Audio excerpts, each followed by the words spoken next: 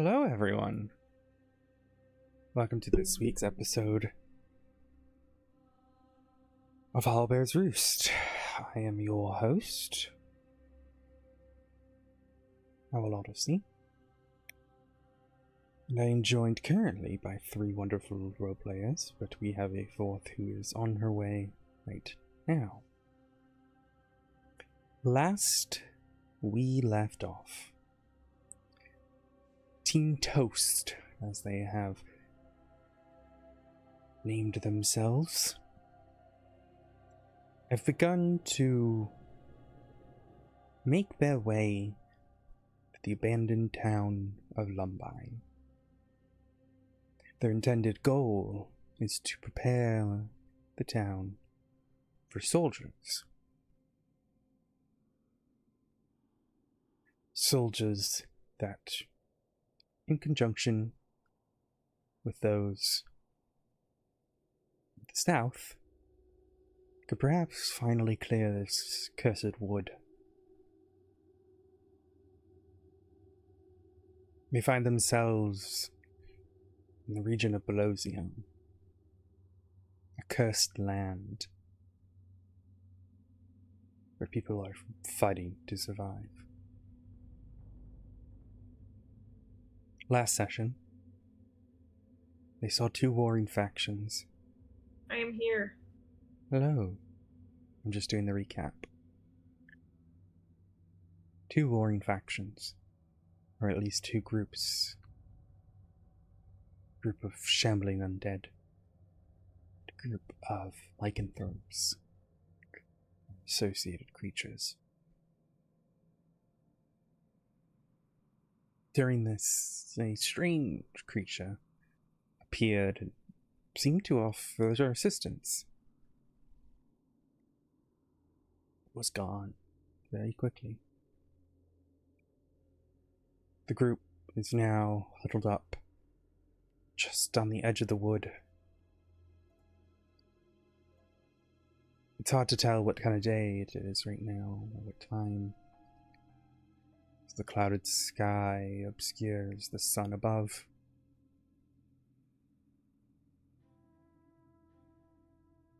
Jade, the companion druid of our group,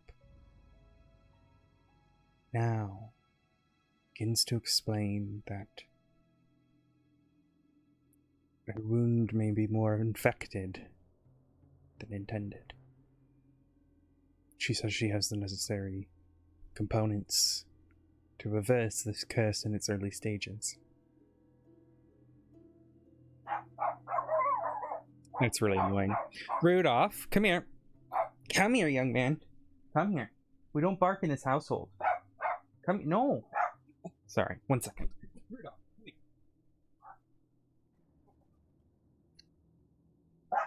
Wait. Wait. So Lavetta, played by Shanjan, approached Zara, played by Emelina, to check over her wounds. And we'll give it to you, Lavetta.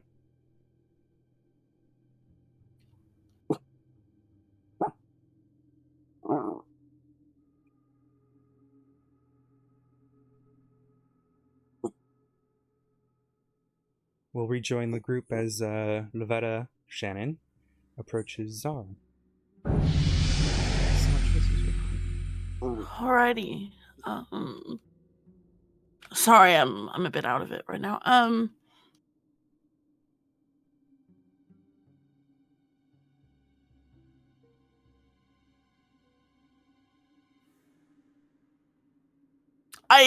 gonna be honest, I don't know how to start this off. Alright, Zara, Yeah. Lavetta has just walked over to you and asked to look at your wounds. Zara looks at Lavetta.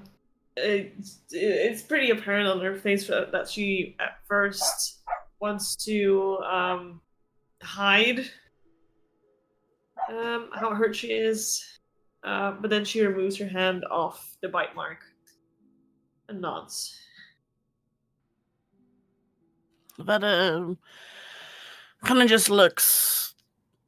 I was gonna say looks her up and down, but that's ominous. Like she just kind of looks over her arm and just like gently, like almost not really grabs her elbow, but just kind of like puts her hand around like the bottom of her forearm and just pulls it to her.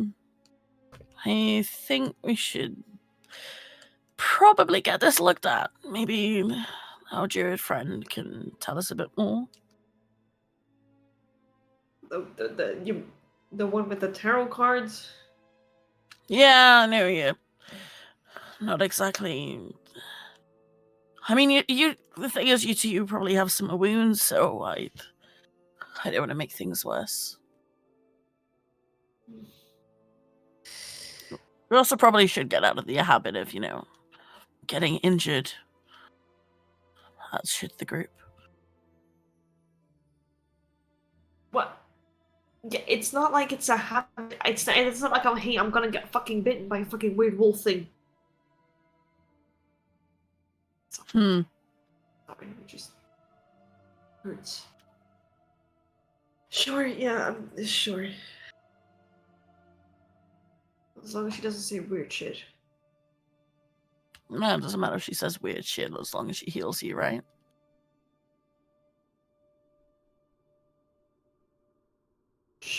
Yeah. Lavetta looks at the rest of the group. You know I can How's hear you, everyone doing? right?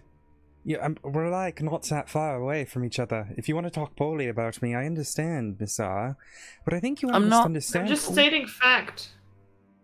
Oh, shit. And I'm stating the threads of fate wrap around you, my dear.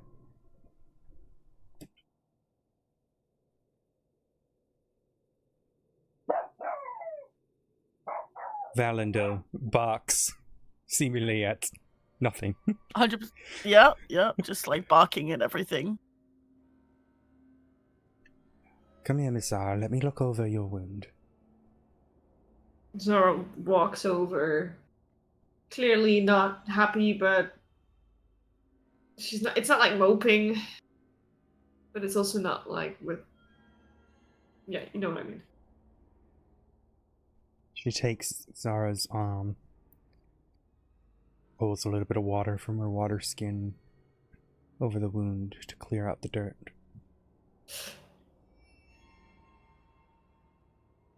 And there's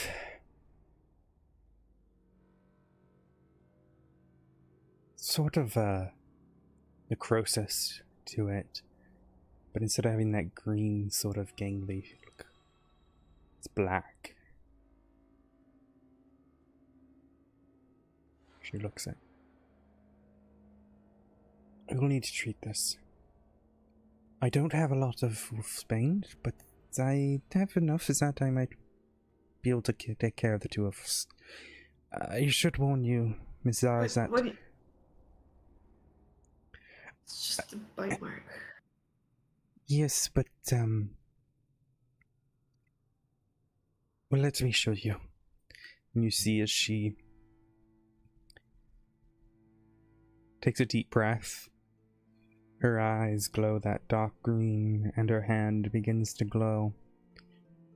Wounds across your body begin to heal. However, let's see. The wounds across your body begin to heal. You can add yourself, I did it to GM, but it's 14 points of healing. The majority of the wounds begin to heal across your body. They close up. You begin to feel a little bit better. However, that bite mark stays. The wound begins to heal. That sort of necrosis around it. And that tightness in your muscles remains. Why is it not? Well, these creatures that we've encountered, lycanthropes or colloquially werewolves, they transfer their curse when they bite you via saliva, or so we presume. But over the course of about a week, maybe a little bit longer, you will begin to lose control of your mind. You begin to lose control of everything that you know.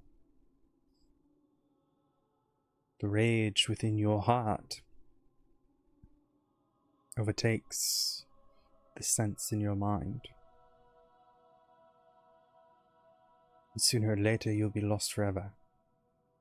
Because once you get to that point and your body begins to change, your hair begins to get worse.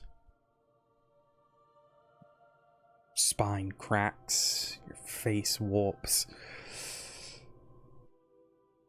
And at that point it's too late.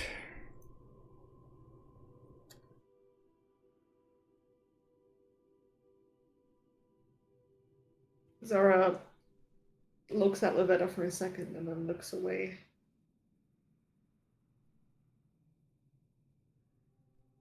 That's So, it. that's why we're How are we going gonna to take care fix of it now. this? Yeah. Can I watch? Of course. I'm not particularly. I just know the basics, so it'd be useful, I guess, in case this one gets bitten again. And she just looks over it at Zara. You see as she pulls out End sentence. Some- Sorry. Sorry. you see as she pulls out some flowers. They're purple in color. They almost look like bells hanging downward. This is wolfsbane.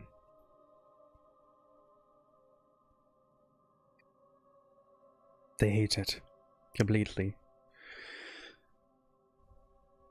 She pulls out the mortar and pestle, puts the flowers in the mortar and pestle, and kind of begins to grind it up to a sort of fine, dark purple, black powder. You then see as she pulls out another little small pouch and begins to pour out this silver, almost like sand. This is ground up silver. It's extremely difficult to do. You need a particularly strong grinder to do it. But, we work with the things that we have. She begins to grind it up. I begin to mix it in with the mortar and pestle. You see as she takes a little bit more water from her water skin, pours it in the mortar and pestle, mixes it around a little bit, creating almost like this paste with silver little flecks inside of it.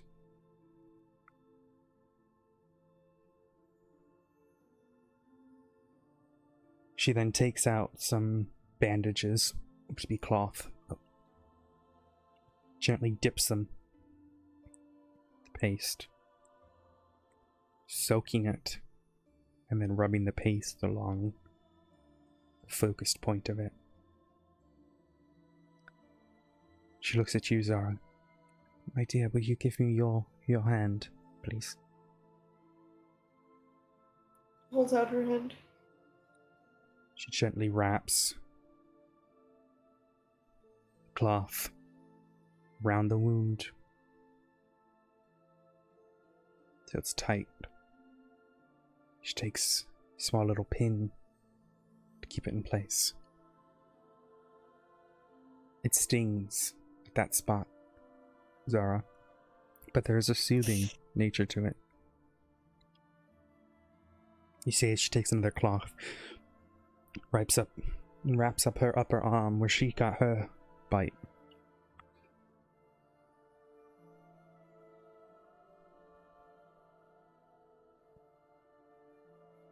cleans up paste, puts her motor and pestle away, and the various implements that she took out.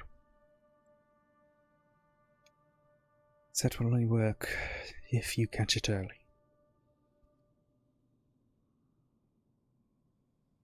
Even a day, it can be too late. What if you're like allergic to certain metals like silver? She tilts her head at you. Is it still able to be treated? Allergic? You know, like certain metals like gold and, things can be irritant to the skin.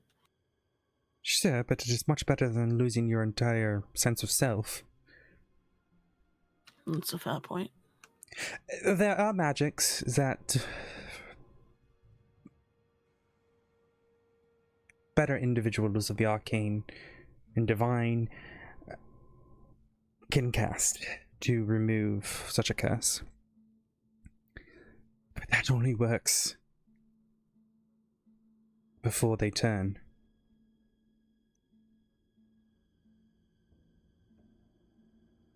If you do not... nothing works once they've turned. They're gone forever. But this paste, it'll work for the first day. It's a simple treatment with some relatively hard to get ingredients.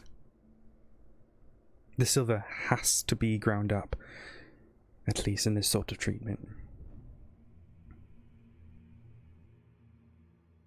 Otherwise, you're going to need a cleric to remove such a curse. At this point, Chloe walks over. Knight.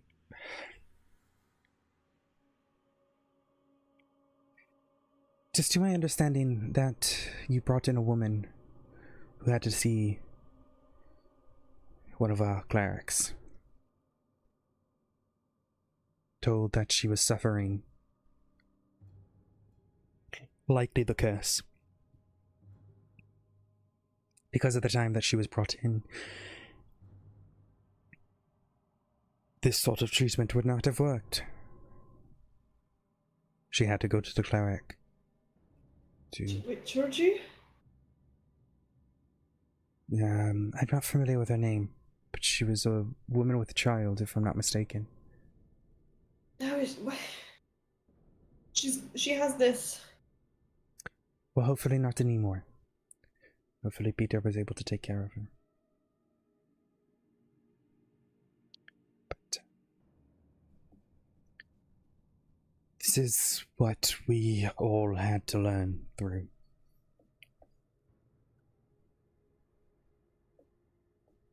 Nothing is harder than seeing your loved ones suffer it, and you have no idea what fixes it.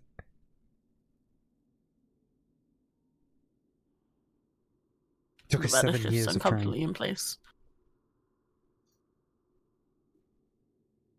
It took us 7 years of trying to even figure out this.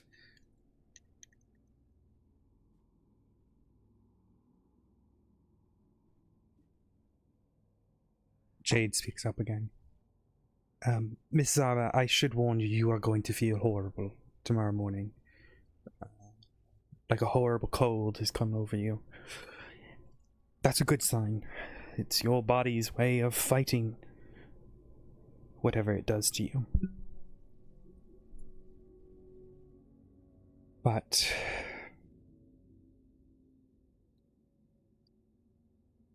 it's not easy. So don't feel bad if you do feel horrible tomorrow morning, alright? She takes a second, but then there's a curt nod. Thank you. Of course.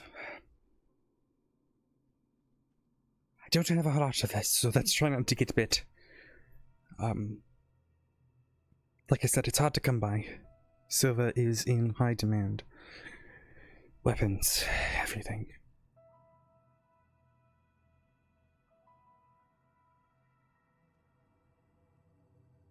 But I will leave it up to you all if you'd like to take a short rest here, or even set up camp.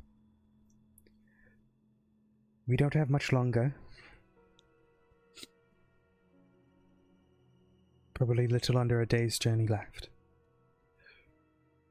But if we were to continue on, set up camp not too far from the town, we could rest and be there by lunch.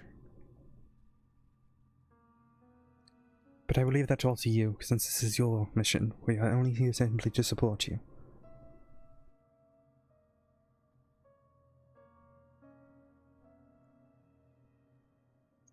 Probably setting up isn't a bad idea. Right here. Better?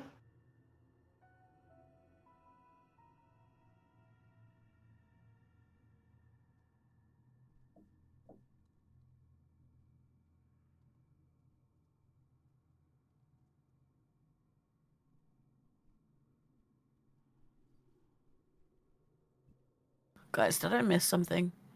Did they ask me? Are you talking to your chat now? I think she is. Shannon? Who, me? Yes, hi. Yes. We could hear you talking to your chat. What was I? Yeah. What did you ask me? So you were like, you could maybe set up camp for like a short rest and then continue. Oh, you asking me that? Okay. Okay, that makes... Okay. So they were like, Zara said, yeah, maybe. What do you think, Lavetta? Oh, okay. Okay, sorry. I'm really out of it right now. I apologize. You're good. Yeah, I guess. I don't really feel like sleeping, so I'll take first watch. This gives you an idea of where you are all at. You shouldn't be joining me. You should be resting. Sitting is also resting, Lavetta. She shrugs. So I will give you guys, it is about probably afternoonish, a little after lunchtime. So if you're rested, it'd be kind of a longer rest here, but it's up to you how you guys want to proceed. So you can get up early, but by how you proceed, I mean, do you want to get up early? Do you want to sleep until morning? That sort of thing. Well, didn't she say, like, if you rest, then it's like another day? She was saying that if you walked all the way up, you would probably be on the outskirts. If you finish the day, keep going, you would get there by midday. From here, if you take a long rest here, you'll get there probably nighttime tomorrow. Oh, and I was attempting to say yes to her, what she said of like the midday one. So you want to rest later. You want to keep moving for now, and then rest there. Yeah. Okay. Yeah. Well, I mean, that's what Zara wants. Doesn't matter what. I mean, it depends what the others say. Yeah. Yeah. Honestly, it's like Lavetta just. 1 second. Lavetta looks over to the others. We're gonna need your input, guys. I don't really want to make the decisions for the group. I mean, do we really need to rest? That's what I'm trying to find out. Aflia? I don't mind resting, and I don't mind walking. But I am a little hurt. So,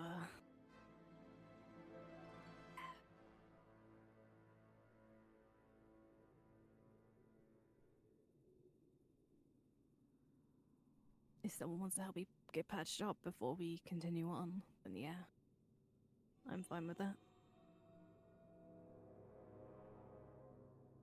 Jade looks up. So it may be wise that we take a short rest here then, and then move on. That is the choice. You see as she kind of sits back and starts munching on some stuff in her pack. You all may take a short rest. What this means is any abilities that reset with a short rest, you reset. The ability will say so. on that. You can also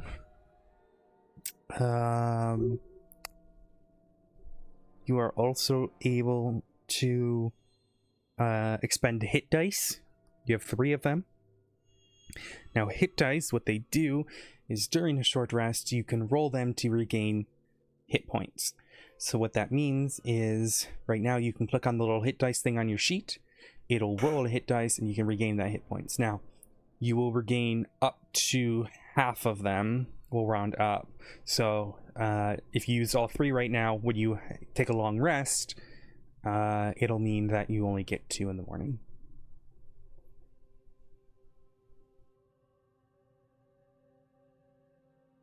All right.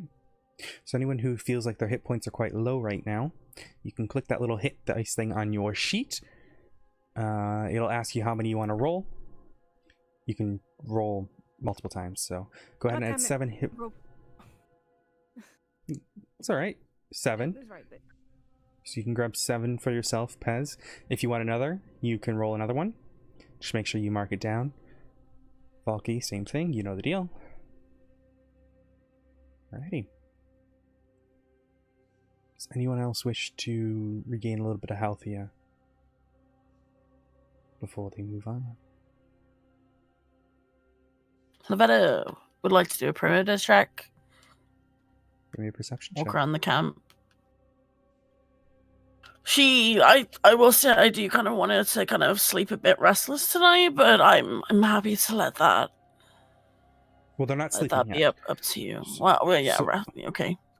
So right now, what this is just kind a of short sitting rest. down. It's like an hour. Yep. Okay. You and Valinda make the walk around.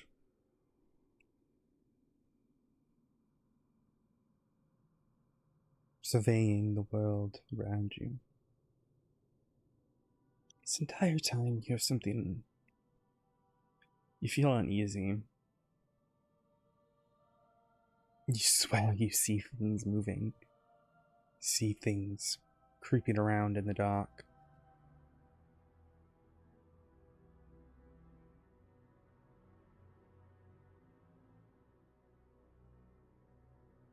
The tree branches warping and changing, the shadows moving on their own. You feel like you're being watched consistently.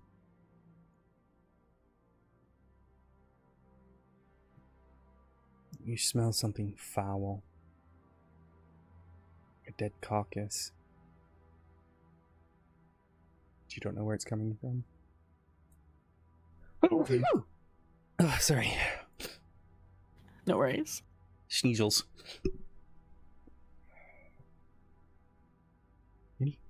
Anything else you'd like to do, or anyone like to do, before you conclude this long rest? Why did you have to mention there's a dead carcass? I want to know where it is now. You're unable to discern where it's coming from.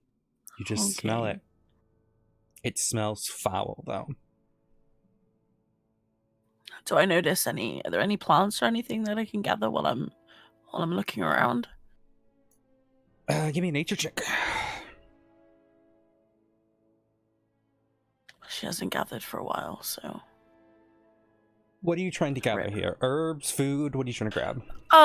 Trying to gather leaves in order to make tea, but also herbs for like medical stuff. But at the moment, she doesn't have the knowledge as to which herbs make a lot of medical stuff, so it just makes sense that just general foliage. There is foliage. Okay. The sort of image that you see before you is it's not necessarily all leafless. There are plants and bushes and stuff. However,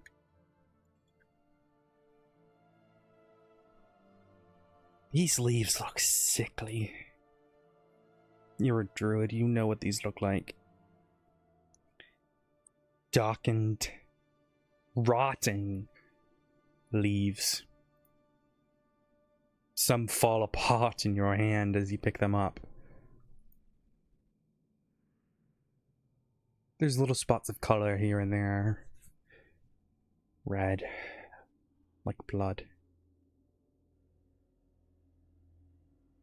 You see some bushes have berries on them.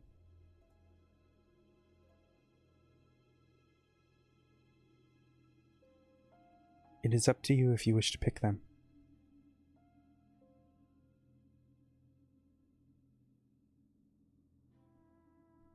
She looks over and tilts her head.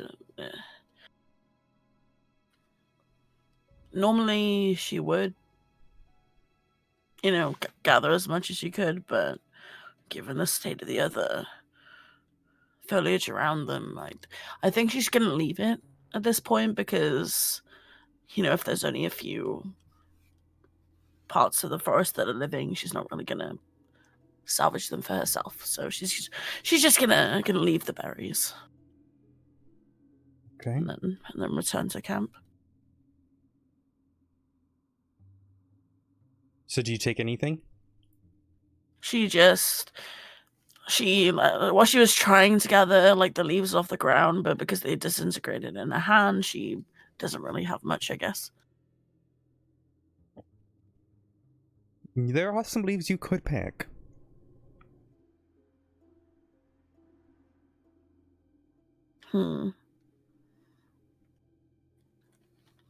Nah, she's just gonna go back to camp. Going against the initial decision. Very well. You are all ready to set out again. Zara, if you need to, you're allowed to expend hit dice. No, I'm good. Perfect. You push forward north. You see birds sitting on the branches above you as you slowly walk with the forest on your right. These birds look horrendous, ill, plumes of shadow blowing out of their feathers.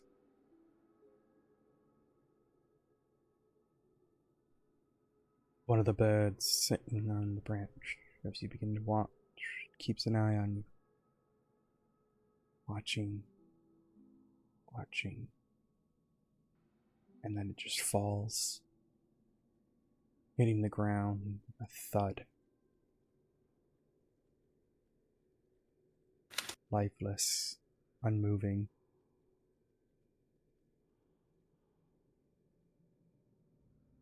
The raven-like creatures that are watching fly off as this occurs.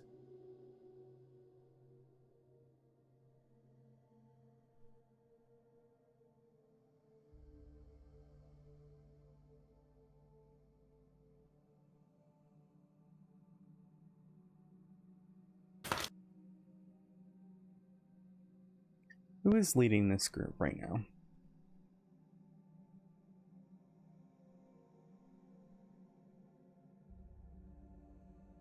Who's at the front of the pack?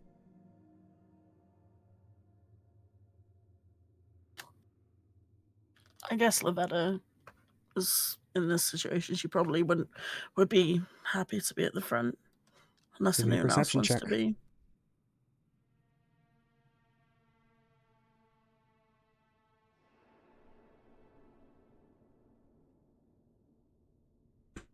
Jesus, just fell backwards. I'm good. You take a look around you as you walk forward, leading the group, hopefully, to safety.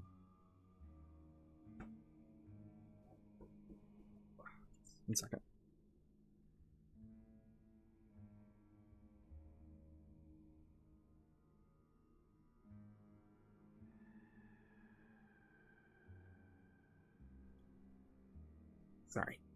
Sorry, my sister decided to steal my dog. But as you all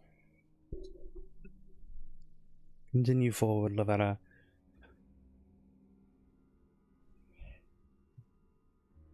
the shadows are not as bad as you head north. it feels like where that fight was occurring, the forest was the worst.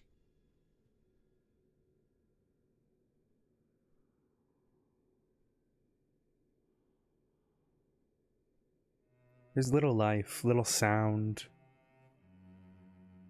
You would expect to hear birds chirping, bunnies hopping through the woods.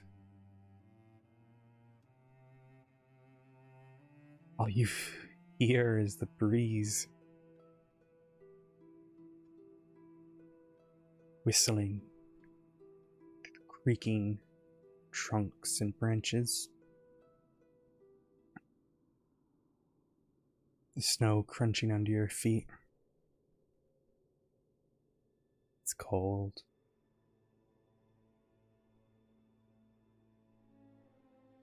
But you make it to forward. The light that you have around you begins to slowly decrease as night comes upon you all. Jade looks at you all. This may be a good time for us to rest. Unless there's any opposition to that.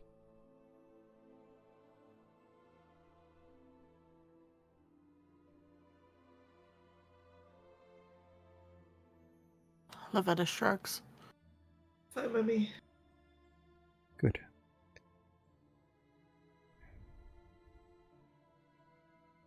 I will leave it all up to you, how you all like to handle the fire and creating shelter. You see as she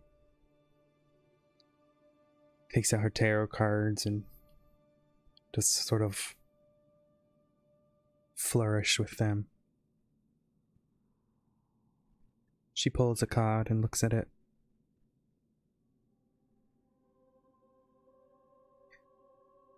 It's gonna snow tonight.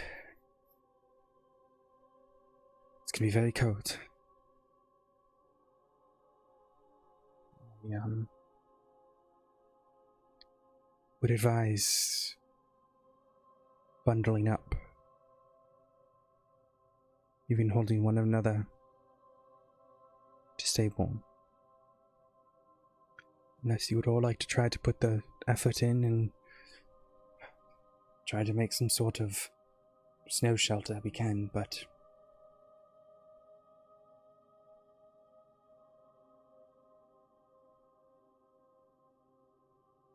it is up to you. Lavetta tilts her head and... What about... I mean, snow shelter? Would you and I be able to make something... I've never made an igloo before, but, you know, if we can freeze some of the snow when it comes, I don't know. An option is, I suppose I don't it's know not what supplies we have. a horrible option, but I was thinking something a little less significant. It's more something like a snow cave in a drift or a Quincy, if you're familiar. But I don't know if we need to do a full Quincy. We could do something simpler in the deeper snow and dig out a space. Maybe under one of the trees. Yes, I don't necessarily have any sort of abilities to... Lavetta instantly just like walks over to Groff and like grabs his arm, like kind of like tugs. Are you able to help us dig out a hole? Where do you need the hole? I now have a hole digger. Where do we go? Which tree?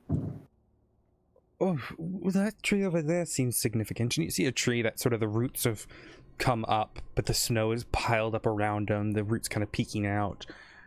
If we were to clear the snow there, I think that would work. I could destroy it, so we, if we dig it out, but if you've got someone to dig it, I think that would be perfect. I think take the snow and pack it in around the sides, create a small little hovel. I don't know if we will all fit. We may have to make a second one.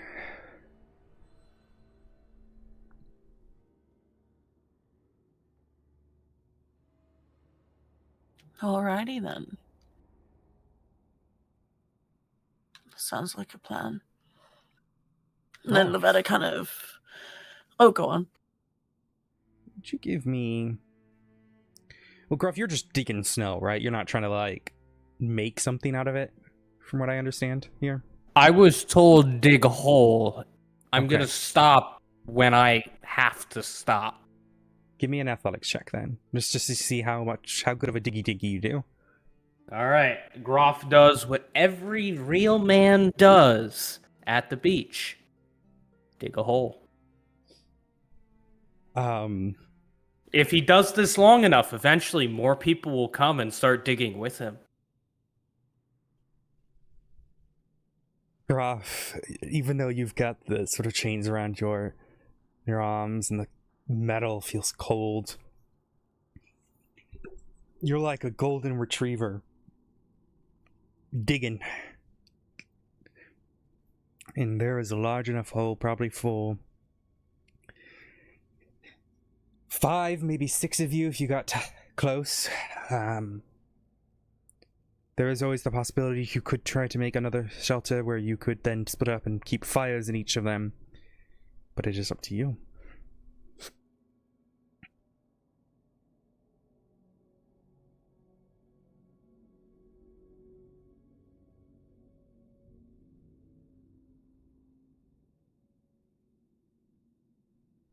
Is this good enough? Patting down some of the walls. Yes, I think this will work for a good number of us. Lavetta, I will leave it up to you if you would like us to make another one. I don't know if we're really going to be able to get a fire in any of these, but we can certainly try.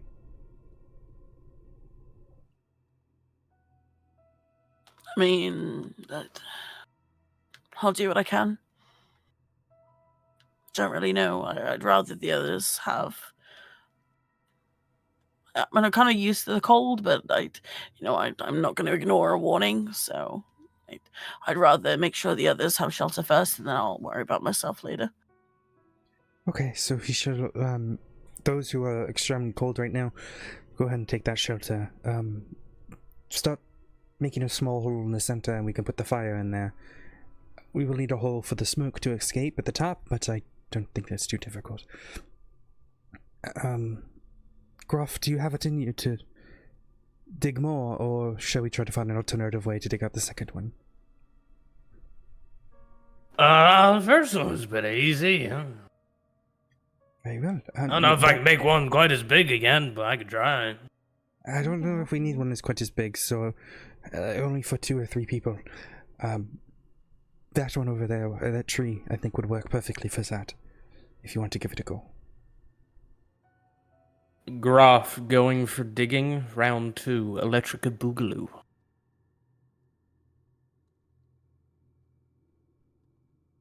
Go ahead and give me an athletics roll.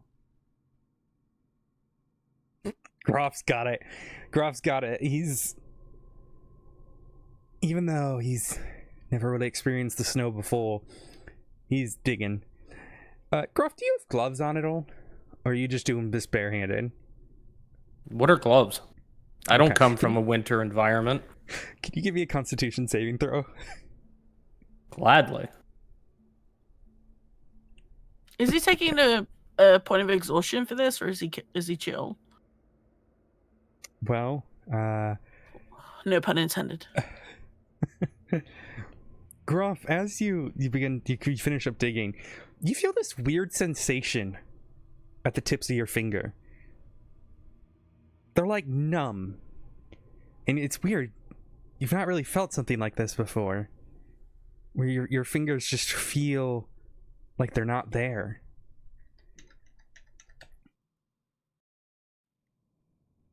I'm gonna do that thing kids do when like something goes numb. I'm just gonna poke at it and like almost start chewing on my finger. Like, what the fuck's going on?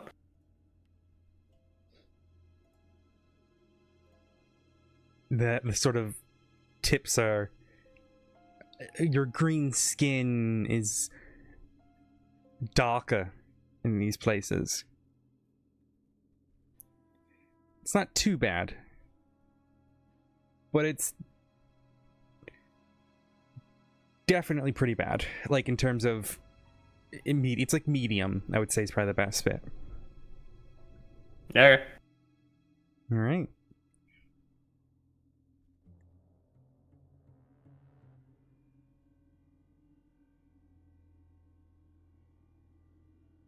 You all begin to huddle up, and I would like to know the order of the watches.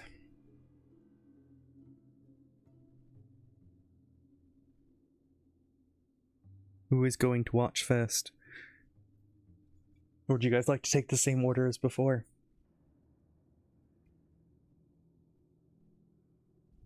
Lavetta goes first. Zara already said that she would take the watch with Lavetta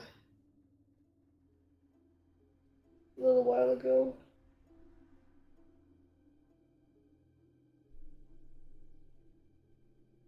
Okay. Ready. I'll have Jade and Melanie take the next one. Chloe and Prim. And then Groff and Elflia will take the last one.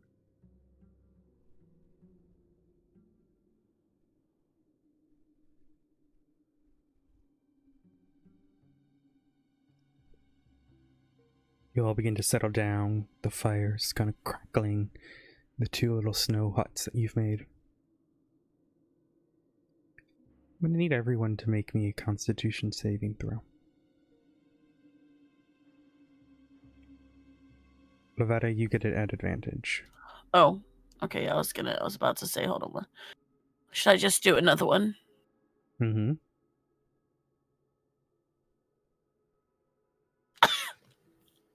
And Graf, I'll have yours at disadvantage as well. So you're not used to the snow.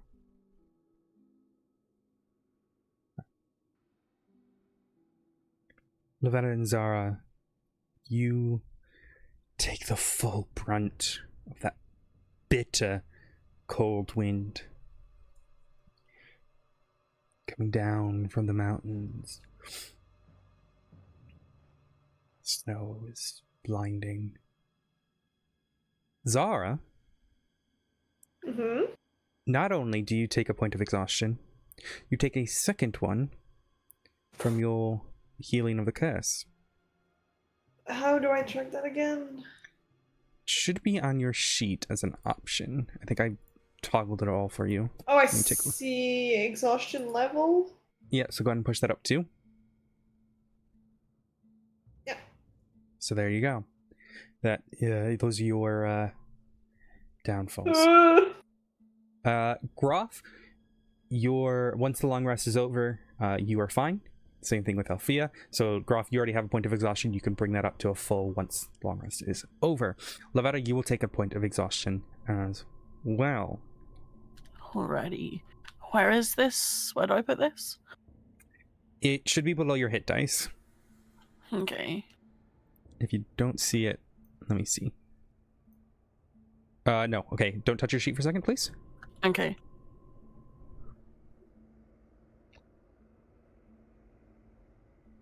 There you go. Now, do you see it?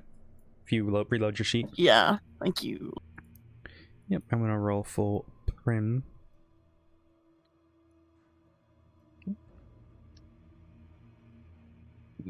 Sheets. Okay. All righty. It's hard for you to see even 5 feet in front of you. All you can really see is the glow from the fires.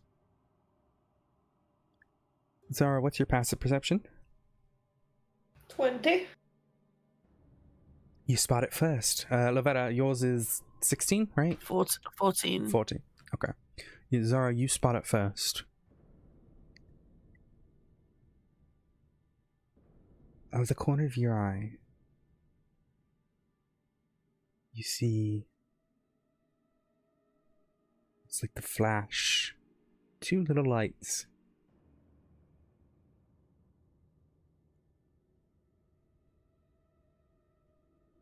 Something reflecting the firelight.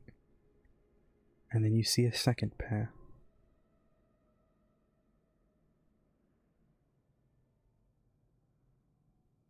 Grabs one of her daggers. Then you begin to see the snout, the teeth, bared, watching you. You see the face, just barely. Creature. Familiar at this point. Or lichen. Watching you. 2 of them. You can only really see their snouts. Their eyes. 2 lights in the snow. But then you see something else.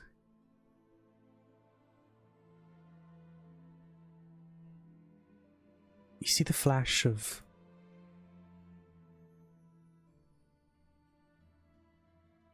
metal. Not quite silver. Likely iron.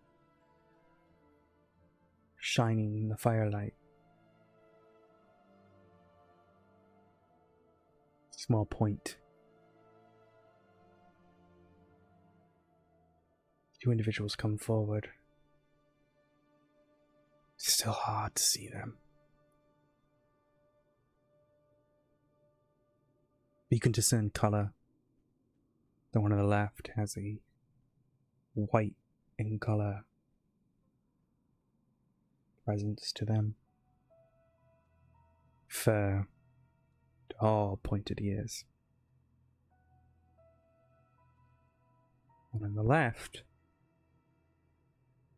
a dark blue navy.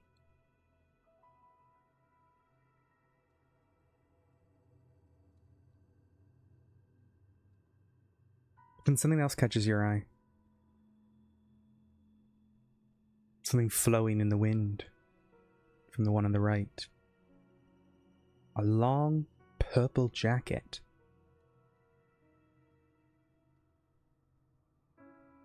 Pair of trousers. The one on the left appears to be wearing some sort of a leather armor.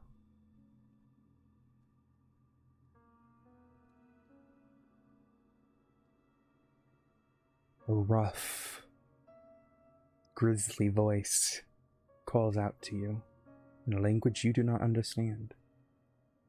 Vasi, mena.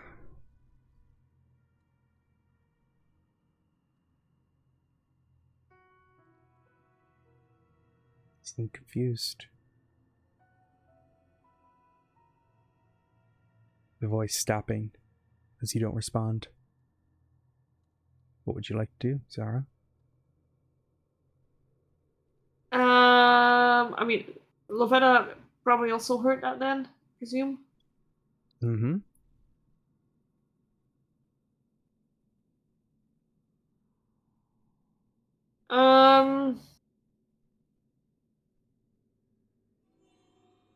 She glances at Lovetta, glances at her dagger, and then looks back towards the figures and just says, "What do you want?" Does Lavetta understand them? Mm-mm. No, okay.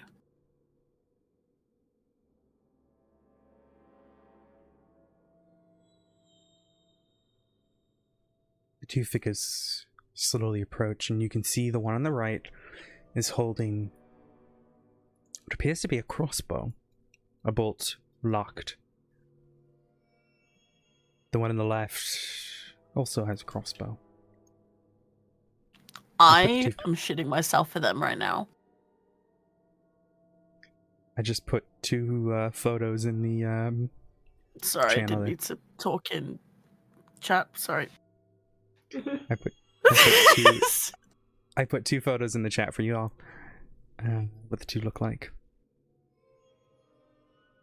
Yeah. The one in white without a shirt speaks up. Sorry, I did not know you speak common. We told you cultists that it would be stupid for you to come this far north. You come here without your alphas.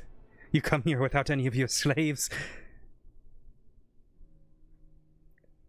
Told you it would be a bad idea if you came here.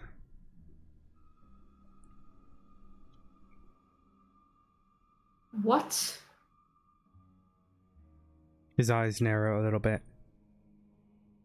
What do you mean, what? What does what mean? What are you wearing?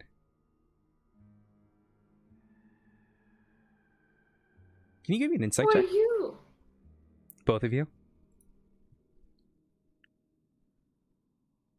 Oh crap! Should I still do it with a disadvantage? Nope. Because it's. Oh no. Okay. Oh no, yeah, because you have exhaustion. I needed to Both as of- well, right? Yeah, exhaustion. Both of you yeah. need. Yep, both of you need to do it. Oh, I just spilt tea. Oh, I'm good. There we go. I'll take the first roll. Yeah, the first one. Because no, sorry, the first one. So 15. I'll take your 15. And Zara's 5. Levetta, you're reading their facial expressions. Whilst the foreign creatures to you, they are still sentient, clearly. There's an arc of confusion within them. They're on guard. They don't seem like they're going to attack you without any sort of course, unless you attack them. If they were going to attack you, why would they call out? But they seem confused. They seem attempting to ascertain the situation to get an idea of what is happening here.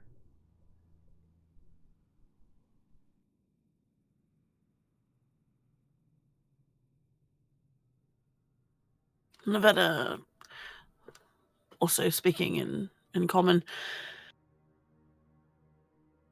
We don't mean to intrude. We're simply scoping out our surroundings. These woods aren't exactly safe, so. He laughs, this sort of almost like hyena-like laugh. The reason the woods aren't safe is your fault. But We I'm didn't confused. do shit. Hey, come on. They're not our enemy. I don't think. They're accusing. Hey, to them, we could be out here fucking. I don't know. Fine. Why You is it our fault? see him sort of... You see his nose flare, spell, and bring in air rapidly as he sniffs the air.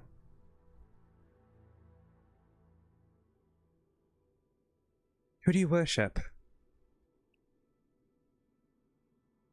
No one. His eyes narrow again. You're not cultists, are you? Obviously. His crossbow lowers, but it's still in his hand, still loaded. The one on the left loads as well, just saying. Then who in the nine hells are you?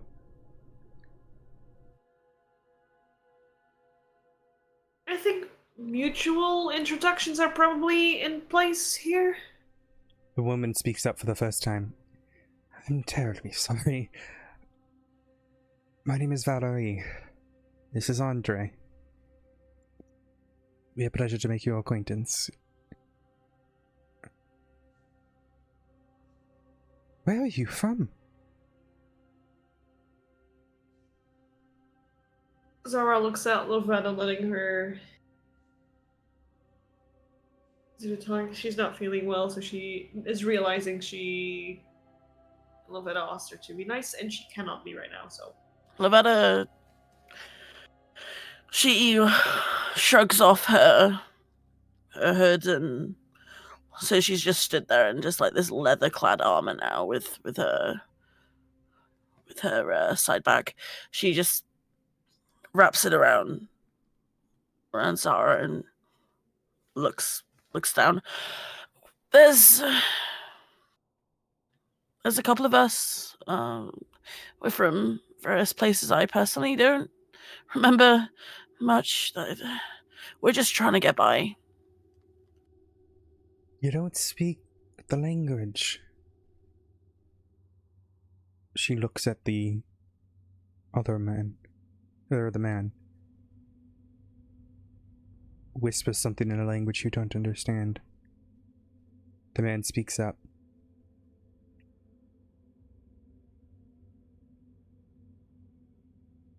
You're trapped here, aren't you? We haven't exactly tried to leave yet, so hopefully not. You see he begins to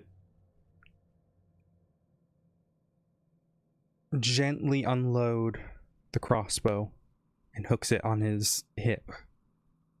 Kind of puts his hands up a little bit. He's wearing gloves. For taking them down. We deeply apologize. The woman does the same thing.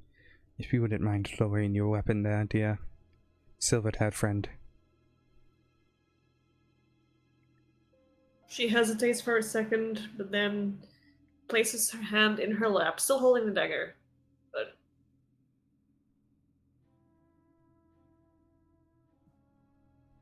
May I approach?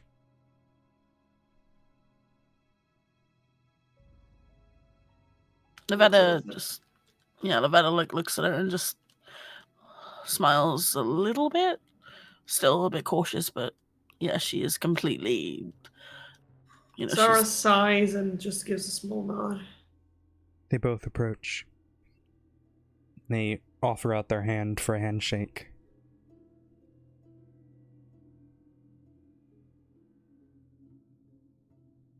Lavetta offers a hand first and gives kind of like, not really a firm grip, but just kind of like a, self-assured. The white-collared one, the male. Put these so the stream can see them now. Now that you guys have seen photographs and know their name. The gentleman who is now shaking your hand, Lavetta, he flips it over just gently, reaches down and gives you a kiss on the sort of, back of your hand. I'm terribly sorry, my dear. And as he lets go and walks back, or kind of lets back a little bit. We mean no disrespect. We thought you were cultists who had ventured too far north. As he does this, the woman kind of rolls her eyes a little bit, as if, she's seen him you do this quite a lot, with the sort of chivalry. The man speaks up again. We are survivors. It's probably the best way to put it. We have a settlement north of here. It's a little bit of a walk, but you are welcome to join us if you'd like. We're both hunters. We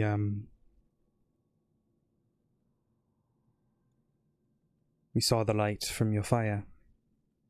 Thought you were cultists. Zara shakes their hands as well, still apprehensive.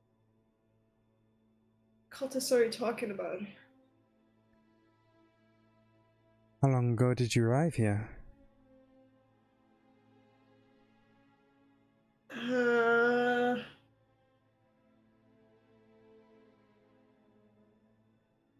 long have they been there? Like a little over a week or longer. Time is going really weirdly right now. Her eyes just like shift to the trees. Yeah, it would have been... So a week here is 5 days. You're currently on the 16th day of Defero, which is the second month. I believe the campaign started the 25th of the last month, which was the last day of the first month. So you've been here for about 17 days.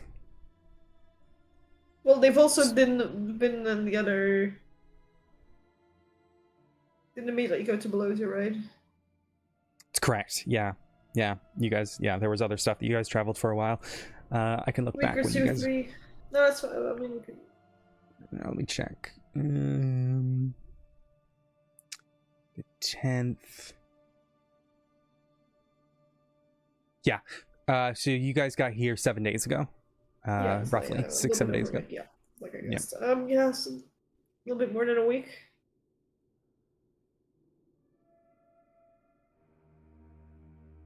The cult of Mala. You are understanding the reason for everything that has happened here.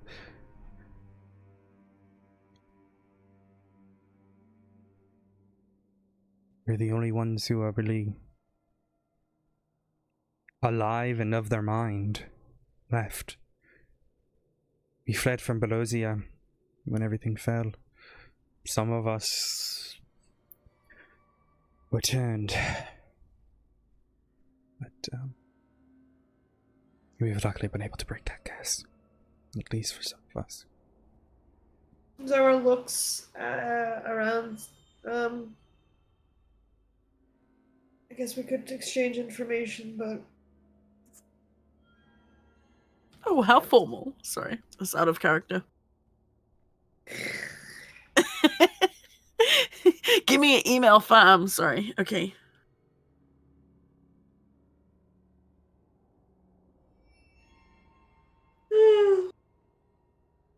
Lavetta just kind we of have like... got the others here as well.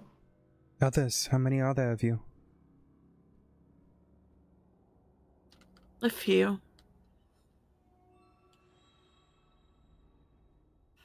3.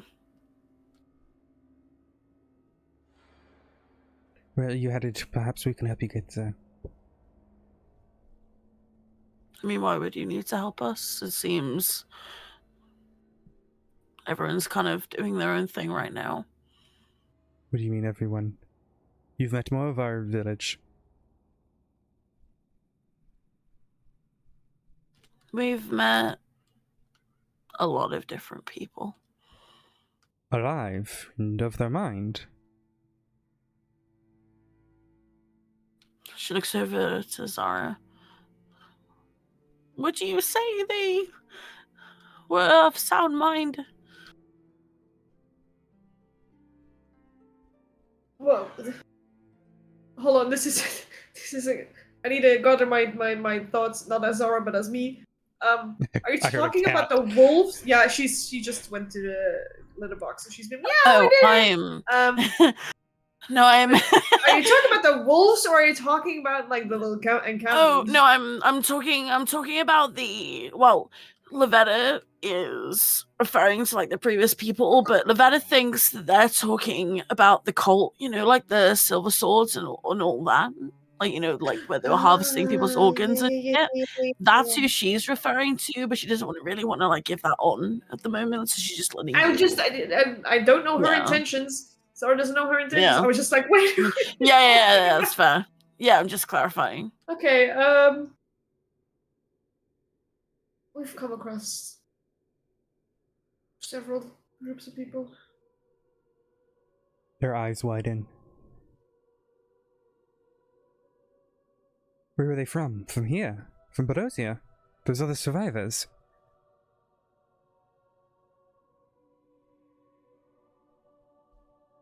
Well, none of the groups we've met have had very good opinions of Lycan, so it seems.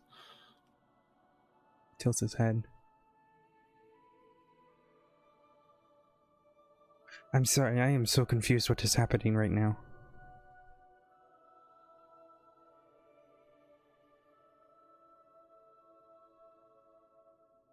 We've met refugees, we've met His head tilts to that people I word. don't trust.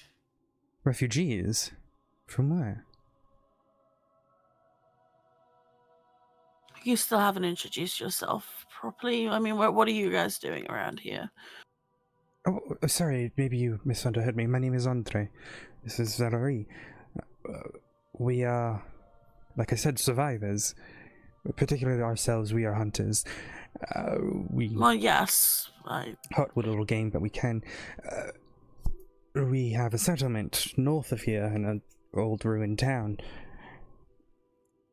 I'm sorry, was that not clear? I do apologize. Just double checking. Can't be too sure, I guess. Many of us, all of us really, we're from Belosia.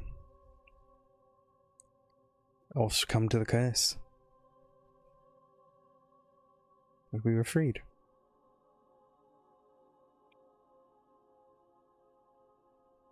What curse? Well, you said it yourself. Lichen is a good word for it. I know some people use that. Sarah holds up her hand. She got bitten. We, we don't necessarily call it... Well, lichen is a good word for it. I definitely think he's there, but we call it the beast.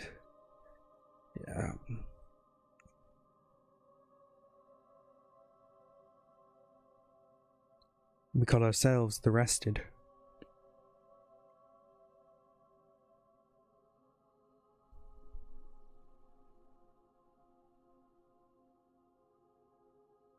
You got bitten? Goes, oh, we all did.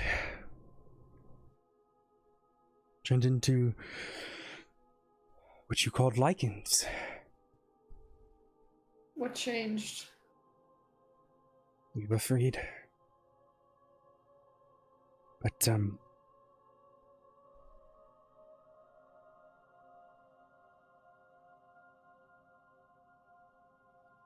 perhaps you should meet our leader.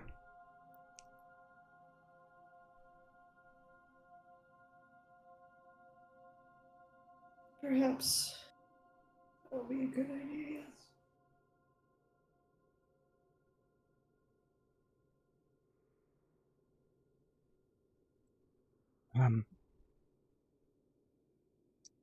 Sorry,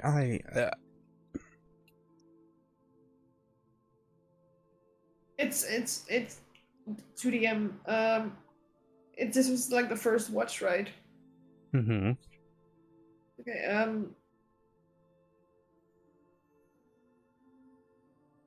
so it was like, we have people resting. So, in the morning? Take your rest.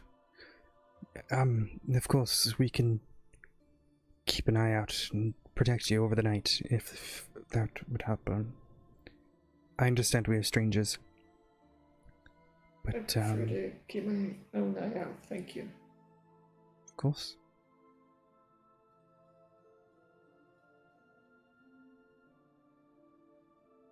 But before they turn to leave, I say Wolfsbane isn't exactly pleasant. Why is that? Do you know?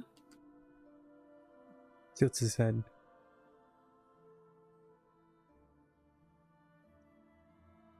That sounded like a vaguely veiled threat.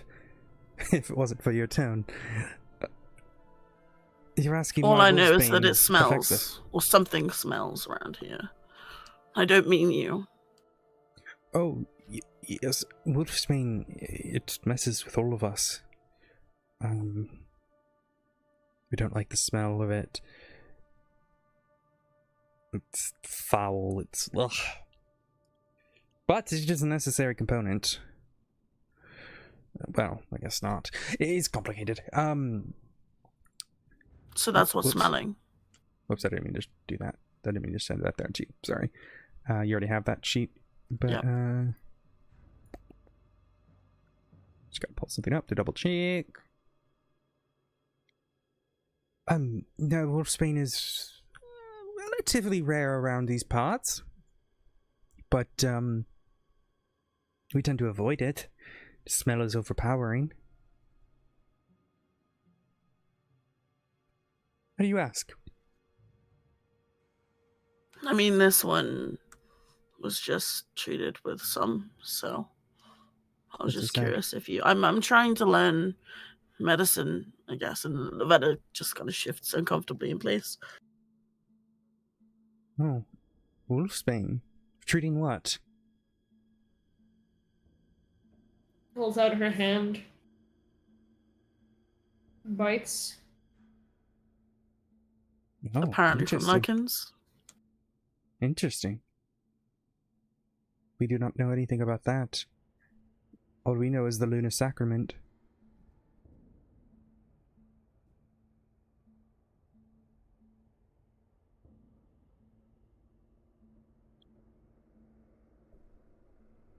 It was worth a shot.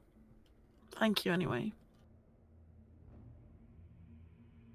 I have so many questions, but I will not disturb your rest. We'll come morning break to you all, and maybe tell your friends that we're friendly. We don't necessarily want to end up with a sword in our back.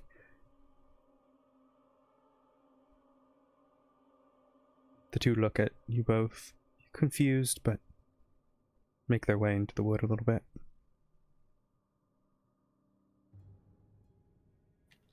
Lavetta smiles. Look at you Zara becoming a doesn't- social butterfly. Still holding a knife.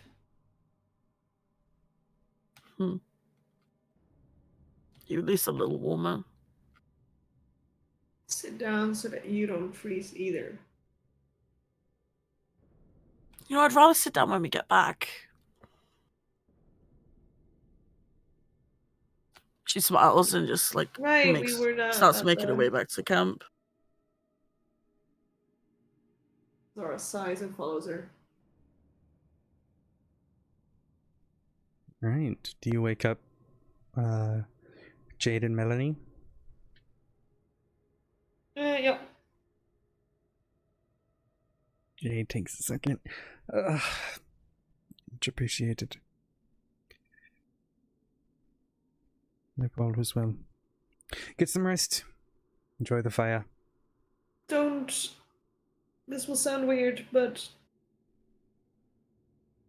don't freak out if you see what wolf creatures that seem dressed. She looks at you. We'll talk about it in the morning. She lifts her hand up and kind of puts her hand against the back of your like the back of your or sorry, the top of your forehead and trying to like test for a temperature. Are you right, dear? What? You need some rest. Zara seems very annoyed. Wolf people in clothing. Frowns at her. Okay. Should I tell Looks the at others? Then Lavetta. maybe- It's a long story. We'll explain in the morning. Just we've got some people looking out for us. Just yeah. I will pass it on to the next watch. Get some rest. Thank you. I'll continue to Is this a long rest? Is short? oh, someone just joined a channel on accident. I don't know if that was intentional. Yeah, probably an accident. I need to set the channel status too.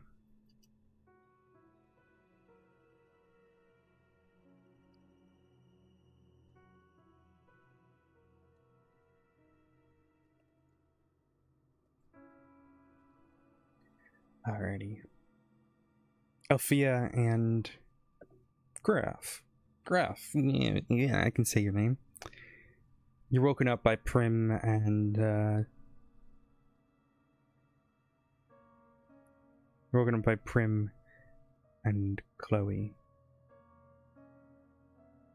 What? What's going on? Chloe looks at you. It's your time to rest. To watch. But you said to rest. Maybe we can rest more, right? No. Watch. Apparently we were supposed to pass on something about wolves in people's clothing and how we're not supposed to attack them. What? Huh? I don't know. Apparently Zara and Lavetta said don't attack the wolves in people clothing. Okay. Groff shrugs, confused. I don't know. That's all they said. At this point, it might be a game of. Oh fuck! I gotta think of a name for telephone in this universe. At this point, it might be a Game of doves flying around. of whispers. I'll just say whispers. Carrier pigeons. Sorry. Yeah, pigeons. We'll call it carrier pigeons. I don't want to use the British term because it's one doesn't fit and two highly racist. Okay,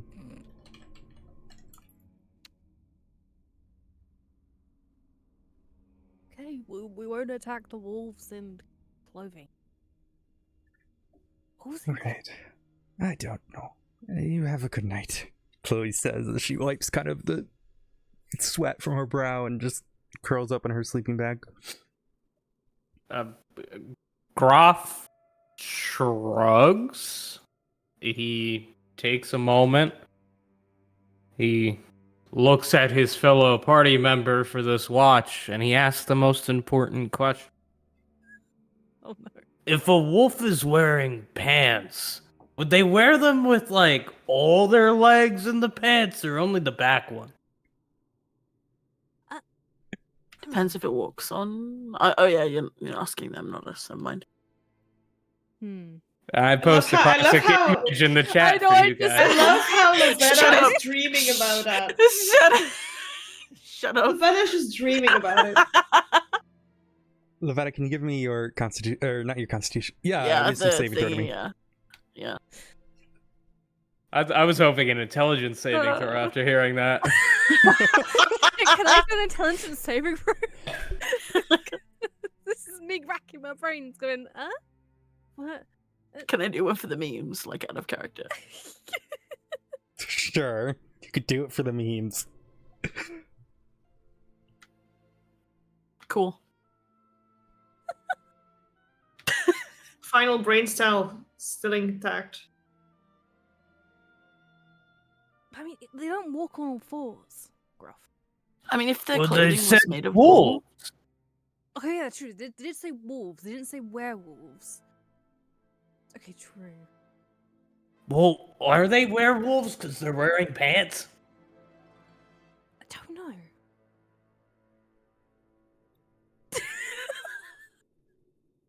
See, this is why you don't let the barbarians talk together, because they don't know what the fuck is going on. Can you give me both a perception check? Yeah, I was making. I was trying to figure out a way to make that joke, Lavetta. Oh, Shan. I was trying to figure out how to do it. Perception. Perception, yeah. Wow. Althea, you see a really pretty snowflake, and you're just kind of looking at it as it's landed on your leg, and it's not melting. It's just this beautiful crystal. Groff, you see two figures as the light begins to come up in the morning sun, the clouds sort of getting lighter. Two figures approaching, no weapons drawn, standing up in clothing. Okay, I immediately have my weapons at the ready. Wolves don't walk on two legs. I let it. Yeah, no. Hey, something's coming. Huh? What? I was looking at this pretty snowflake. Do I see them? No, you're just Where are they? really. Where? I don't see people. Where? Where? I just see There. snow. I literally point at them as they're walking closer. You see the one, Andre. He kind of does like a little sort of slash wave slash E wave 3, the sort of sassy wave. I love how I knew which wave that was as well. Like that was. Yeah. It's the one I always do, and I like to see. Yeah, I'm here.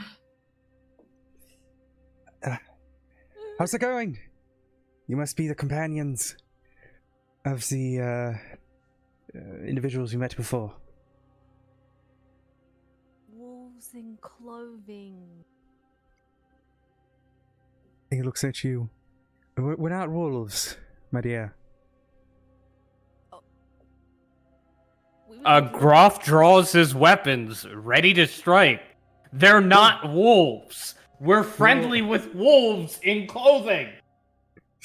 Whoa, whoa, whoa, whoa, whoa. He puts his hands up, and the woman does as well. That's just a misunderstanding, I think. What do you want? We offered to take you to our settlement. We told Lavetta and I think she called the other one Zara that we would take them. If you're truly allies, then what are all our names? They didn't say? They just said there's 3 of you.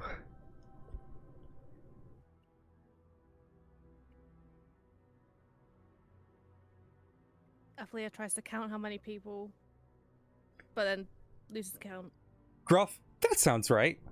There's at least 3 of you, and you don't really know much past that. Yeah. Checks out.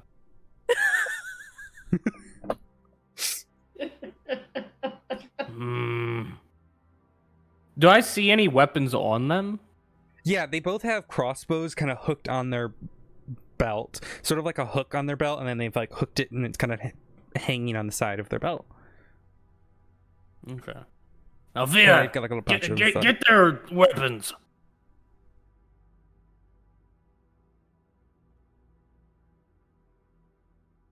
Okay. I'll go. Isn't it a bit mean to take their weapons? They seem fine. I don't trust them. Just because you don't. Would you wake up your friends? Maybe it is. You know, more They're wearing their pants wrong. It's supposed to be through all the legs. What? I look at Ophelia, because clearly that's the conclusion Groff went with. I mean. Aphlia looks at Groff and then goes back to thinking again. But they're standing up, so they wouldn't be going through all that, like, through all 4 of their limbs. Yeah, but like paw means feet, right? So the paws are there. That's their feet. Yeah, but so in some cases. Now you say that, now I'm confused. I mean, we don't have feet for hands. He looks at his hands that are slowly becoming frostbitten. Yeah, you've got blisters on the end of your fingers now. Aphlia looks across fingers and just like pokes at them. Are your fingers okay? I didn't feel that. Althea, you would recognize frostbite, considering you're from You might the wanna Winter Kingdom. you I might don't wanna know. put your hands. I've never done this before. Yeah, no, that's bad. Your fingers might drop off. You might want to put them in your pocket. Warm up your fingers. Like, warm Alright. warm up. Does the male thing sticks fingers in pants? Oh my god. The two How could Groff do this? the two visitors look at each other. Should we come back? No, it's fine. The others are still resting. We don't want to wake them up. Plus, it's Okay. cold. Okay. Even though it We'll isn't cold, but yeah. wait here. Don't mind him. Don't mind him. And Athlia tries to step in front of him, covering him, but knowing their height difference probably doesn't do a difference. Althea's tail kind of like just is like hitting Groff's chest at this point. Yeah, Groff just stands there at his awkward 6'9" height, Athlia at her 5 foot. hands in his pants. I like to think it's just like Althea's head is just blocking the groin. I think that's what's happening. So her tail would probably hit your leg. I can't breathe. So, do you both have names? I'm Athlia. And this one is would you like me to tell them your name, or do you want to tell them your name? I don't want to tell them my name. I don't trust them. Then this is Doofus. Interesting name. Your mother seemed to love you. Takes hand out of pants, puts in Althea's face.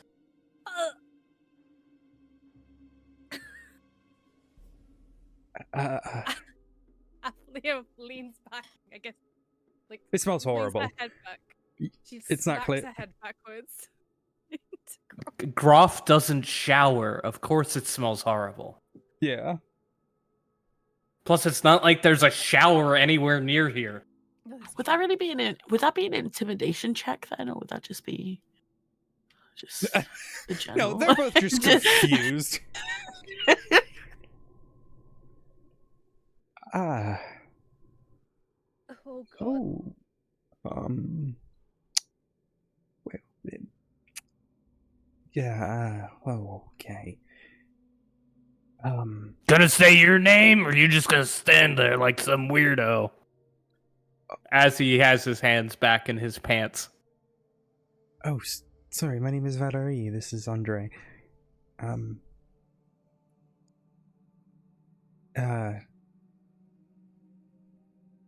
We have a settlement north of here.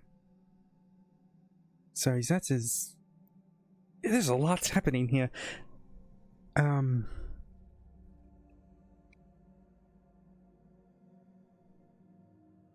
We met your companions yesterday, or I guess earlier today. How can you talk? Looks at Wolf talking. Athlia just puts her hand to her head and just... What? It's a wolf. It's like a wolf person. It's like asking how you can talk. Well, I'm a fucking person. That thing's like a carpet. It's not a carpet, though. Really? Yes. Are carpets not like that with a bunch of the hairs? Okay, carpets can be fluffy, but they are not carpets. Well, they have feet for hands. Let's No, we have hands for hands. see. Prove it. He takes his glove off and shows you. It's covered Those in aren't fur. paws. He's got sort of padding along his hand, like a dog would, but you know, it's still definitely a hand shape. Puts the glove back on.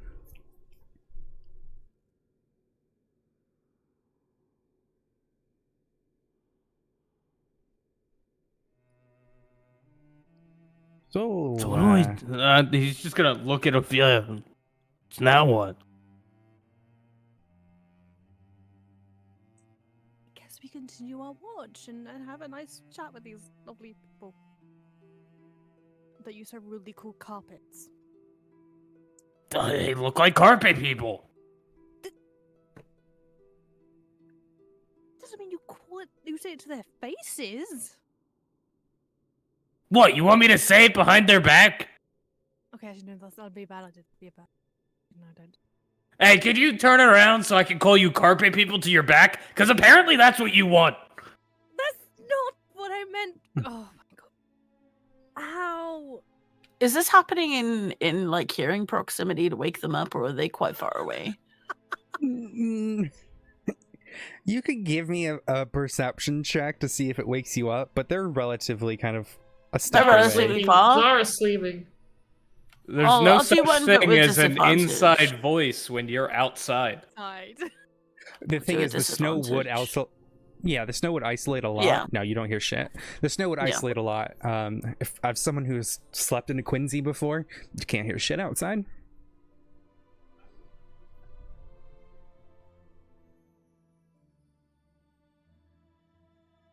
But enough of that chat.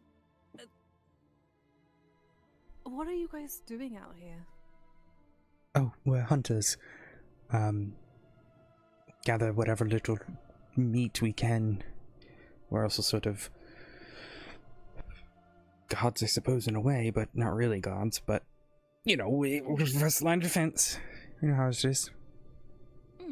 Hey, Ophelia. Yeah. Their You ears sure prick you up. don't want to take their weapons? They might be trying to eat us. They're hunters and they're looking for meat. I don't think there's any meat on you. He holds up his bicep.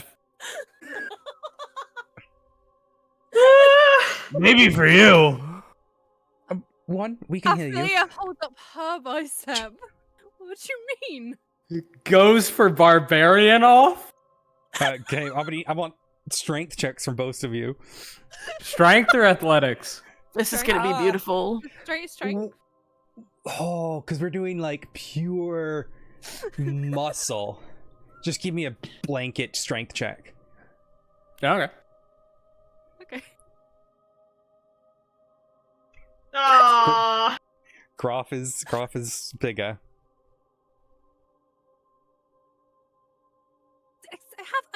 I have muscles. Like you've seen me. I can, my look. Like I've got my great axe. I can swing it about.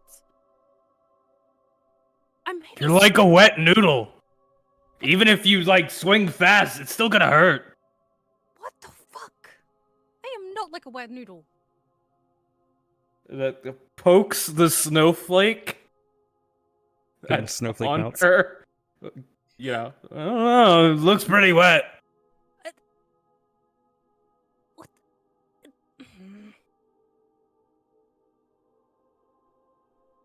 Athlia kicks him in the ankle and then turns around. Are you intending to damage him, or just sort of like a playful kick? A playful kick.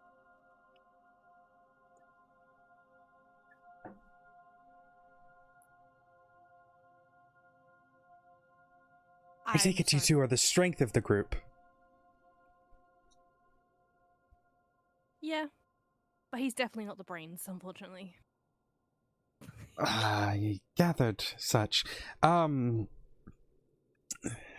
we're hunters. We have a settlement nearby. We're not going to eat you. We were once like you. Well, Mhm. not all of us, but, you know, similar. Then we do have a former tiefling. Couple, actually. Do they still have like horns? Yes, actually. So they do have rams. What? Rams? What? Huh? Well, yeah, if they're like you guys and like all hairy and stuff, and then they have horns, they're rams. I don't know if we have any ram people. We've got various. We're not all Or wolves. would A that lot be of a us are. goat?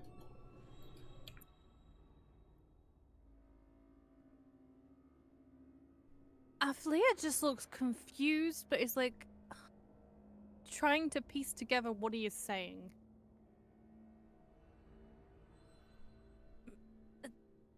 Put horns on a werewolf. Is that not a ram person now? That's the logic. No, yeah, that's why Aflia's like, wait. As at this point, Lavetta, you begin to stir and wake up just naturally. Aflia's drawing in the snow, like, trying to draw. Give me a like, sleight of wolf hand person check. with horns.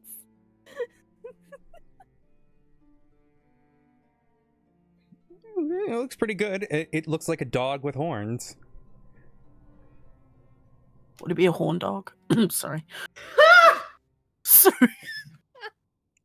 I was waiting for that. I mean, it does kind of look like a.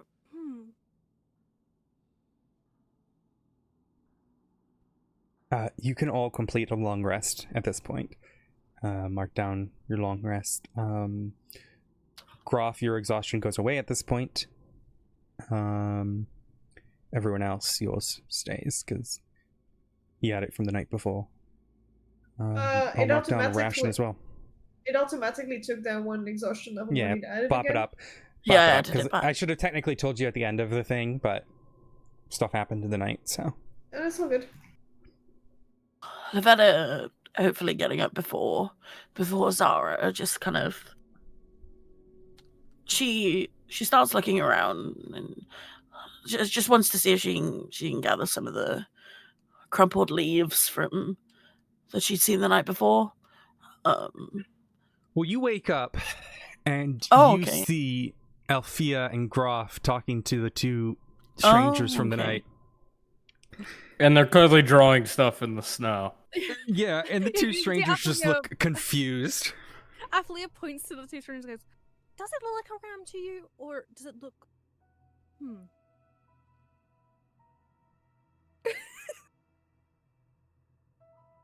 Alrighty. Well, she gets up groggily still. She's still a bit chilly because she doesn't really have her cloak anymore, but she's, smiles knowing that Zara's Where- still got it. Oh yeah, Zara has the cloak, yeah. Yeah, Zara has it. Zara is cuddled up like a burrito. Hell yeah. Burrito time, sorry. No, I'm gonna Lavetta need an doesn't intelligence check from Groff. I'm joking. To see if Oh. Groff thinks it's an actual burrito. What's a burrito? Oh my goodness. Anyway, okay. Lavetta just like tries to she doesn't want to wake Zara up, so she kind of like tiptoes in the snow to the best of her ability. It's Over to the snow, group. so- Yeah, I know. She attempts to tiptoe. Crunch. Okay, Yeah. okay. So Okay. you're woken up by you hear as Lavetta face palms straight into the snow, and you look outside. She hasn't made it more than a few feet, and she's laying face down in the snow. Lavetta, if you wanted to fall for me, I'm kidding. Gosh. Don't start now. I'm all cold. Do you And she want to just join sits up. in the roll? What were you What? doing? What? And then she just Roll like up. wipes. She just wipes off the snow off her face. I'm in a roll. It's not too cool. Chloe, Melanie, and Jade all start waking up.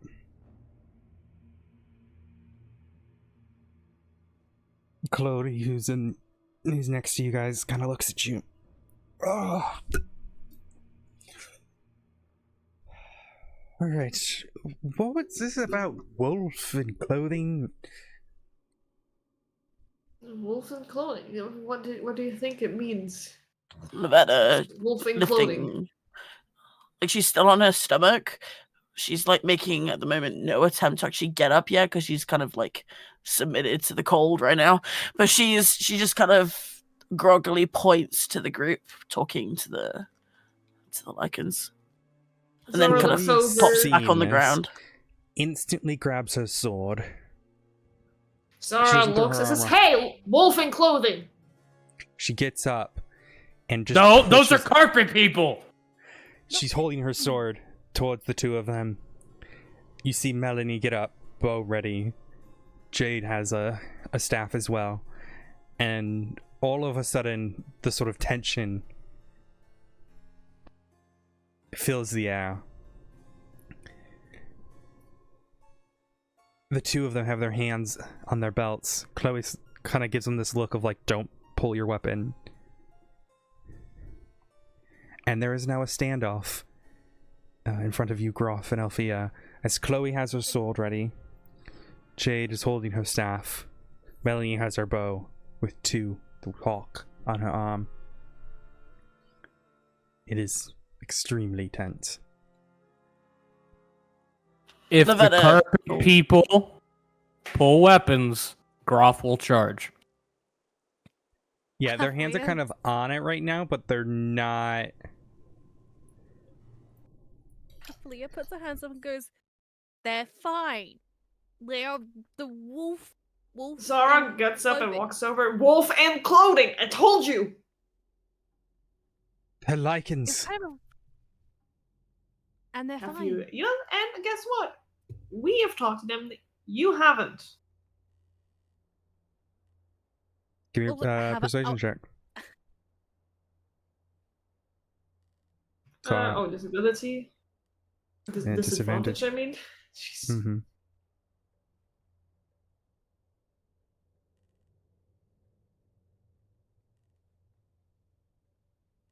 Chloe looks at you.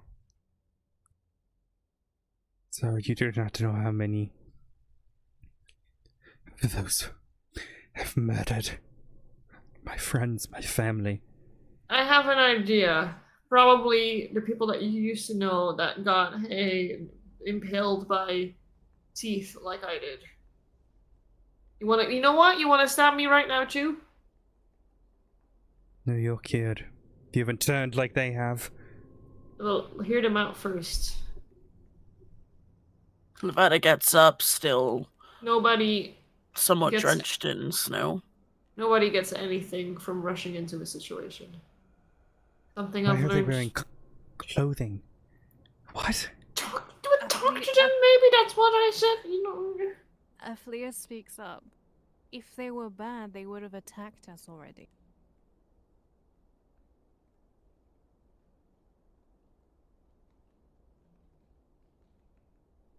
She immediately approaches the two lichens and stands not really in front of them, but just like in between, if that makes sense, with them still in view from the opposite group.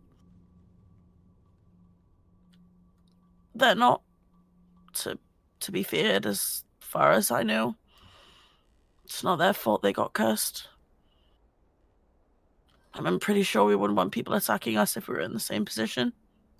Sure, but there's a difference between the curse and the full-on change of one in his body. Like I said last night, or yesterday, once the curse is fully taken over, they're gone forever. I don't know what is happening here.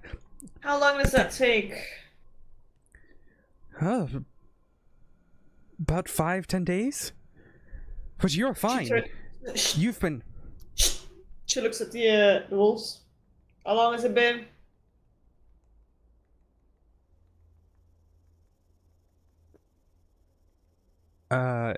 Andre speaks up. Several years? She just turns her head back to the others. It'll look like,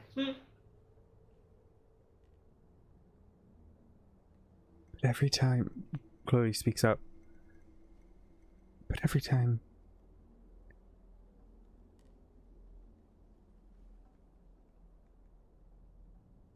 Zara, we've seen what happens. They get bit, they start losing control of their emotions. Maybe Curse there's more overtakes than them. one thing going on here. They look just like the people who I lost. I've seen a lot of people that look just like other people that weren't cursed, and trust me, they did a lot worse shit.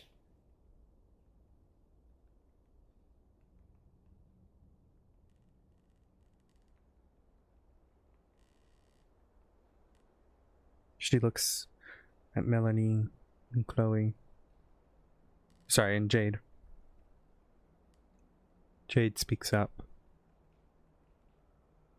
Tilts her head. Perhaps they're not wrong. She sets her staff on her back before pulling out a set of cards. She whispers something into the cards, flourishes them and pulls a card before putting it back in a pouch.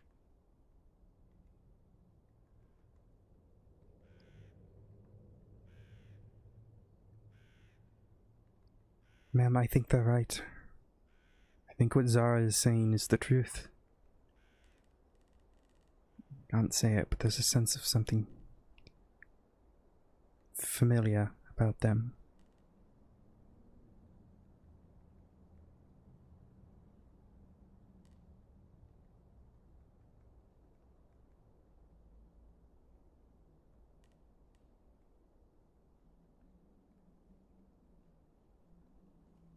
Chloe lowers her sword a little bit.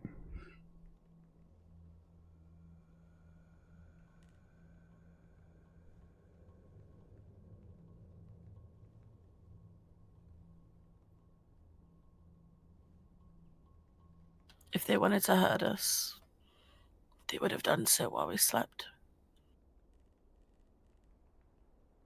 Nuh-uh, we saw them. They still could have attacked. I'm pretty sure they would have seen us a long time before we saw them.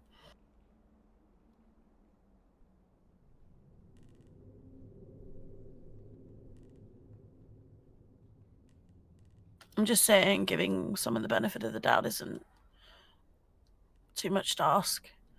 If something bad happens, then fine, we can see to it. But I don't see the point in making enemies unnecessarily. And she just looks back at the two standing next to her.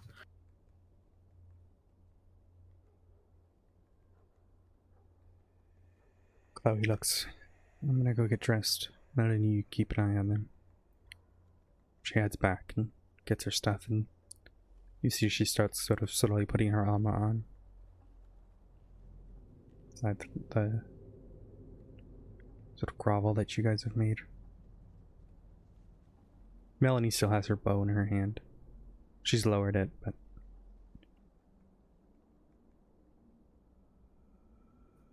How severe is Groff's frostbite at this point? it's not too bad. It's Cool. blistering, but it's not horrid.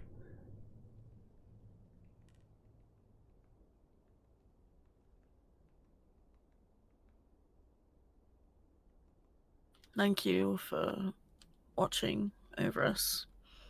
As well, for as long as you could have done anyway. What were you guys talking about before all of this happened? Yeah. And she looks over at Leflia. Oh, they were saying that there's people like them, but tieflings, and then Gruff said that they might look like there might be ram people, right? She looks up at Gruff.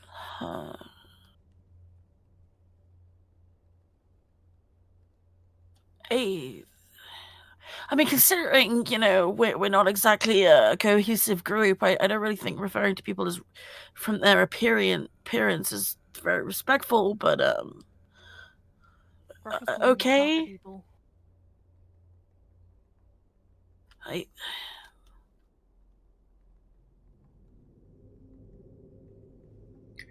Chloe returns in her armor. And that's when the two Lycans notice something. They look at her.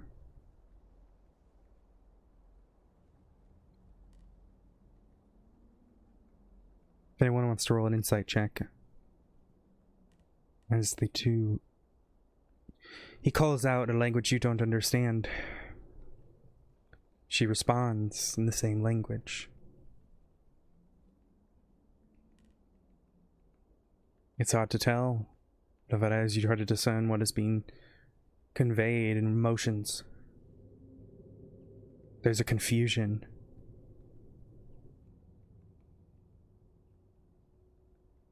Battery speaks up, now in common. Perhaps there's a lot that we need to learn about one another. She looks at you all.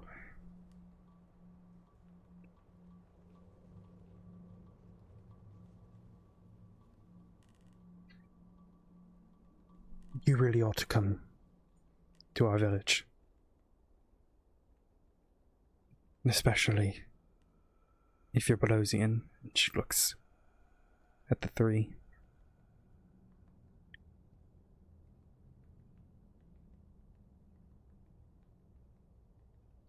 Yeah. Pack your things. This is going to be interesting.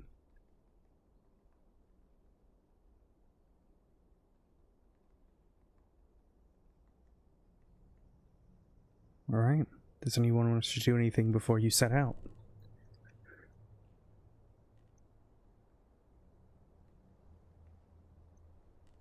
You pack your things as you push forward. The snow continues lightly. You make your way north. The wolves seem to know exactly where they're going, sniffing the air occasionally, smelling a tree as they continue forward.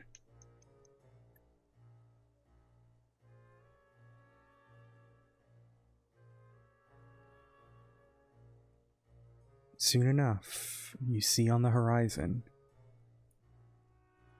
poking through the various trees, the woods,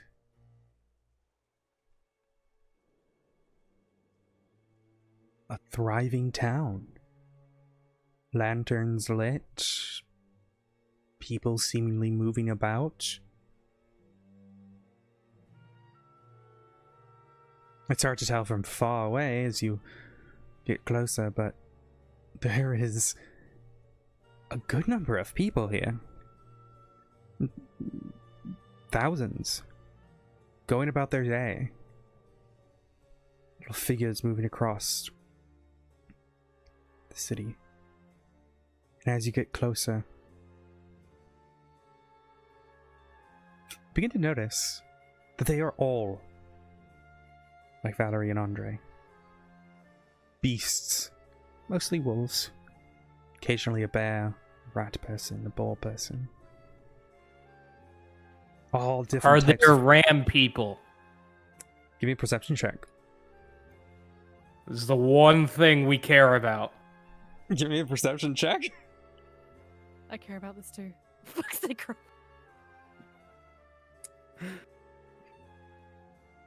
You don't see any ram people. You see a wolf. No, you don't. You're hyper fixated on just looking around. You don't see anyone. Thought there would be more horny ones.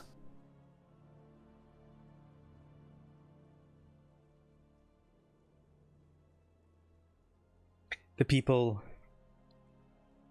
as you enter, like I said, the various different types of clothing, different furs, ear types, completely different animals.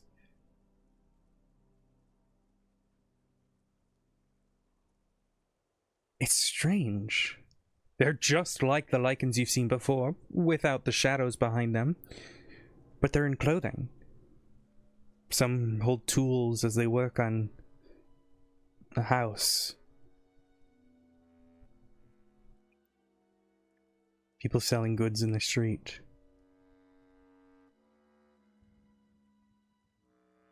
Each and every one of them, lichens.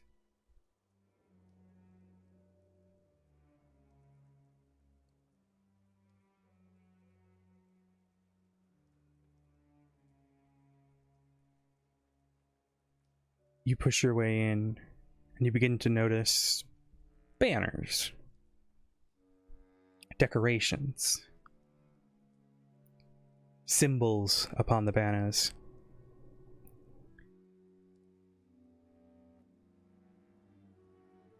If anyone would like to give me a religion check to see if you recognize the banners, you can. But it is up to you if you'd like to. Nice.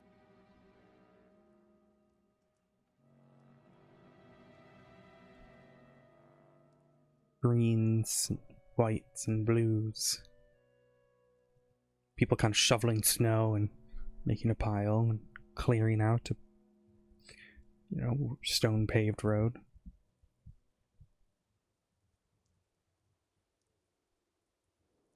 Valerie looks back at you all. Welcome to Lupine.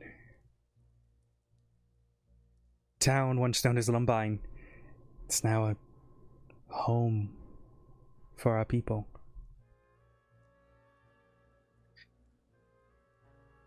I think you should all meet our leader. He's not too far from here.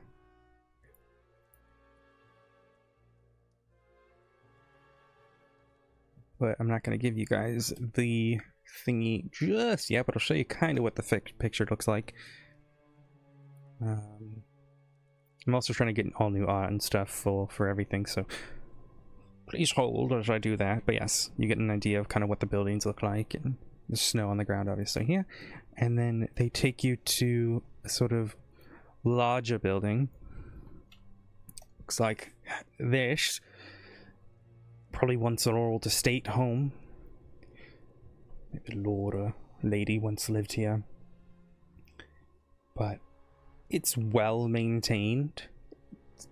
People doing repairs on some of the stonework on the side. Stairs curve up towards the main doors.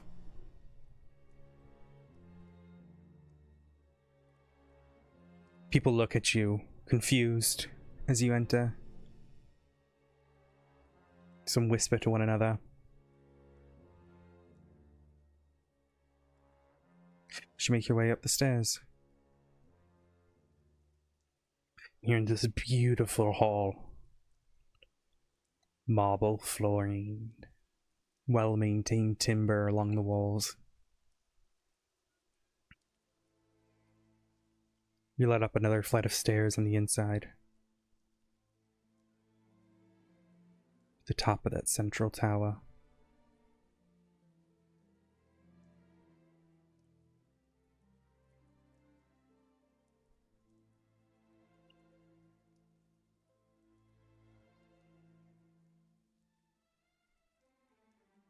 Andre opens, or knocks the door once, and then opens to this sort of war room-like thing, but less a war room. You don't see any figures or anything like that, but various maps and definitely a meeting room of some sort. And at the end of the table, you see two figures. One is... he's going to be in a different one. He's going to be in here. There we go. One is a white wolf, similar to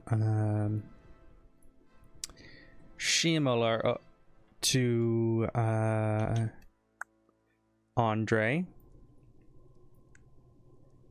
He's got these long, sort of almost like beards and various little metal pieces and such, and adorned with jewelry along his ears, and is wearing a long coat. And he is currently speaking to another individual. Appears to be elven in nature, wearing greens, and you see lotus flowers adorned in his jacket. or his cloak rather. He has long white hair, pointed ears, of a skin color similar to like a wood elf. As you enter, Zara, you notice firstly what they're saying. The individual in this beautiful regalia, wearing the jewelry and rings on his hand and a beautiful long coat, is speaking to the elf. Well, we will figure out a solution for that, Isra. I promise you that. Can't let many more of our people suffer. As the elf bows and turns to leave, he sees you all enter. But it's the Lycan who speaks up. Oh! Well, hello! Welcome to... what is this?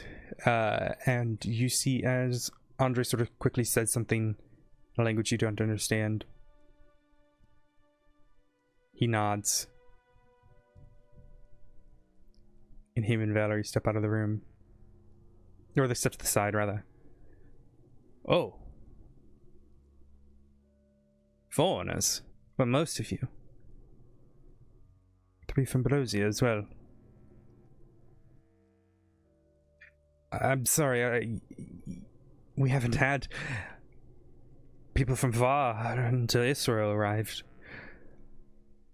My name is Baron Francois Lycos. It is a pleasure to meet you all. I am the Baron who rules this place and protects it. This is Isra, one of the leaders,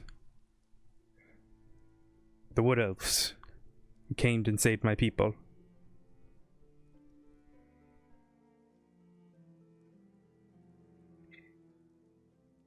You notice at this time, Chloe, Jade, and Melanie, when they hear the name Francois Lycos,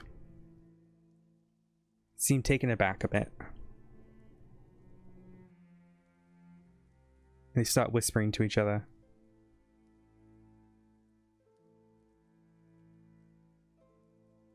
Can I check if he's telling the truth? Give me an insight check. You won't know exactly if he's telling the truth, but I can tell you based on... Yeah. He seems completely genuine. I mean, it's hard to read a creature's facial features that you've never experienced before, but based on the tone of voice, the way he holds his body, he seems to be opening, welcome, and is guiding you to, you know, he seems welcoming.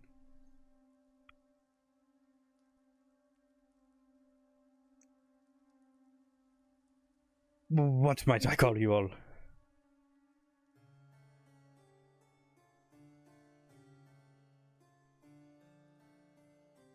Do you have names? Zara.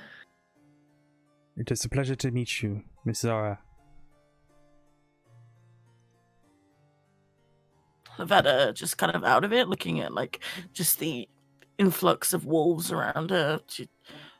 She just kind of half-heartedly says, Lavetta.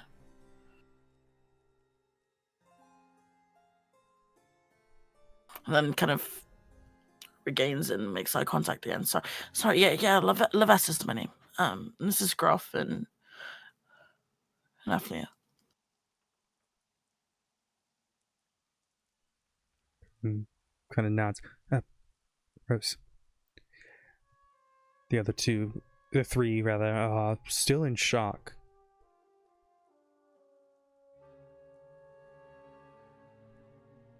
I am to understand that three of you come from the other party. I must say I am elated to hear some people survived. But the five of you, I must ask, why are you here? Visions or salvation? I don't necessarily I apologize. I'm still in shock.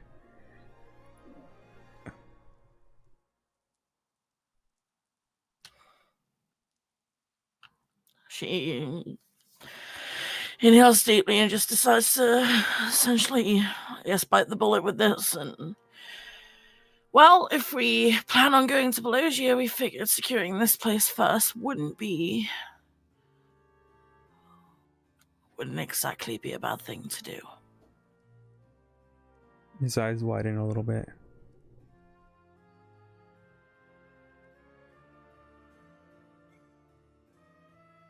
You knew of our existence. Am I understanding that correctly?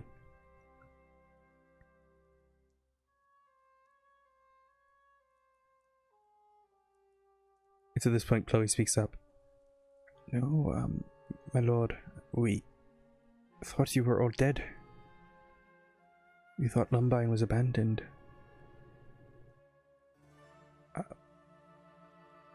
We...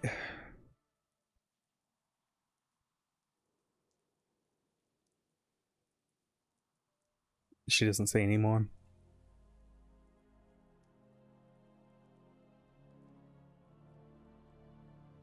Lyko speaks up.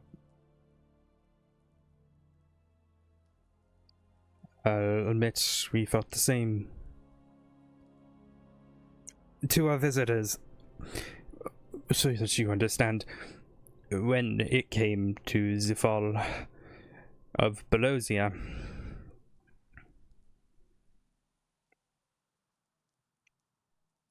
we split in two.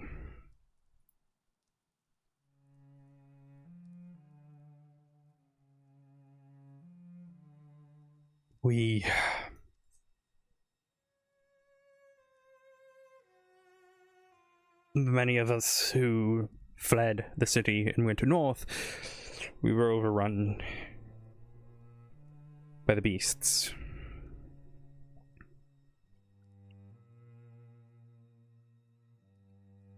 But there was a second group that was run by the god captain.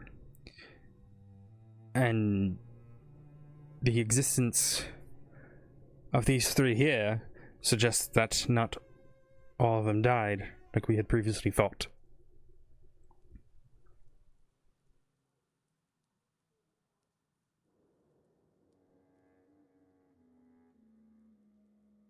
He sits down in the large chair at the end of the table. I thought them all dead.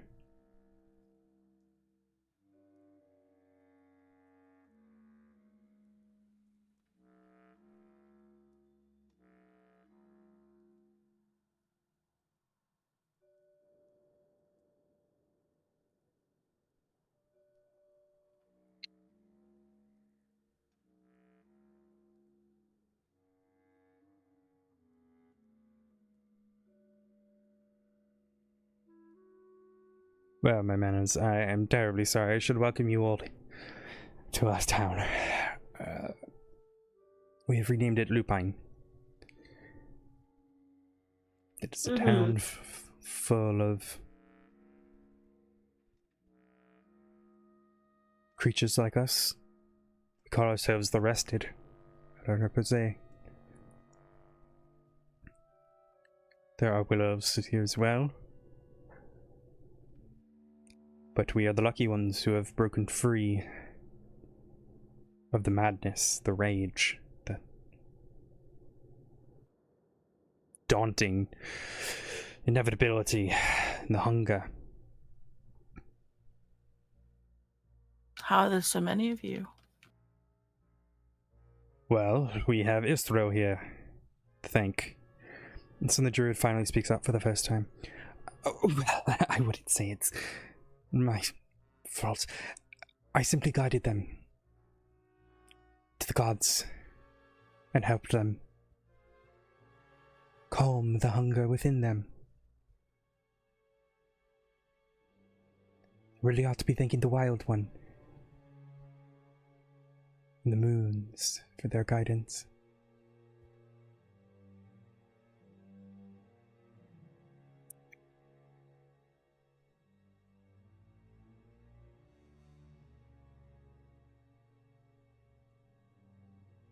Aiko speaks up again.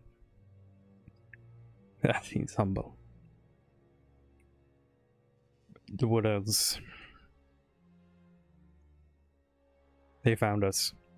And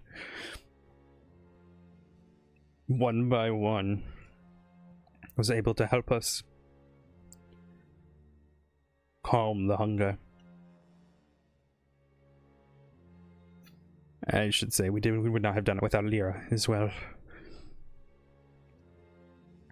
But if she had not guided us north towards the Wood Elves, we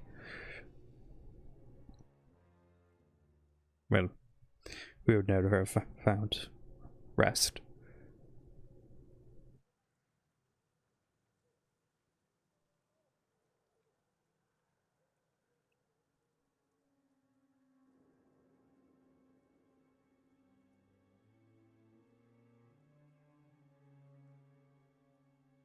We have a good number, yeah. About 7,000 people who are once rested again.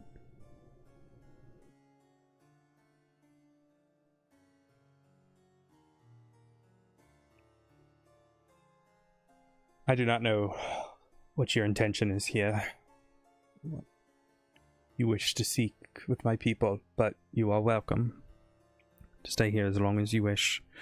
There's not anywhere else safe in anywhere below Zia.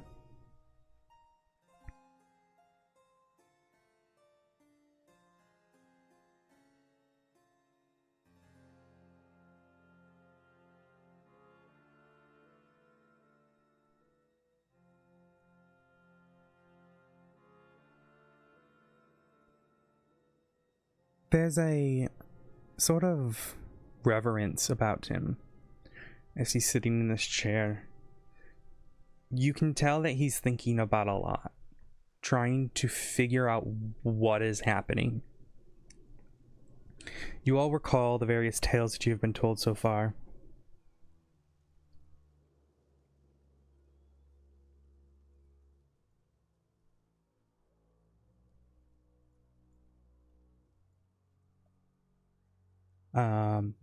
What you've been told so far. You recall that when you met with the leader of Sanctuary, that he explained when Belosia fell, the remaining citizens split into two groups. One was led by him and ventured south. The other was led by a lord named Francois Lycos. And they headed north. The leader of Sanctuary believed that Lycos' group had been killed, overwhelmed. That there had been no survivors.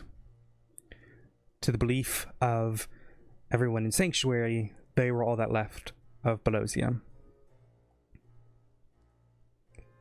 And you are now hearing essentially the same thing, but flipped from Lycos.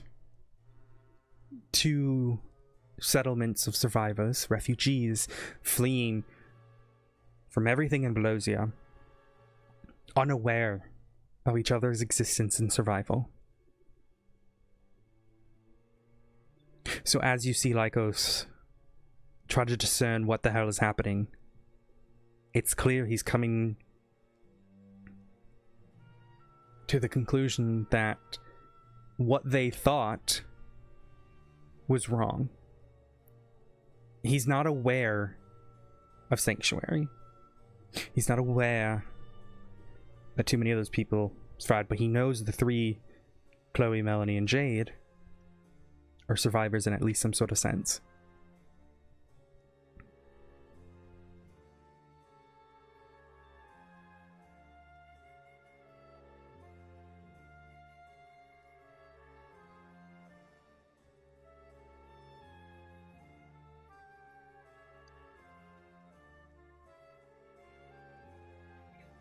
Veta kind of sighs and observes the group still still in shock. We came here assuming, as our party members have said, we assumed no one was here. This is obviously quite a bit of a shock. It's not necessarily a bad thing. It is our intention.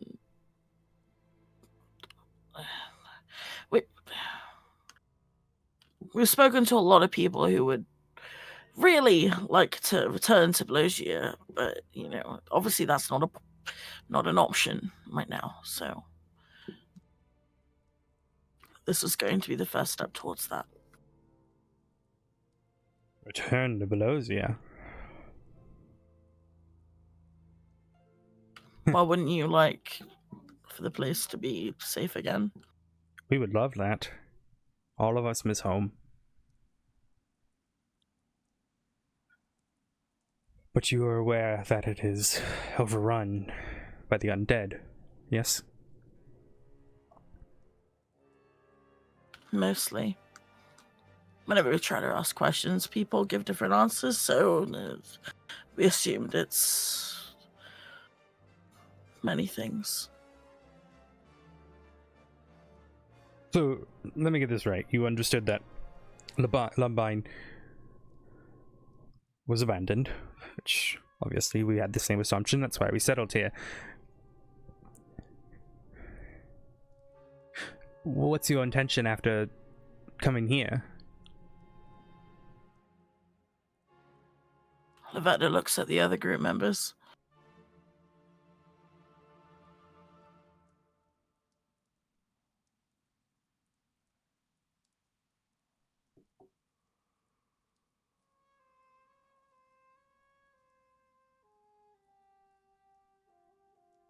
Chloe speaks up. Sorry, my lord.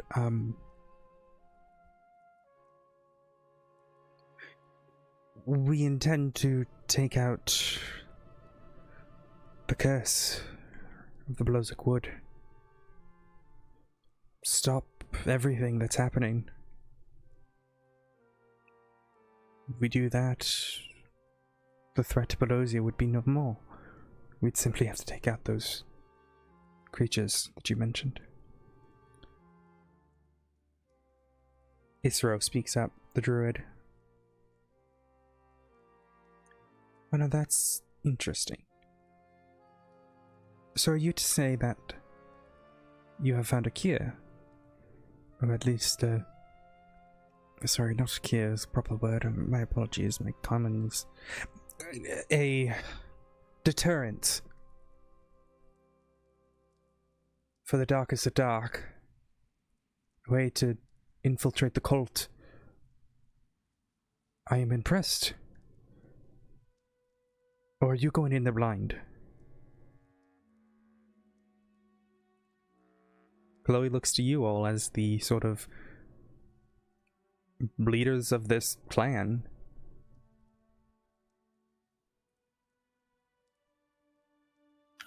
I mean, we didn't really have a cure. I mean, it's kind of why I brought this, to be honest. And then she just kind of whips out the spare kidney that she's got in her messenger bag and just like plops it on the floor. Figured I could probably experiment on this, maybe see if there is some form of cure, but I'm pretty sure it's too far gone now. Kind of makes like a squelching sound as it oozes like human. Like the various juice. were creatures in the room kind of cover their nose. That smells horrible. But I understand the reasoning. Are you aware of the cult and its existence? The alphas, everything that runs wild in those woods.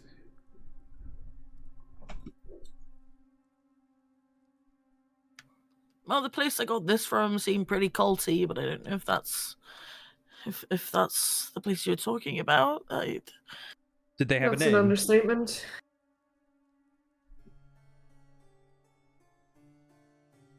What was her This- name again? And she looks over Silver at Zara. sword. Silver sword. His eyes widen. Oh. Wait, it's not No, the silver sword, is it? No. But the silver sword being here could complicate things. I can't imagine they're going to take too kindly to my people. Where did you see them? Saw them at a mill In the farm fields? somewhere. Yeah.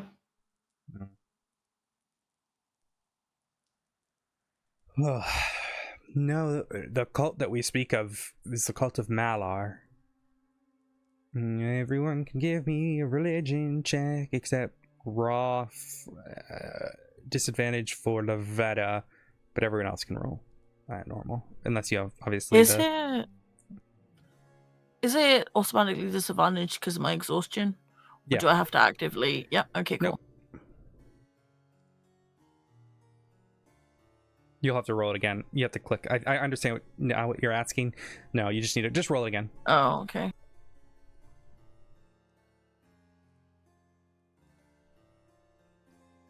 Althea? Well, Lavetta, you recognize the name Malar, or Malice, but you can't put your tongue on it where exactly. You know they're a god, but you don't know what they're a god of. Althea, you were an astute listener occasionally when you wanted to be. And you know of the god Malice, or Malar, as a different name that they go by. They are known as the Beast Lord. You know that they have many different names, but they are known as the god of the hunt, the ruler of Carcerai.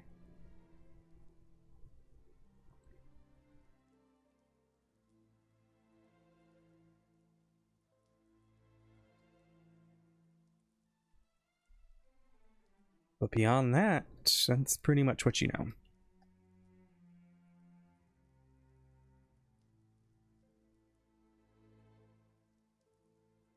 Evelia just nods her head.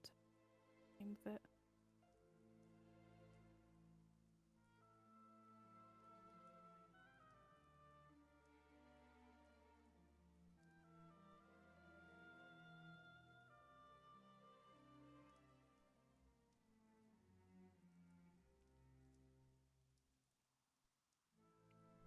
They're a cult in the center of the forest. They work.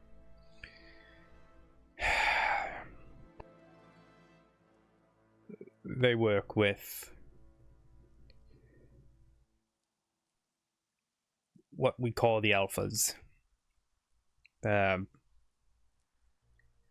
Wolf-like creatures that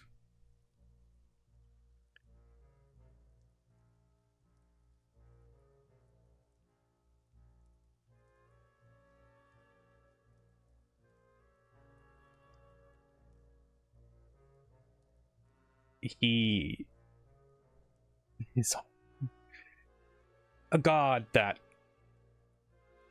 causes so much hatred and destruction. And back in the day, they weren't that big of a deal. But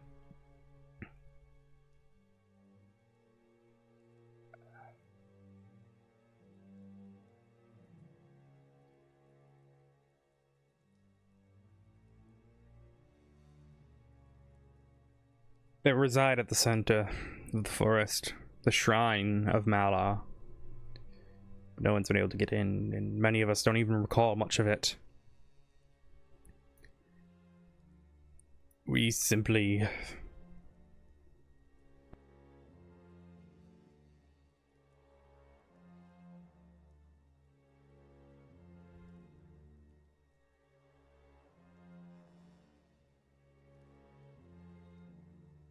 The more you go towards the shrine, the darker the woods get. And there is a point where not any light can stand. So if you have a solution to that, we would be incredibly interested in that.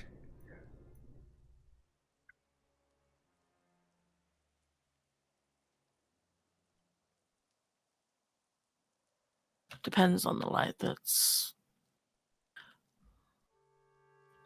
not able to be seen, really.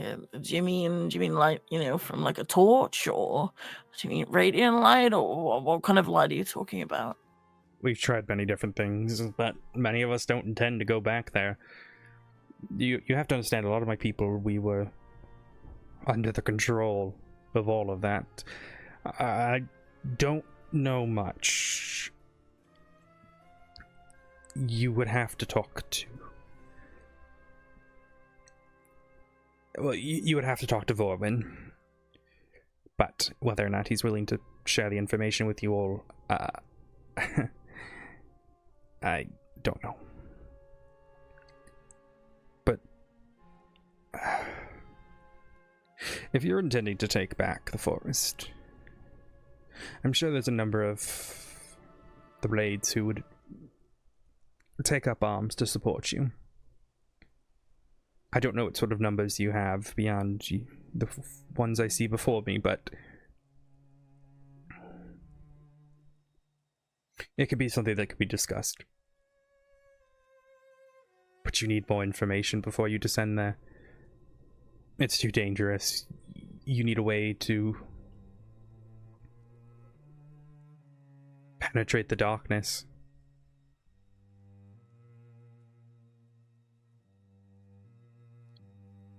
There's the other complication as well. She tilts her head. Ideally, we wouldn't want to kill any of the beasts. We prefer to trap them so that we could cure them. Give them a new life.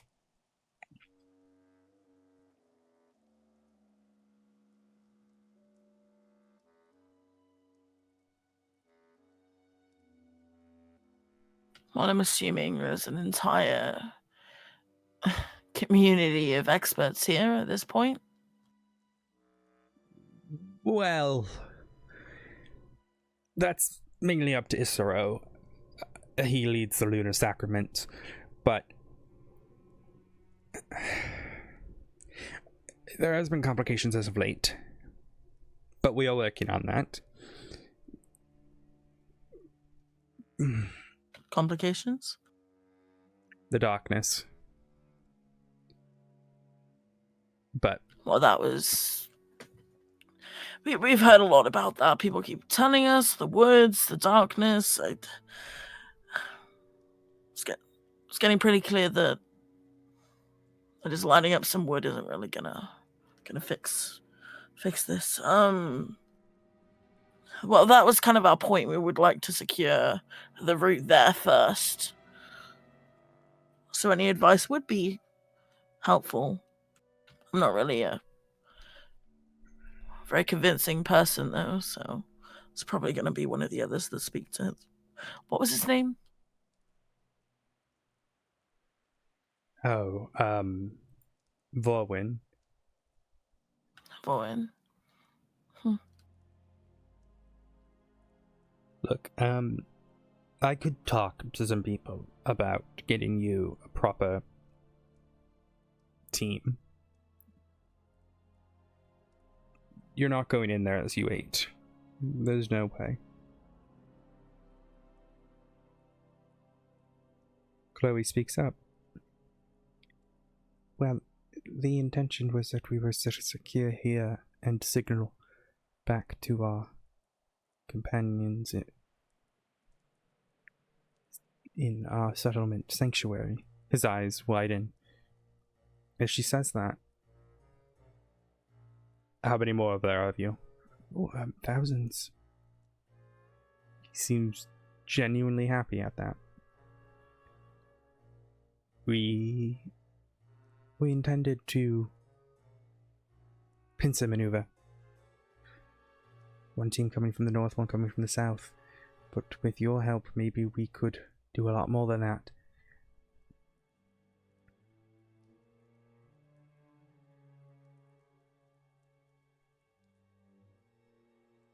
But we have a lot to learn, I suppose.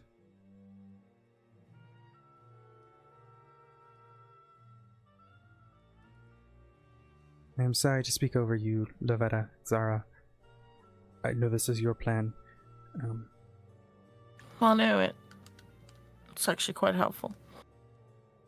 We have Anything pieces of helps. information. It may be wise that we signal back to Sanctuary and let them know what's happening here.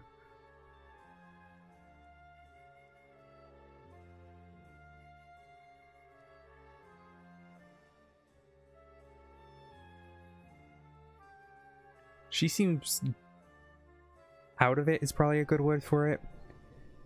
Like she's processing a lot of information. Lyko speaks up again. Well, you're not going there tonight, that's for sure. It will take time for us to get everything ready to test whatever light source idea that you have. But there's a lot going on here. I would recommend that you don't so boldly rush in with the hope of a simple solution. If I am to send my people, though, you will need to get the blessing of Lyra.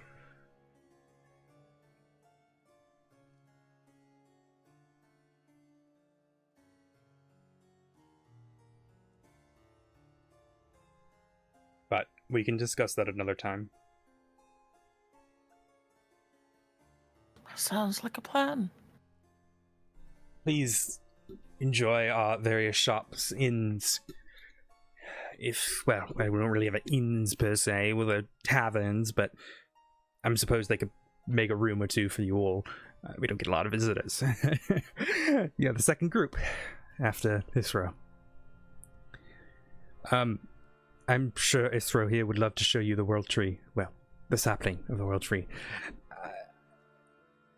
Maybe show you the site of the Lunar Sacrament. Isro nods. For taverns, for a place to sort of hold up, if you will. There's a few. Might I recommend a Wilted Rose, which is on the outside of town. It's where a lot of the hunters are. But there's also the Crow's Arms, which is just down the road from here.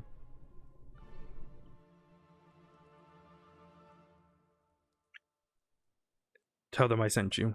And they'll try to get you set up. It should be noted, we don't use silver here to pay for things, so hopefully you've got copper and gold. Lavetta slightly perks up. I'll pay for your shit, Lavetta. Oh no, I don't. I mean, I've got copper. I just, you know me, I don't really like. It's fine. What? It's What? fine. It's fine. She just does this like stare, but it's not really intimidating. She just kind of huffs. Zara's has her blank neutral face. Probably way more intimidating than Lavetta's result then. Apart from the fact she's still in the hood. She's still in the hood, 100% still Yeah. in the cave. Isro looks up at you. I would be happy to show you the site of the Lunar Sacrament if you wish to see it. Then I can guide you to one of the inns, the taverns, if you like. Would that please you all? That'd be great. Perfect. So if you'd all come with me, Lyko speaks up. Well, actually, the three from Belosia, I would love to speak with you all. Chloe, Melanie, and Jade kind of look and nod. Isro speaks up again. Oh, okay. Well, then the five of you. I'd be happy to show you.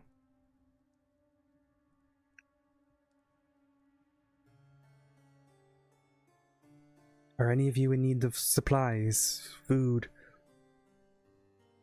someplace to sell things? I'd be happy to take you there as well. Someplace that's a little bit warm. Of course. Would you prefer to go there now instead of the tree? Nevada. I mean, I would like to see the tree, but And we'll go to the tree. Perfect. It's not too far from here. Guides you down the curved steps and through the trimmed hedges of the promenade in front of the townhouse. You continue down the road, people looking at you. Out of the corner of your eye, you notice behind a collection of houses, this small little pond. And there's this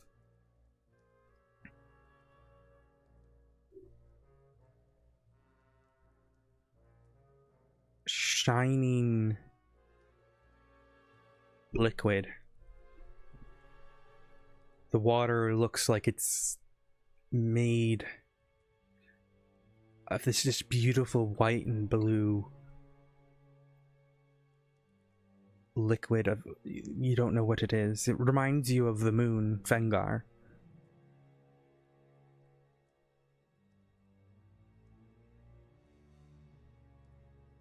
Continues forward. You enter the forest, but a well-maintained path. There's still people around, but you begin to notice more. What else? More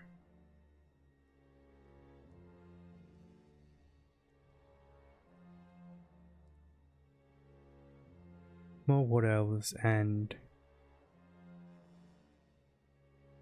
various lichens kind of scattered across the different places.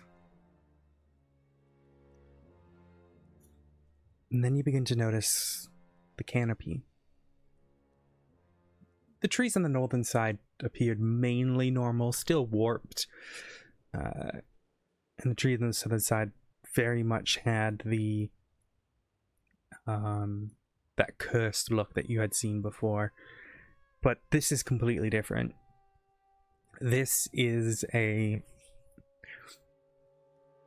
lush tree. And you see kind of further ahead a large trunk. Just a large tree trunk stands before you all. It goes probably 300 feet, or about 91 meters tall. This large canopy just covers this large forested area, and the trees look healthy. They look green, they look lush. Not just the large tree itself, but the trees around it blossoming. Beautiful. Even the winter, the snow beneath your feet, it is still life and beauty. You notice across the branches these white, black, and blue blossoming flowers, almost like lotus flowers, scattered across. The trunk itself is a deep, earthy brown. And at the base of it all is that same white liquid, shimmering like the full moon in the sky.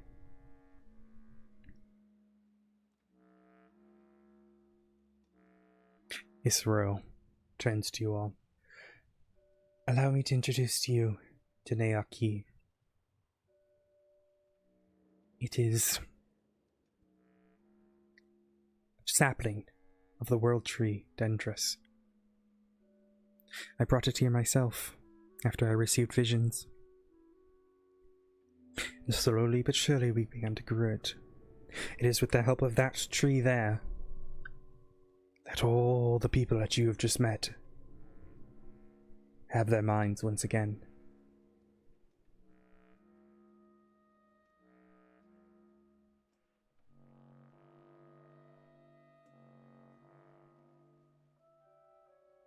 The vet is currently resisting the urge to give the tree a big hug. She doesn't want to disrespect it. He looks at She you. just kind of shifts in place.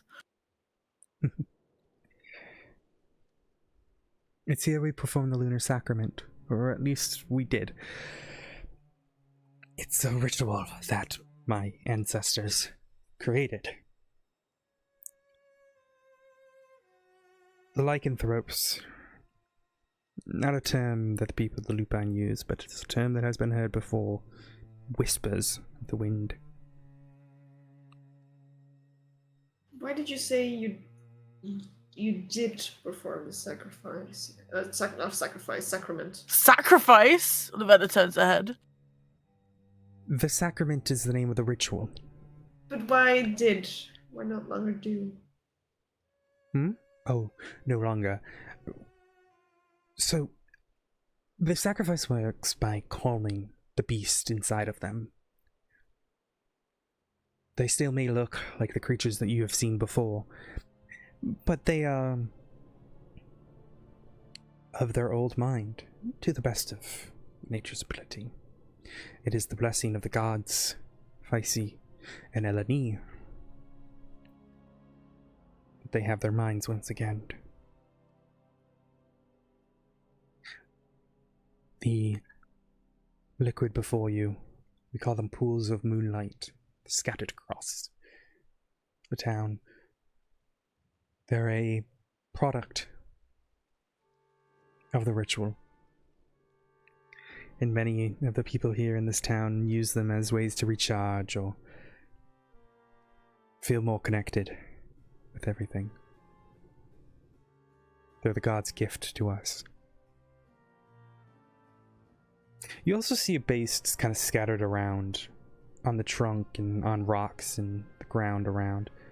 Carved runes kind of gently glow, but not to the sort of brightness. Just kind of, it's clear that they exist there. We,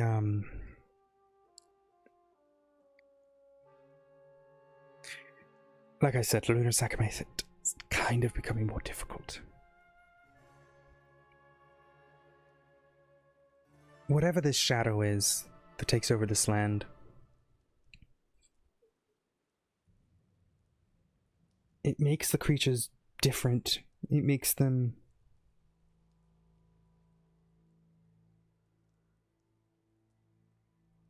we can't cure them. We can't calm them, bring them to rest like we do with the beasts of the others. The shadows remain and fight, preventing the gods from granting them release. It is why that we are not able to bring any more lichens right now. We have a place that we keep the ones that we capture, and we call it containment. It's a humane way of ensuring they can't hurt anyone, but we don't hurt them. We are trying to find a solution to prevent the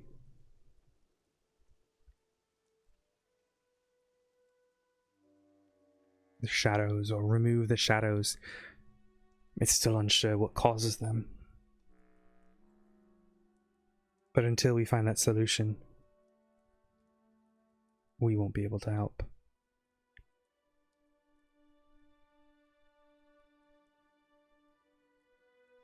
The shadows only get worse.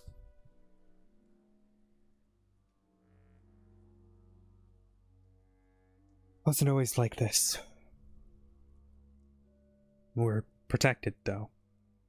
But individuals, creatures who spend too much time outside the boundaries of Lupa, they succumb to the curse, whatever it is. She's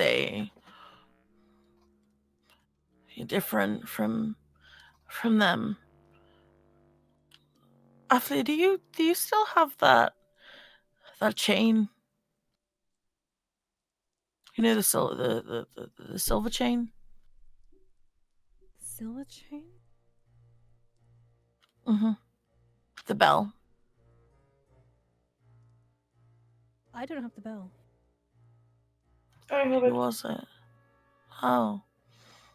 I was just curious if it You worked want here it? or not.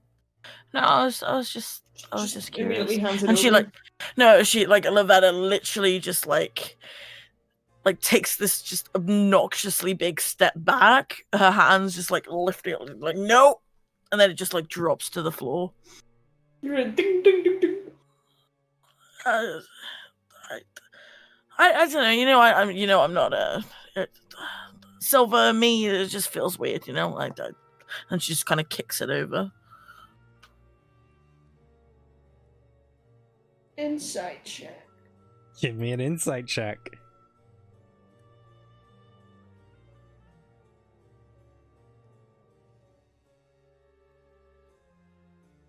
Okay. So, here is how we're going to do this. Lavetta, to me, you are going to roll either a persuasion check or a deception check. Do not say out loud which one it is. You are simply going to roll it to me based on whether or not you're telling the truth. So if you're not telling the truth, roll a deception check, again, to me, so I know which one it is. Or if you're telling the truth, roll a perception check. Or not perception, sorry, persuasion. Persuasion or deception. Okay. Alrighty, 1 second. This is the Matt Mercer way of dealing with... That's how I do it as well. Yeah, it's great.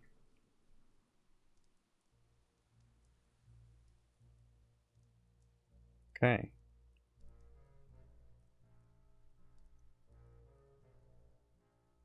Zara.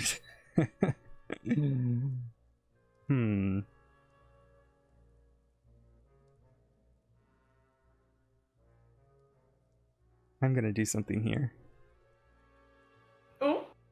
Falky, Pezzy, and Shannon. I am going to deafen you guys for a second. What? Oh. Oh. What? Oh. Oh. Emelina, Yeah. as you look at Lavetta, and she says silver kind of makes her feel uncomfy. That's the bit you were really interested in, right? Uh-huh. There is something about what she is saying that is not... She's hiding something. What she said is true, from what you can gather based on what she's saying. She clearly feels a discomfort. She clearly looks discomforted. But there is something larger to that. And your mind pings to her saying the allergic reaction to silver earlier. Now, what that means is up That to I you to can't determine. gather from that. Yeah, but yeah, okay. I will leave that with you. I'm bringing her back. Yeah. All right, welcome back, everyone. You're gonna have to tell Falky to Oh, Falky can.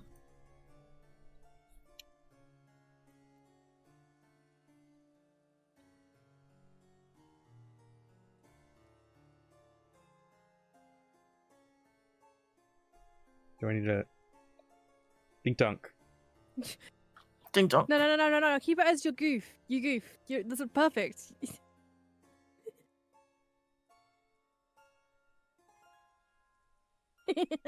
Dink donk.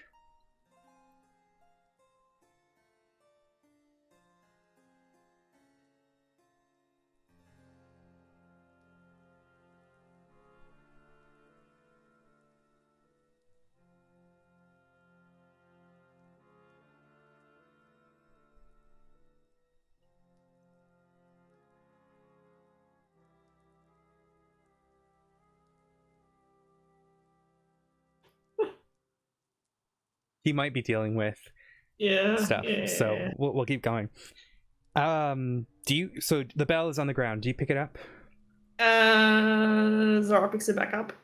Puts it away. As you pick it up and it's sort of dangling, it begins to ring.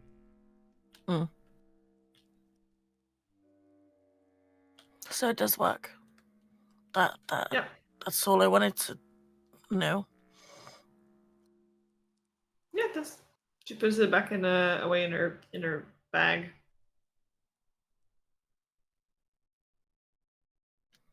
Nevada just kind of looks at the other Lycans that are just kind of stood with her. So No, there's no other Lycans. Oh, are they not? Are they not there? Was it just It's just the druid and Just the you, druid, Team okay. Toast. Team Toast. Okay. All right. So she just Wait, there's looks none. at the... There's none. How far did the bell range again? Wait, there's not any Lycans around? Oh. Okay. I was just curious. Nope. But so not like what would be in the range of the You bell don't that know. we don't know. Okay. You don't remember.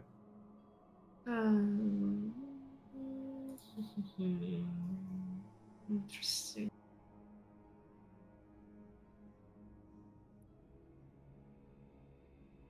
Oh, I do know what it is. Do you? No, it's only during a full moon. Yeah, I think it's extended during a full moon, I think is how it's written. It's still No more lit. than 15. I'm staying quiet.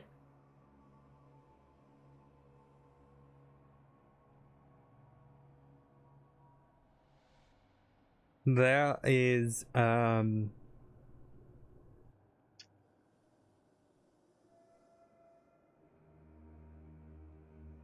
two sounds coming from it, Okay. like a melody.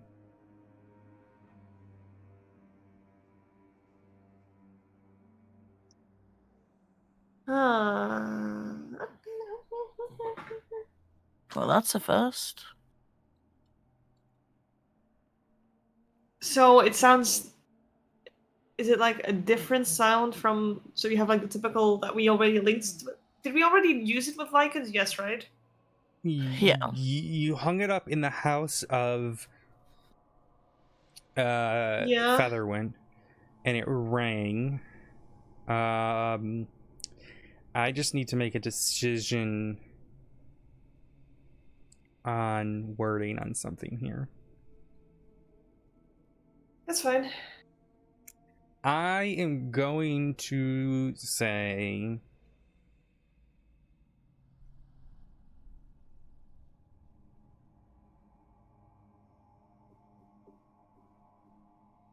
no. I'm gonna say it's a singular sound that's ringing. One that we've heard before. It is the same sound, yes. Okay, yeah, that's what I wanted to know.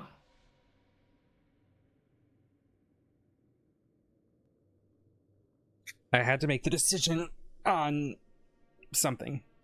I think I had I to know be- what it was. It's fine. Yeah. Because the wording is That's why I very was specific. asking. Yeah.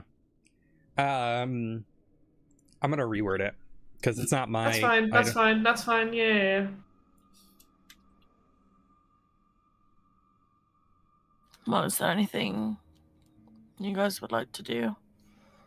Warm up. Personally, that's a fair point. There we go. I have reworded it. Isra looks at you. Well, I see. There are two taverns that you may be of service. The Crow's Arm, which is in the town centre, and then the Withered Rose. The Wilted Rose. Both are very fine establishments, and I'm sure that you would enjoy both of them. But I will leave it up to the five of you whether or not you wish to go to either. Can I pick your brain while the others? Not literally. Word of phrasing. that not really ritual you did earlier. That you healed Zara. Is there any of that you could teach me? Sorry, no. So Was it the druid? Oh, the wrong druid. There's Sorry, my brain went. two druids. Okay, never mind. It doesn't matter. Yeah, never mind. It doesn't matter. Ignore me. No, yeah, just so you understand, Jade the woman is currently back in the townhouse. No, the she's main back. building. Yeah. Sorry, mate. This is Isserel, the wood elf that you met today.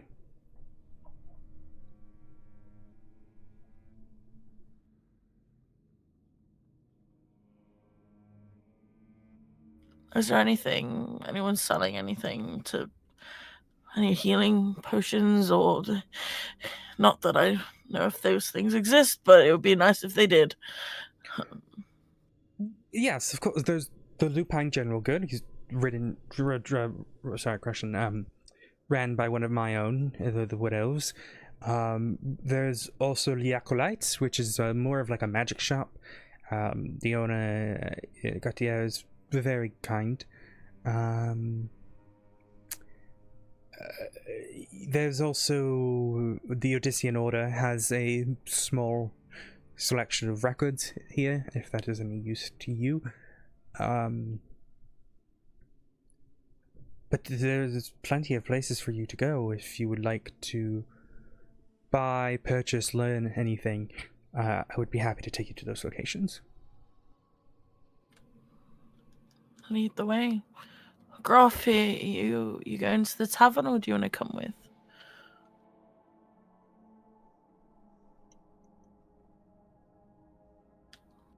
Oh yeah, I forgot he's having issue with his mic.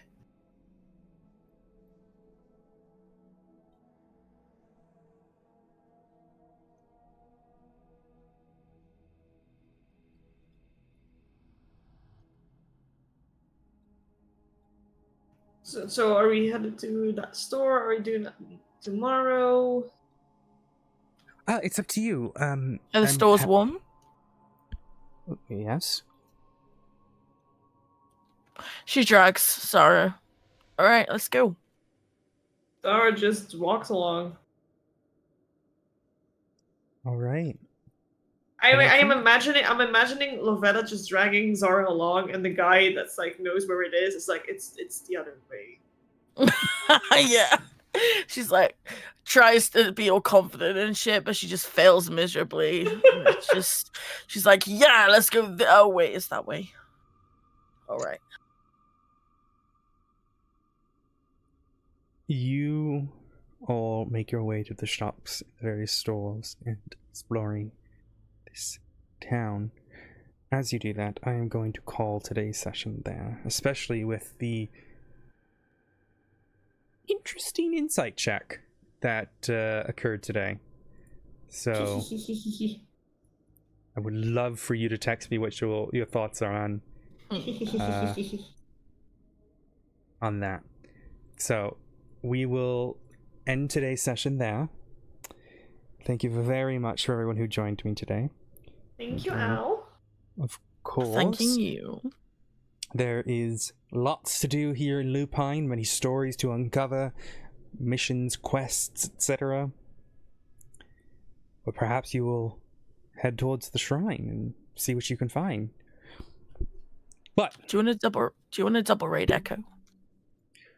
I'm actually not ending stream. Oh, Oh. is Echo? Is Echo Echo's streaming? live. What? Yup. Why isn't she here then? You sure she's live? Oh, she is. Yeah. Yeah, she's been live for a bit. I will say she's dealing with some personal Yeah. stuff today, Yeah, so that's probably. Yeah. That's Yeah. fine. But we will end there today. I am not going to be ending my stream. I am going to take a short break here. I'm going to grab a bit of lunch, and then I am going to be continuing on with the game that I was playing yesterday, the detective game. That was really fun. So, the Case of the Golden Idol. So I will be doing that. Enjoy. Thank you Sounds to all intriguing. my players today. and we will see you all next Saturday. I will give a little bit of a sort of fun little spoiler, exciting thing. I am currently moving all of my world building information to the wonderful website known as World Anvil. I will have a public link up once that is all set. So if you are interested in the lore that we have, you will be able to explore that yourself. I may make it locked to Twitch subscribers or something like that. I haven't decided yet. But that will be out there, and you guys will be able to kind of explore the lore once that is there. Is the downside of Roll20. But thank you to all the players today. I will see you all next Saturday at 10 o'clock a.m. Eastern. I hope you have a wonderful week. If you are American, happy Martin Luther King Day on Monday. And if you're dealing with the snow, stay safe. Righty. My stream will be back in about 5-10 minutes, and we will continue with the case of the Golden Idol. Righty. Alright, I'm gonna mute you guys on stream.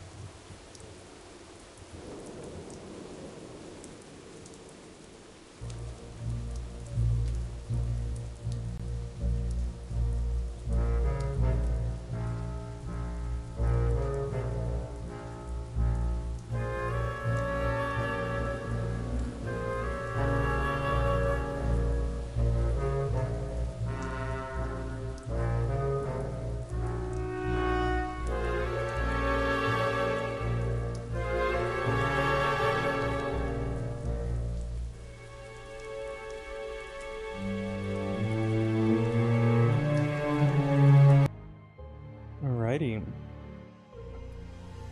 Cancel my music. There we go. Big stretches to the right. Shannon, thank you so much for the raid. I hope you're doing well today. And I said earlier, but thank you again, Bear, for the subscription.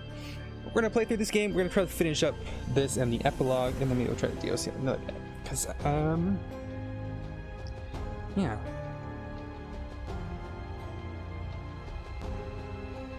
Alrighty. Okay. Chapter 4, The New Order, Triumph of Order. I did not yet, Shannon, but I will. Later. I'll do it later.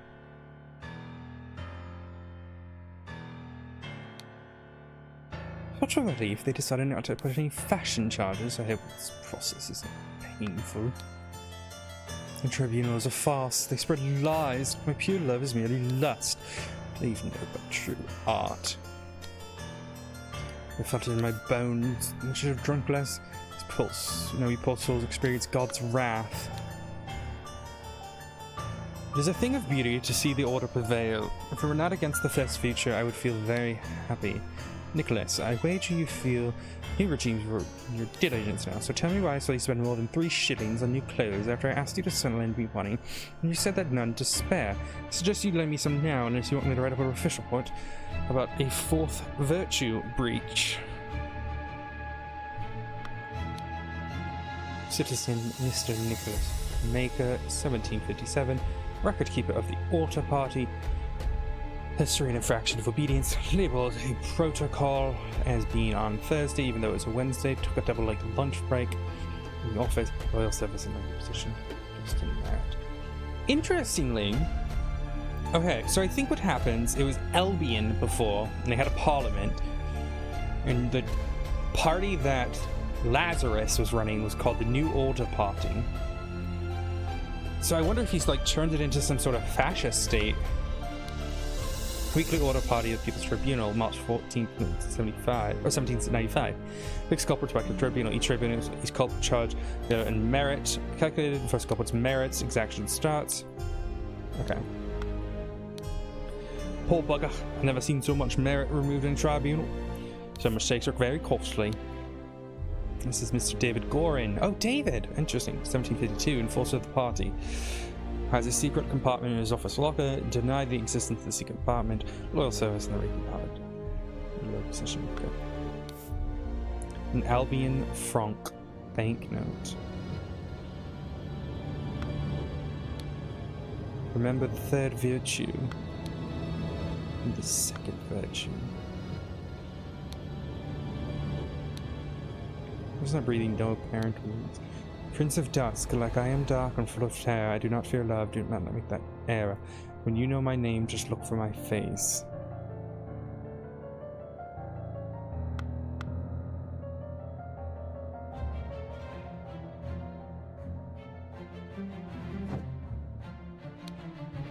The music is my ears, Alistair, but do control your emotion. As arbiters of the order, we never violate the first one.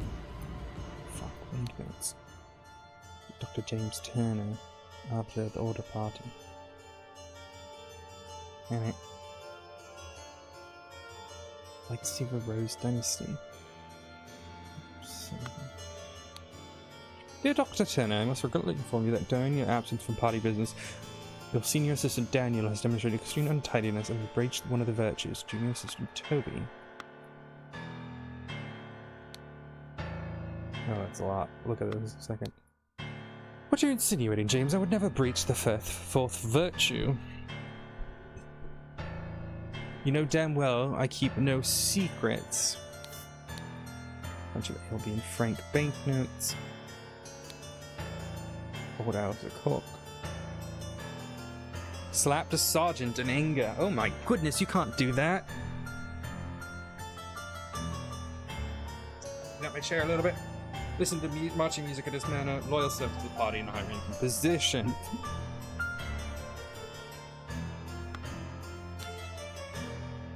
Dear Archer Cock, I'm writing to inform you that our regiment's colonel was seen with another officer's wife. Potentially intimate situation. We implore you to send your agents to investigate this potential flouting. of the fourth virtue. Fengor Quinn. Oh my goodness. Culprit Mr. Fengor Quinn claimed he had no wife, painting depicting a naked person in his house, broke his wife's favorite teapot, and anger was obsessed with, was observed.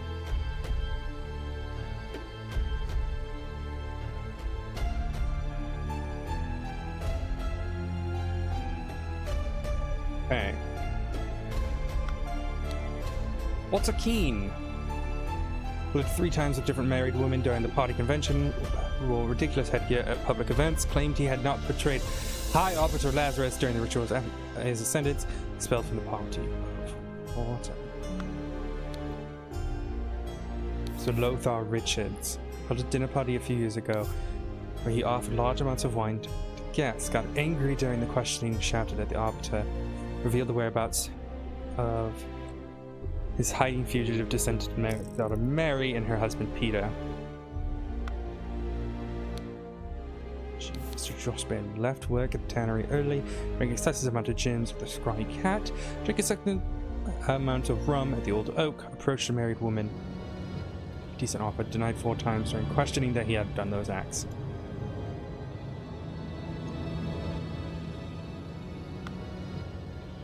Horace Webb. Count Horace Webb has not held down a job since the new regime, early to 16th, claims he works in his castle, having his servants clean it, possesses 15 books kept in a private library, expressed willingness to donate the castle to the party, evaluated as 200 merit. Gideon Bell. Duke Gideon Bell was outrageous hairstyle, worked down tier 10 times during questioning, has refused to stop working, evaluated as 5 skeletons of job skipping, rejected the High Arbiter's request that he share information, the secret entrance, the castle of his sovereign, or cousin, the sovereign.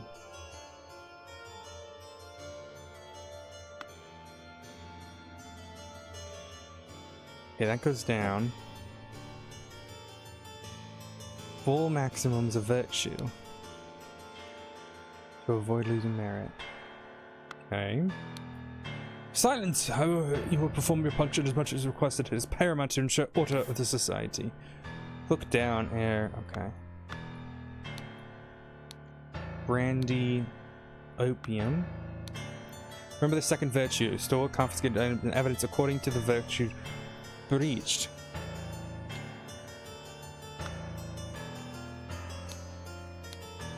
Invoice February 15th, Brooklyn Farm, 3 pounds of butter, 25 pence delivered, 6 pence delivered, cost 22 pence.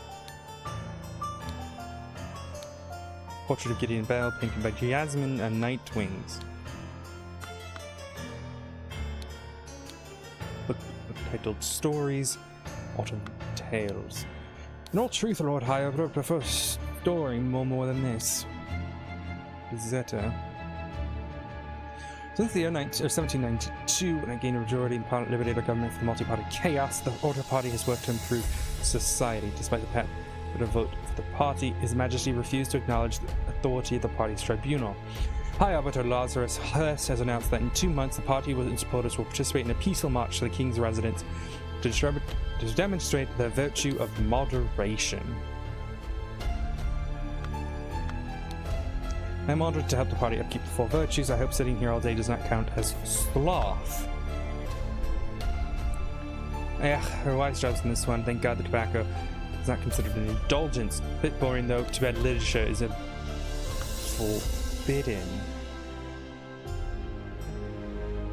Okay.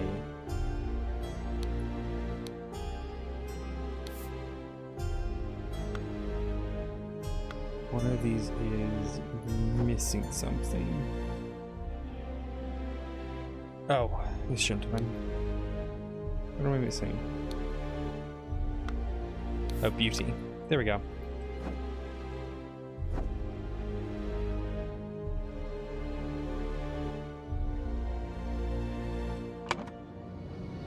The first virtue is blank. The first virtue is blank.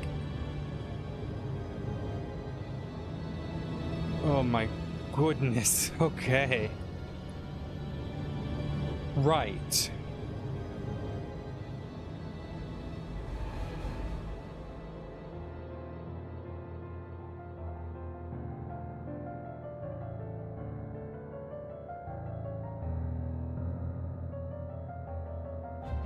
Oh boy.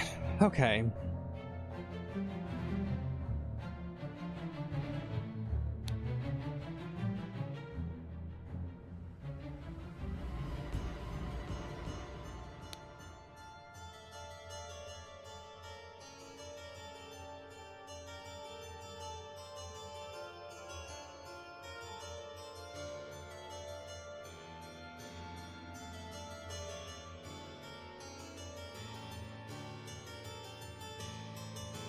Okay.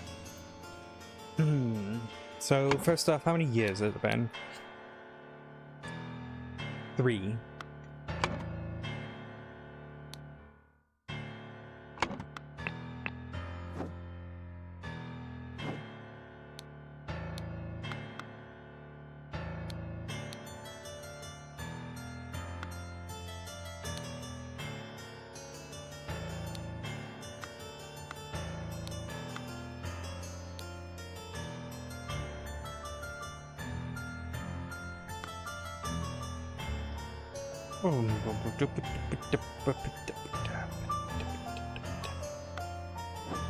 Okay. Let's see if we get them. Well, so brandy and opium. So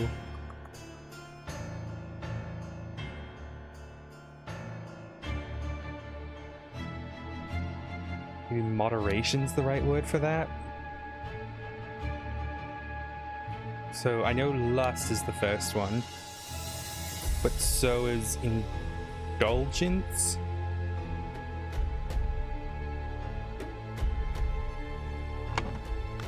Right? Because if we look at these books,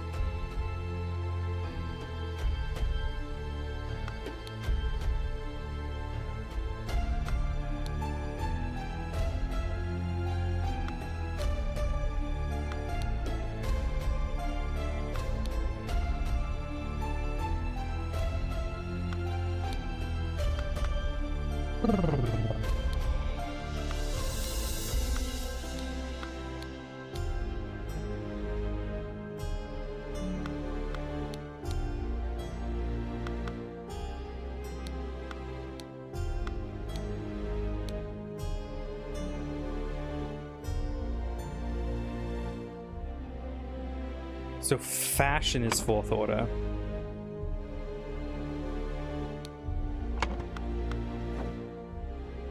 So if we look at the boxes, music is a third virtue violation. Art. This one, literature.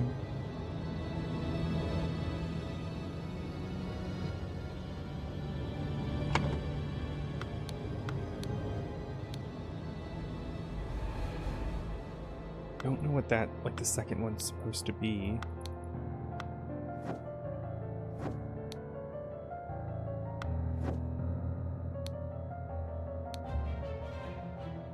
It doesn't say on here, like, which...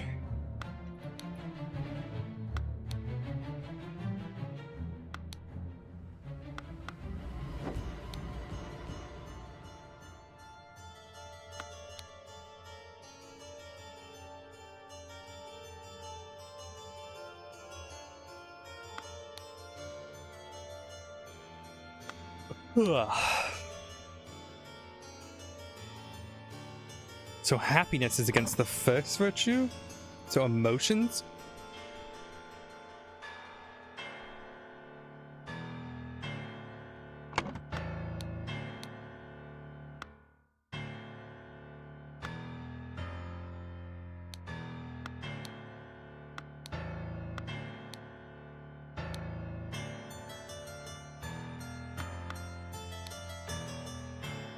Is this sloth? Is that meant to be sloth? So that's the second one. See, that looks like fashion to me. Why did we say it was the fourth virtue for fashion?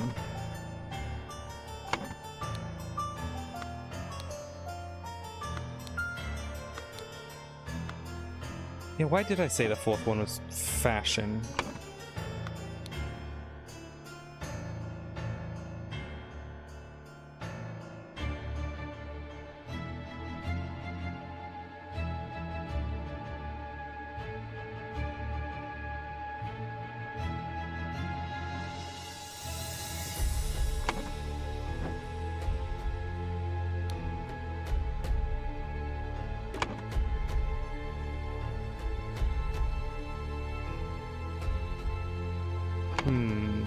Maybe diligence, at work, sloth, secrets, this untidiness.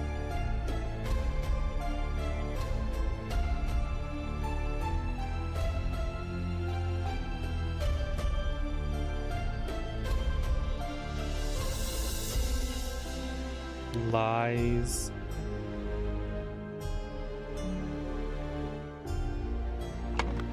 No, I know why I thought it was fourth, because of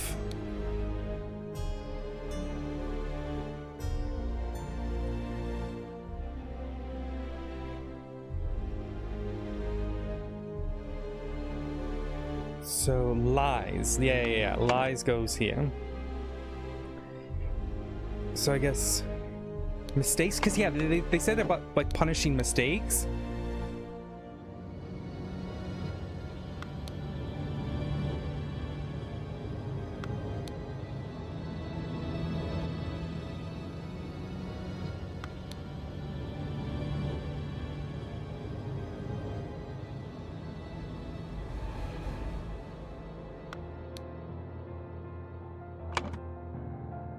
So,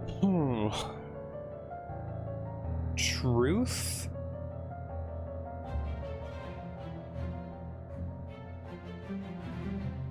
Something is beauty, and the second one is diligence.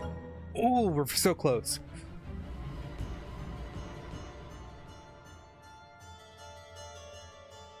Let's go back to the boxes. So 3 had the music and the art.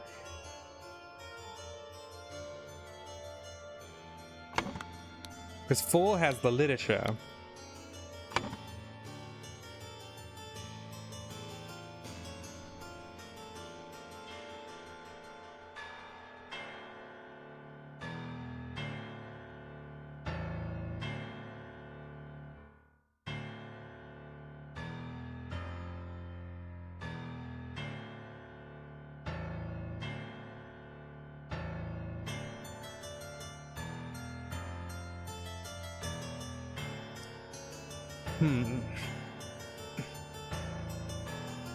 Maybe secrets isn't. Maybe not mistakes, but secrets goes here, and then mistakes goes here.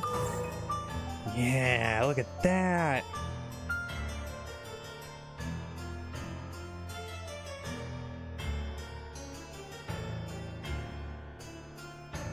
Okay, so now we're gonna do a little bit of math. I need this, guys. Okay, took a double lunch break during office, so that'd be sloth, label protocol. That would be a mistake, so those are both. So 10, so 3, those are 3 each.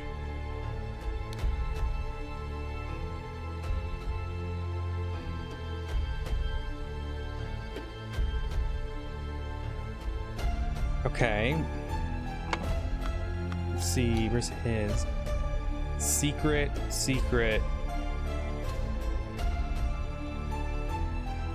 So that would be lies. So it's only 1 for the truth, I guess. Okay.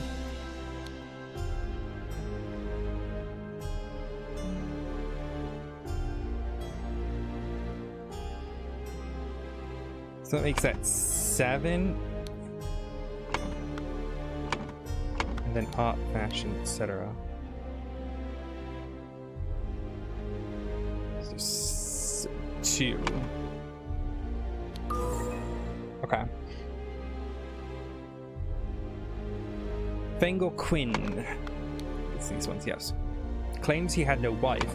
So that would be lies. So 1. Painting depicting naked person in his house. 3. 10. 17. Let's look at Walter Keane. Okay, flirted 3 times with different married women during a party convention. Lust. So 7. or ridiculous events. Now, I don't know if it's for each one, so let's figure that out. That would be 9, and then claims to have not betrayed the secrets. So 10 maybe? We can try 10, but it might be like for each offense. So, okay. So if it's going to be for each offense, that is 21, 31, 32.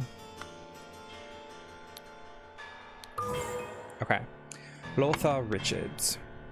I had a dinner party years ago where he offered large amounts of wine. 7, 14. So +1. Okay. Josh Bailey. Left his work at the tannery earlier.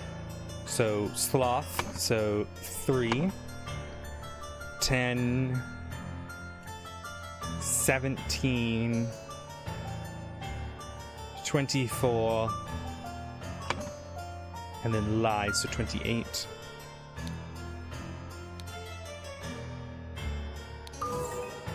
Okay. Horace Webb. 60 instances of non-work. Oh boy. So sloth, which is 3, so 60 times 3. 180. I could have done that in my head. I didn't need a calculator for that. Claims to work.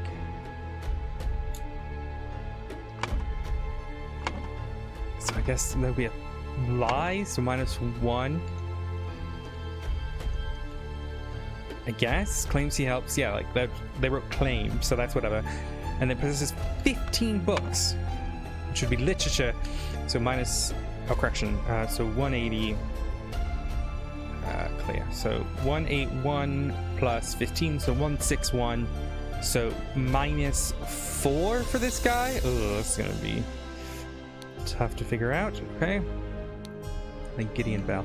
I'm not confident on that. Where's an outrageous hairstyle? So 2. Emotion 70, so 72.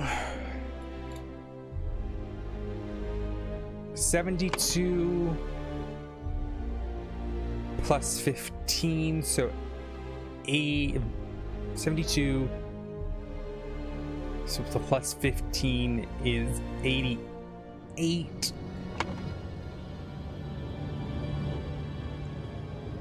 88, 89. That's the hottest one right there. Ooh, okay. Which one's wrong? So wears an outrageous hairstyle. So that is for sure fashion. So 2. Broke down into tears 10 times. So that is 72. 77. That's why. I need to go back 1. Okay, maybe not. So 70, 72, 87. Should be 88. So, Okay, now I need to evaluate the other one, I guess. Also, okay. 60 instances of non-work, which would be 60 times 3, which is 180. Okay. Claims, I don't know what the claim would be. Like, there'd be a lie, right? So it'd be like 181. And then possesses 15 books. So that's another 15. Oh, it's be +4. There we go. Brain. My brain. Oh my goodness, that was the most my brain's worked in years. Alright, during travel instructor have the largest merit deduction. So it'd be Walter Keane.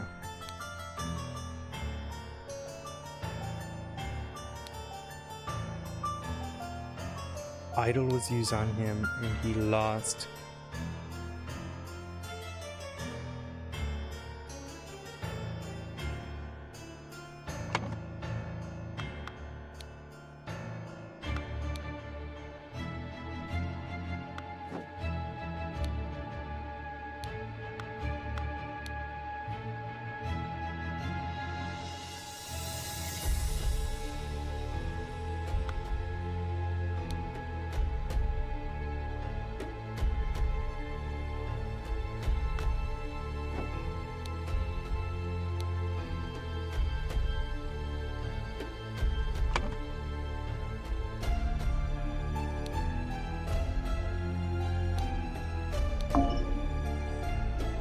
Okay, 3 years have passed.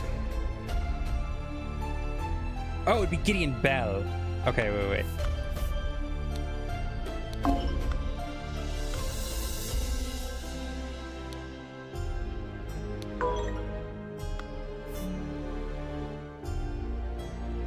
Taxi was punishment. Blank was used on him. So bones, idols, souls, francs? Merit. Idol.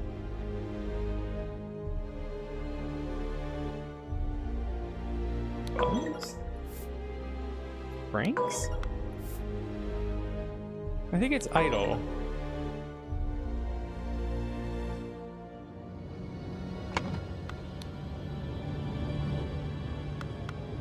Was that Gideon? Doesn't look like him.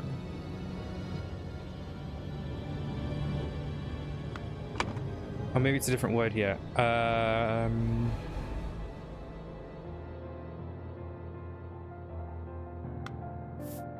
It's one of these. Moderation.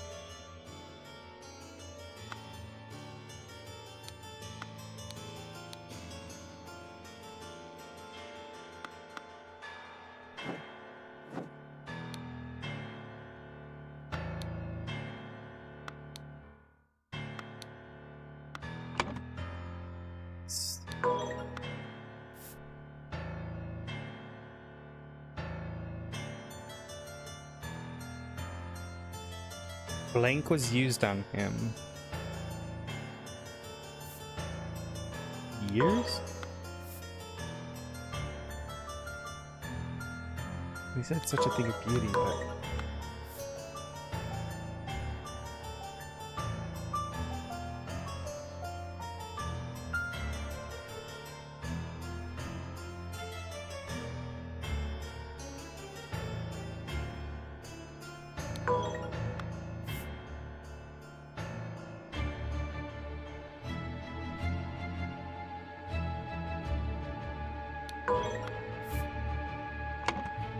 Ha!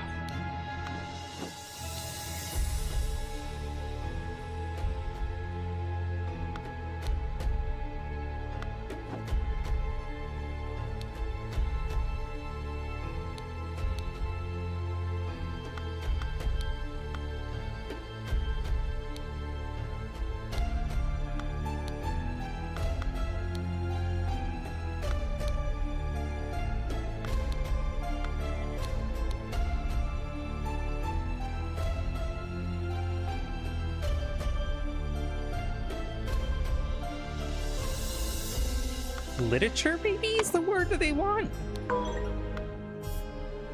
And he lost 88 merit and died.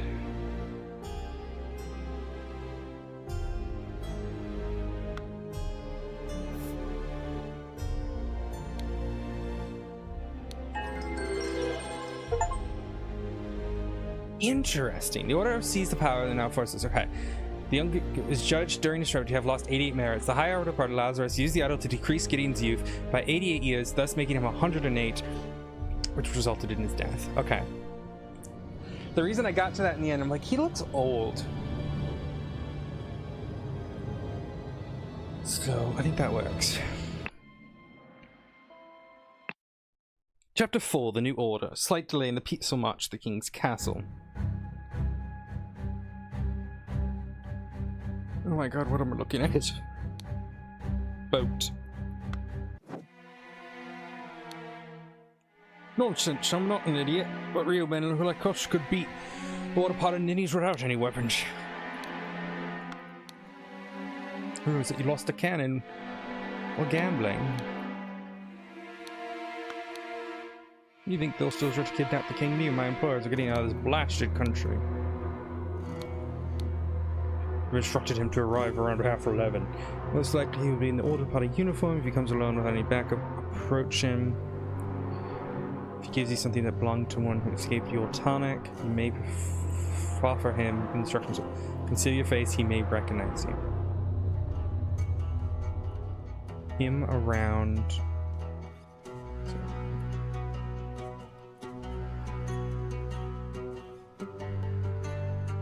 This is weird. Him will alone?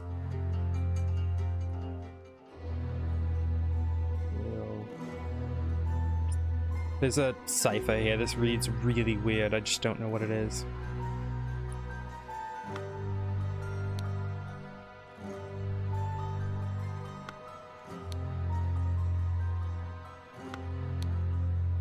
Or a rat sneaking around, that's no good. I just hope that just blackmail me. Look off.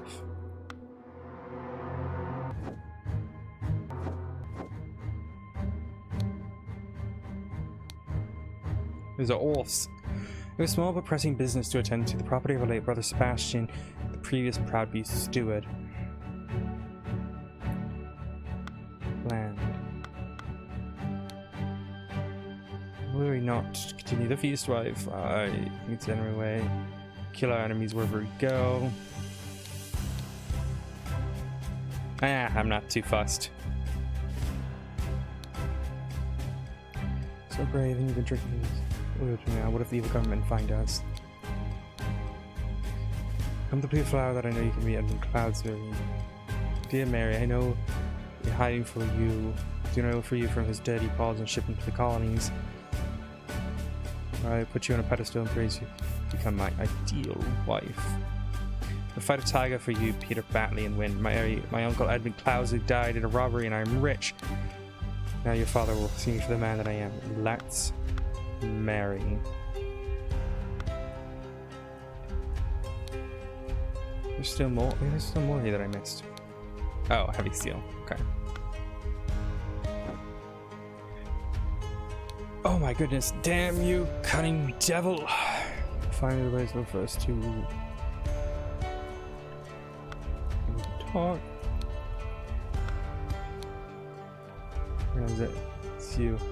Isn't it polite that you've fallen for the same trap you did all those years ago? Straw men are your bane. This is David.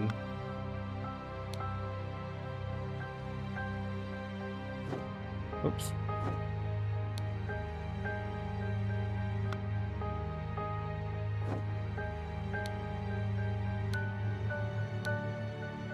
Up through its head.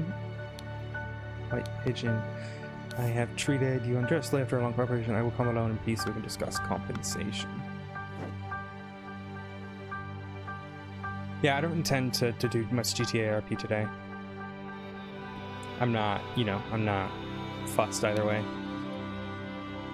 I'm kind of just waiting for EMS. It's kind of my goal right now. It's kind of really all I want to do in RP.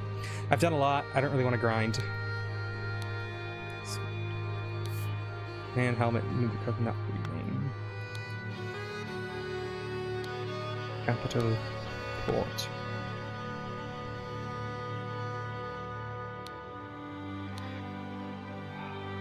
Why are you not working, you worthless person? Do the same thing Lazarus do during the merit executions. His gem's broken.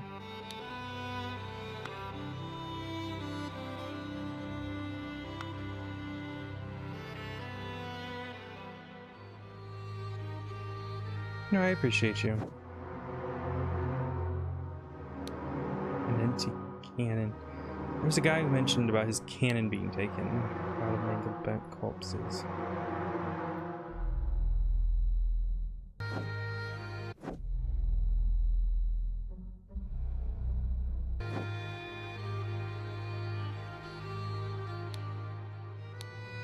Regime has to fall. It has taken everything from me. Watch. Shows ticking 12:15. Capital written morning at 8.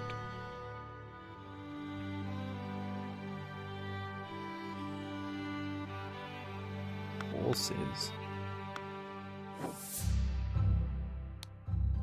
Yes, comrade Lazarus. It's not your return. for several hours. Comrades Alistair and James going to find them. If they do not return, we organize more search to find the lost.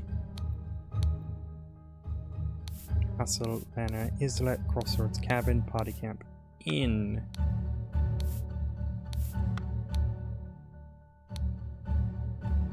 DG. David Gordon, since his successful memory is proven to be resourceful and discreet professional. Nicholas Maker, cowardly but just dutiful, used up to a limit. Alistair Carter, pompous and vain, being a military, ready to obey and ready to kill. James Turner, greedy and hedonistic, controversial motivation to work. Walter Keane, ambitious, incentive, but treacherous. As many smart people. Does that say were or are? You took 32 things from me and demand you return them. If you receive, we'll make your story. Your true orders known to the party leaders at half 11 and 50. Meet me at the party. At half 11, 15. Meet me at the place the idol was stolen from our brotherhood, and poor Willem Wright met his death. Come along and bring proof of yours to give something to the veiled woman. Tie your reply to a pigeon and release it from the cage. It will find me.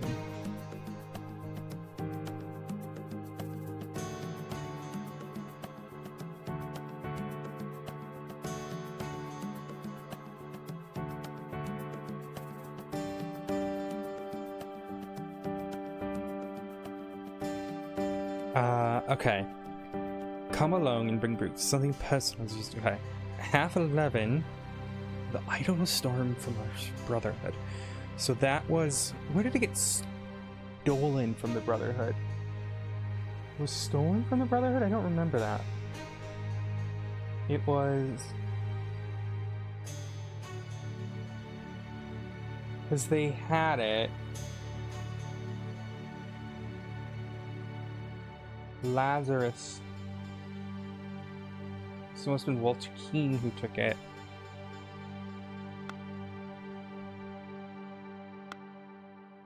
Okay, what do we gotta do? What? Oh my goodness. No. Oh my god, it's going through all the letters.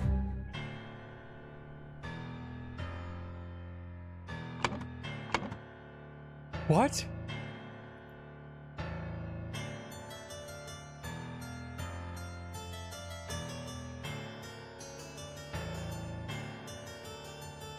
Oh my god, it goes between all the levels. Okay. Early in the morning, blank killed blank. Before noon, blank killed blank. Afternoon, okay. In the afternoon, blank went with blank to blank because blank blank had tried to blackmail Lazarus. Yeah. Lazarus Keane, I guess his name. Because he had this note, right?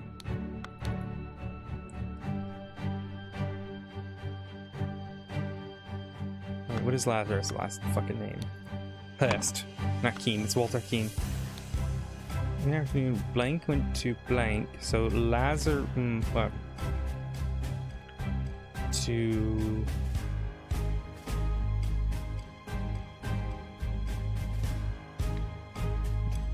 back his golden...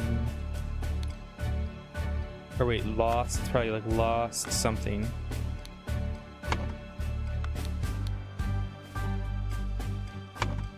Probably years?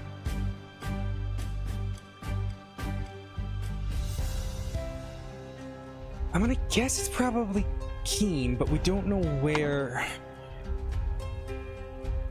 We're stolen from the Brotherhood.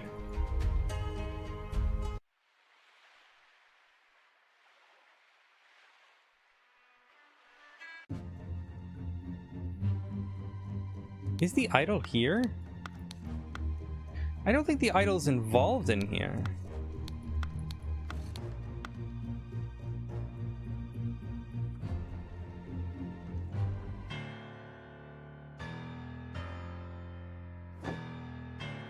Because he has the idol here. But when would Lazarus have gotten it? Is the idol involved here at all?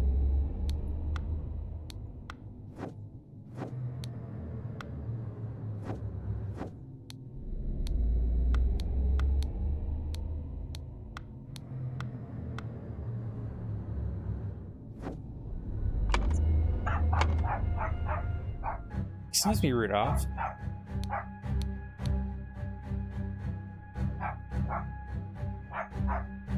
Willard Wright. Willard Wright. Who is Willard Wright? Willard Wright was... Oh, God. Okay. Rudolph! Excuse me, young man. Oh, here it is. This is it. So they went to the inn. Okay. To the inn to blank... Probably to kill. Yeah, who got 32 years? Walter Keane.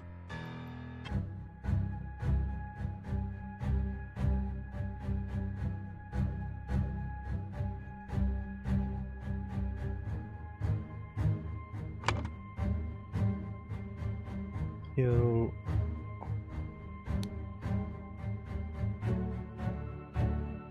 Walter Keane, because the question is, who went to the inn?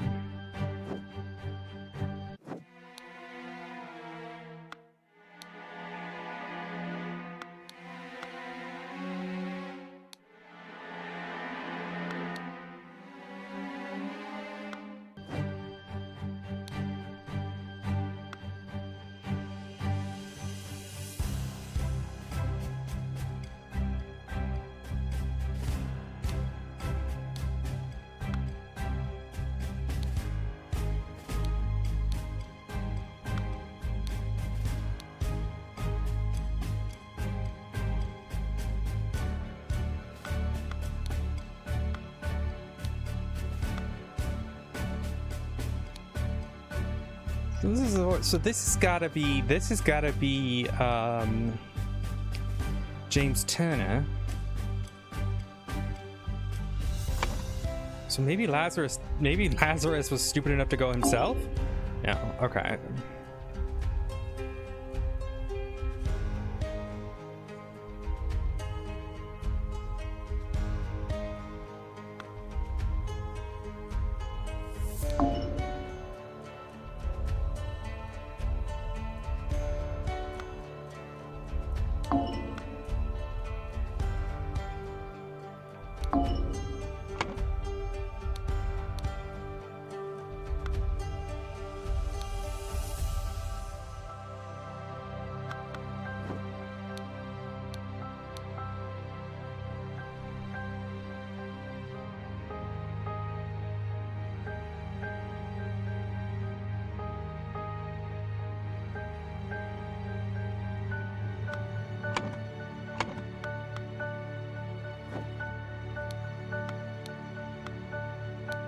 Who is the veiled woman? Oh, her?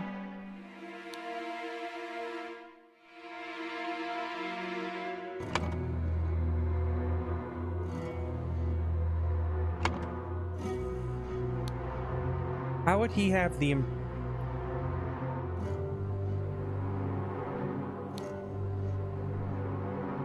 Most likely being part of it. If he comes without any backup, approach him. Gives you something belonging to... who escaped your tonic. You may proffer of him the instruction slip I gave you. Conceal your face, he might recognize you. Okay, so he gave something. Yeah, but that wouldn't be.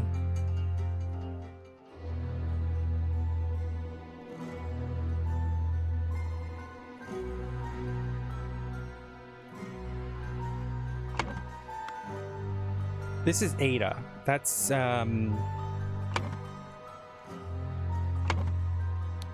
So this is the note. Okay. So she says, hey, go meet... Or, sorry, he wrote... Walter Keane wrote...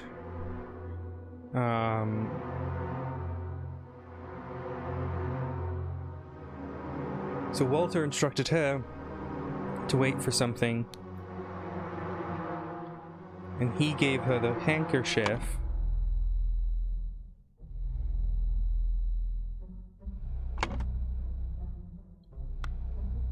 Okay, wait. So, this note says, It took 32 things to demand return. You refuse, I'll make the story of you know true. Okay. At half 11 on May 15th. So, the person who wrote this is Walter Keane. Walter Keane lost 32 years.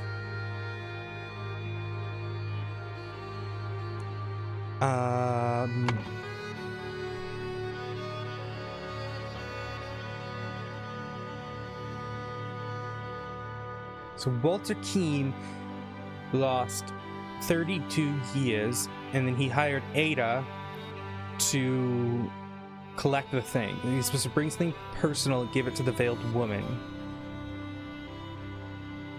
Hi, Noir. I'm trying to figure this out right now. So, Lazarus... We don't necessarily know it was Lazarus. Maybe Alistair went on his behalf? No. And it wouldn't have been James because James is dead north.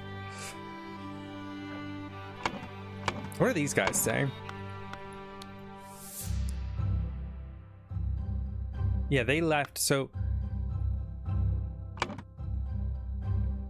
it has to have been Lazarus first.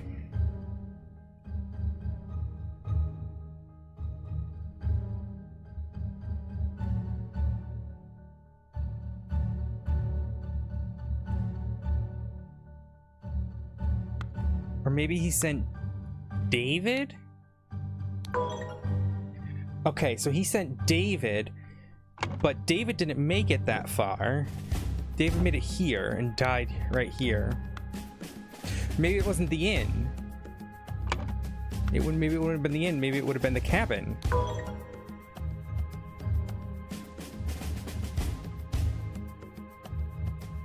Because Walter to find...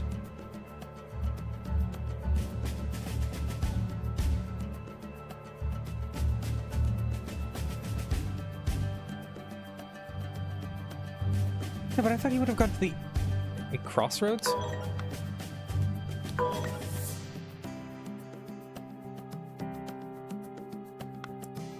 Maybe it is cabin he wanted to kill.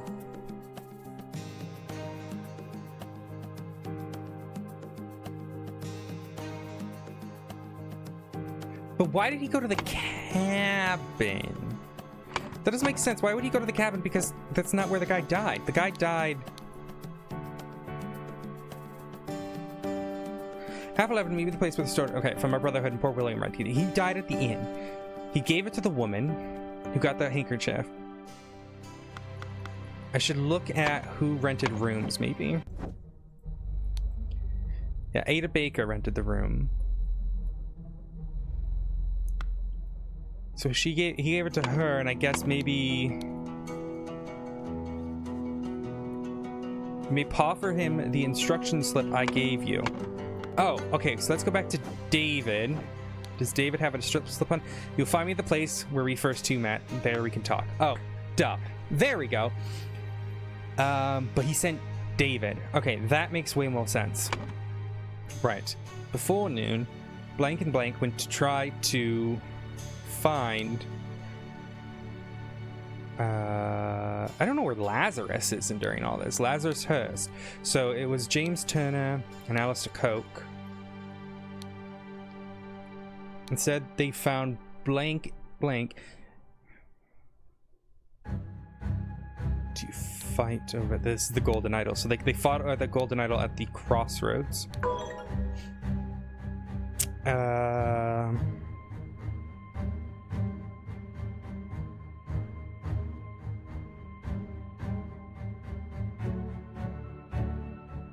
Maybe it wasn't at the crossroads. Where would they have found it? Because let me go back up. So his horse is up here. And it's running this way. This is James. James died here, and then he came down here. So they definitely went this way. But where did they find the Golden Idol? Where would the fucking Golden Idol? Maybe here? There's So maybe they found it at the manor. Okay, yeah, that makes sense. Because they found it there. Yeah, that makes sense. Because that's where Hurst is, but Hurst got blown up and killed by this cannon. Okay. I do have the DLC I planned. I do plan on playing it. In the early in the morning, blanked, because blank wanted to blank the blank.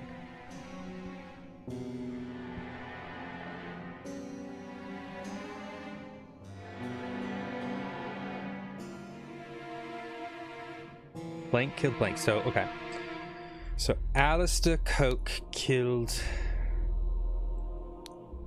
James Turner at the crossroads. In the afternoon...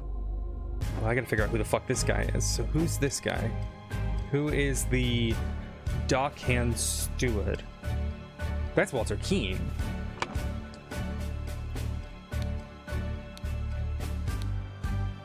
At the cabin.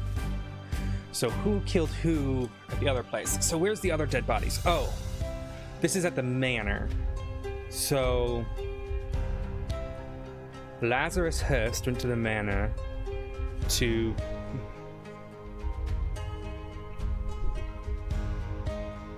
So why did he go?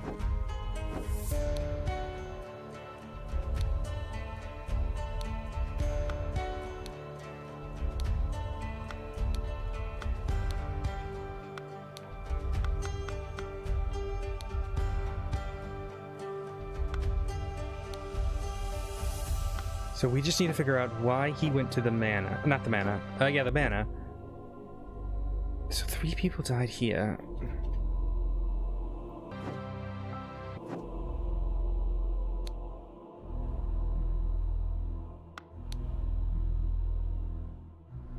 Lost a cannon while gambling.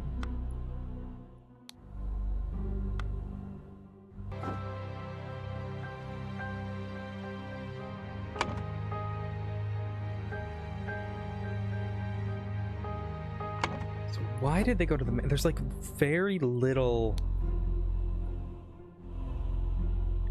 evidence to what is...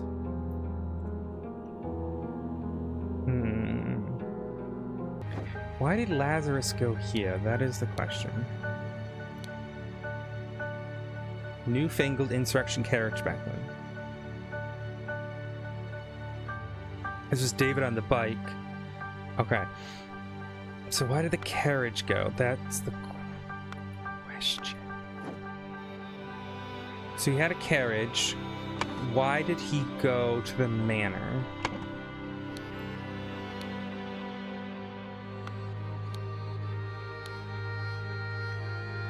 Was there a thing about the manor? Like a secret, maybe? He wanted to... find...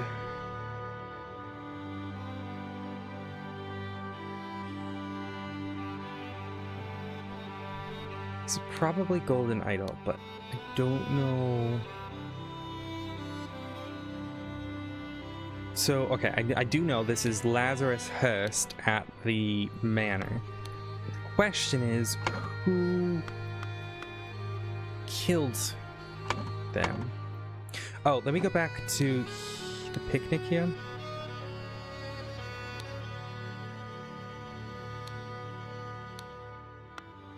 So is it Peter Bat?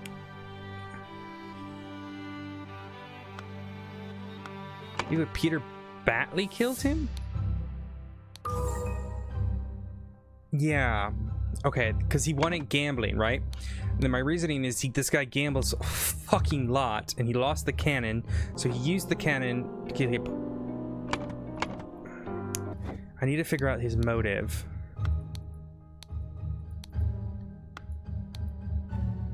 Free from his dirty butt, ship him to the colonies.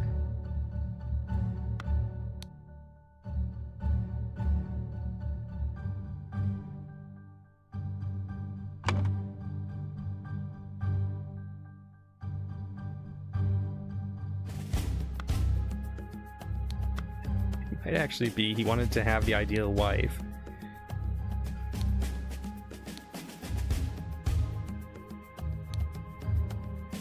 to...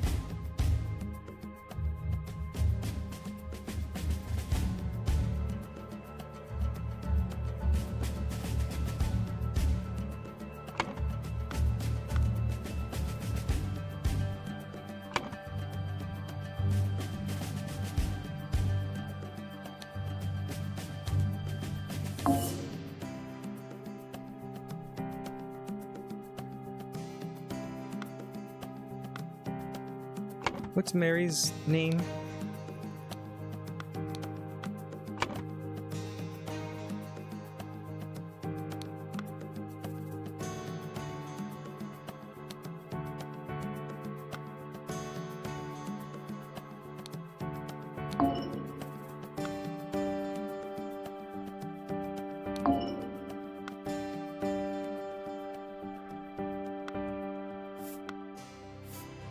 Why did he go to the manor? Why did he go to the manor?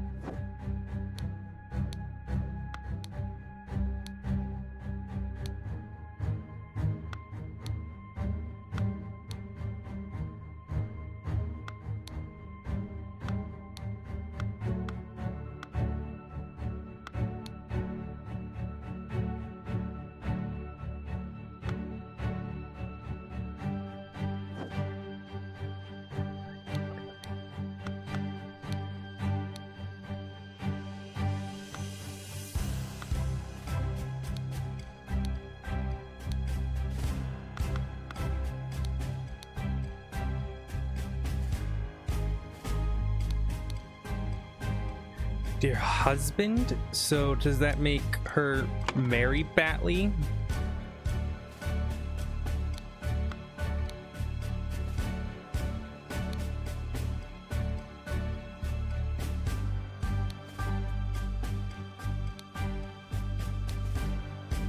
I don't. Oh my god, okay. So that does make her Mary Batley.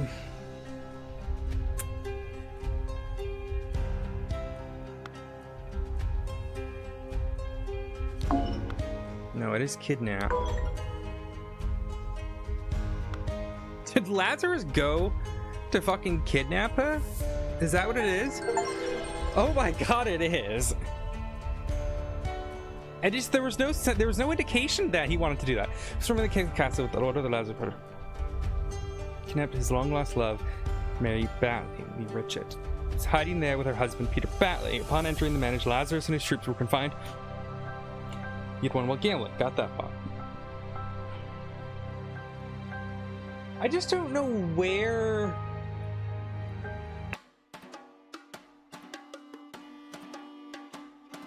I just don't know where that would have been hidden. Hey, weren't you with the older party? No. I was never part of that ghastly organization. Wait, take this gilded brass trinket scrap barrel. You can have 3 shoe for it. Call yourself lucky. So I'm just kind of confused. Like, where was the indication that he wanted to go get the? Maybe, you know what? It might have been in like the previous discussions. I guess there was stuff in the level before about Batley.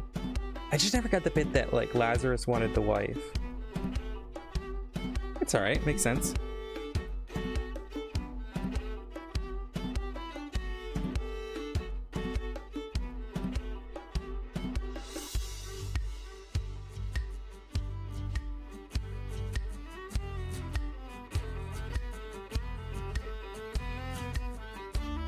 We're gonna see. I think it was an epilogue. We're gonna do the epilogue, unless that was the epilogue. I don't think that was the epilogue. We'll do the epilogue. I'll probably do the DLC another time because I'm sleepy.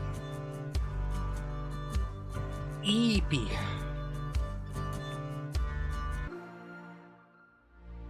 Yeah, grand vision of a better world. Epilogue, the grand vision of a better world.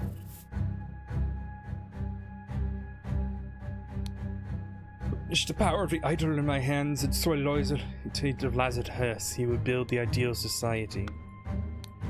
Look down. One thing is with imbeciles. Imbeciles with power. The rich and noble have a social club.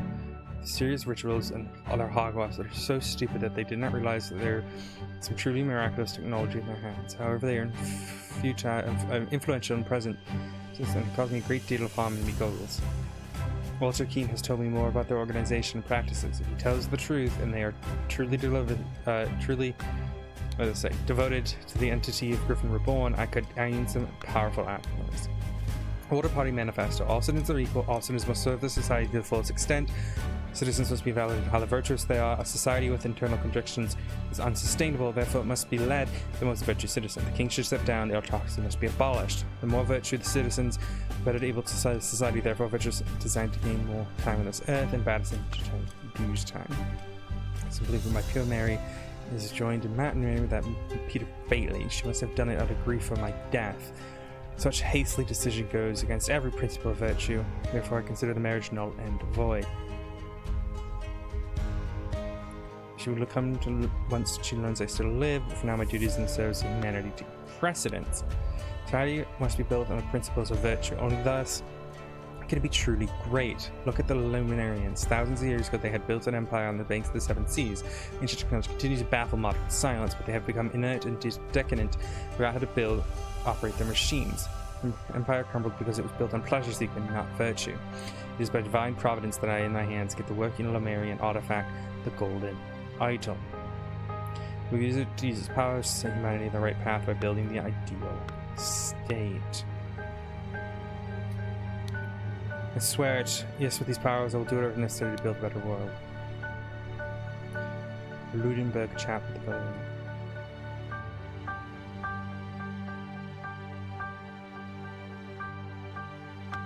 Okay. Right, Jamestown House. Okay. Yes, me lord, I swear loyalty to you and will undertake whatever tasks are required. David, I thank you for dealing me to my death and for keeping me an island now. I do feel I have impressed him not only with the Golden Idol, but with the vision of our ideal society. Come to the hideout before and you're ready for the next step.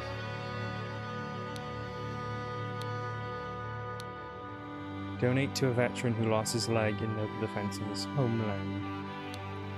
Man's not breathing. Half-empty bottle of gin.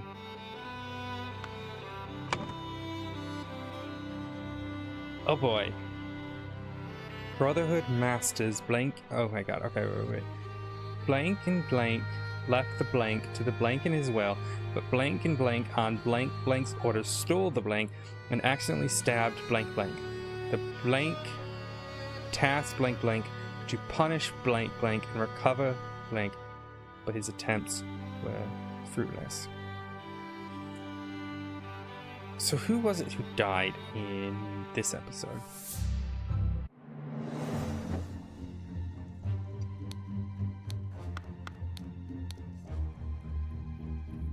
Sebastian Cloudsley, because he was the Sebastian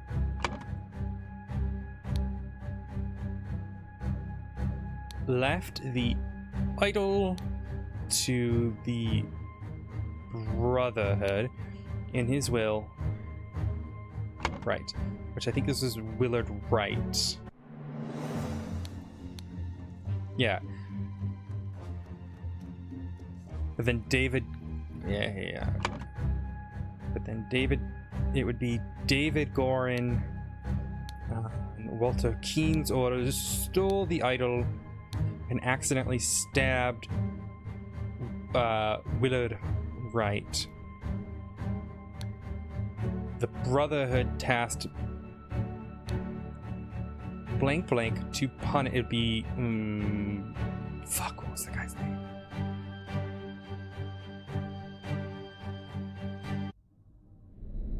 He's over here.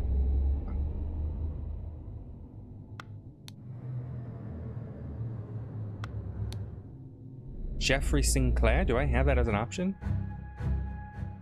I don't. To punish.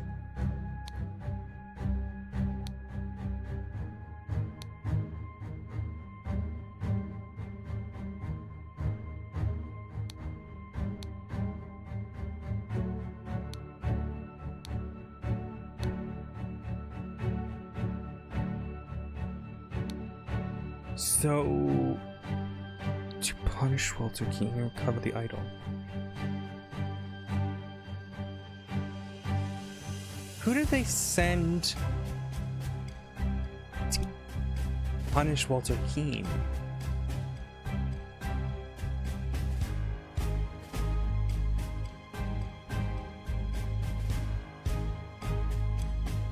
Was it meant to be David?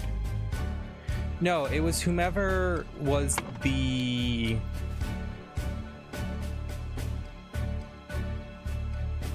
Chester Dave? Nicholas Maker? It's not an option. Who was... Yeah, what about Jeffrey Sing... Okay.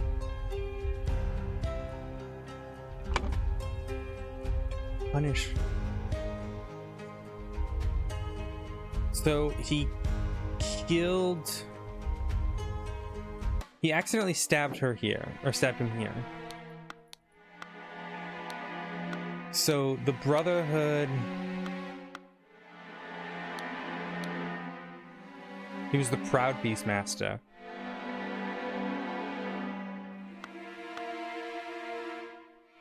So if he was the Proud Beastmaster... Who became the Proud Beastmaster?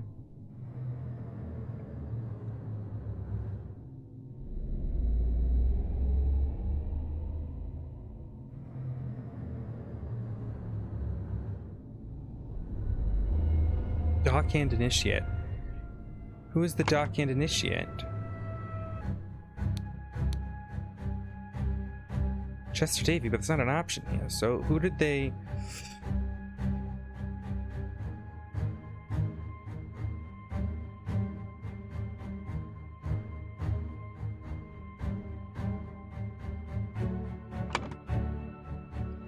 Who did they send? Do they task Lazarus? I guess Lazarus did. No.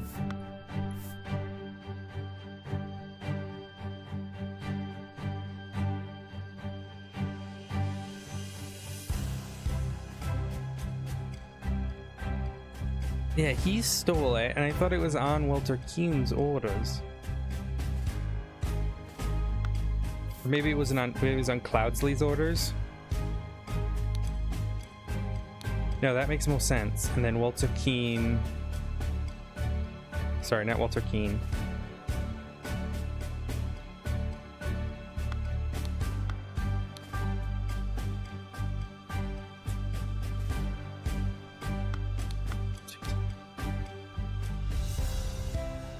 But who did they...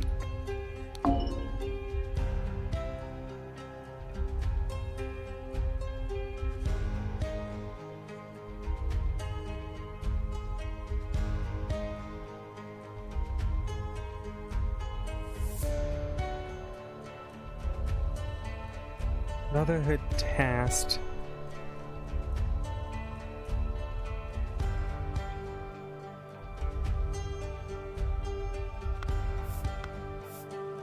No, it was Cloudsley. So Edmund Cloudsley. But who did they task to get it back? It would have been whoever was supposed to poison. It was Mary... Peter, was that her last name?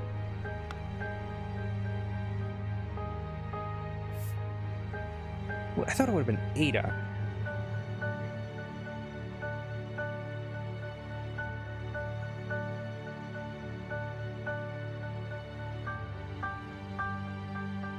Walter? No. Who's the woman's name? Who was supposed to They mentioned it in this one about the failure poison, but it was the woman. But Mary's the lady. So who did they... Was it because Walter Keene ordered, right? Yeah, okay. During one attempt, Blank was captured and Blank convinced him to join his side. Blank used the Blank to make himself young and infiltrated the Brotherhood under the new identity. New identity? Oh, I didn't catch that. Not Sebastian Cloudsley, Edmund Cloudsley. The idol to make himself idol.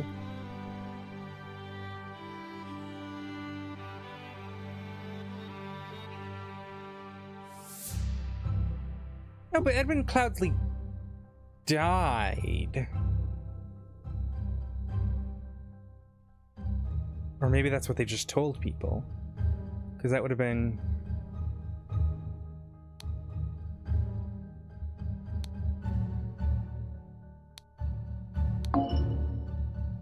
Who was captured?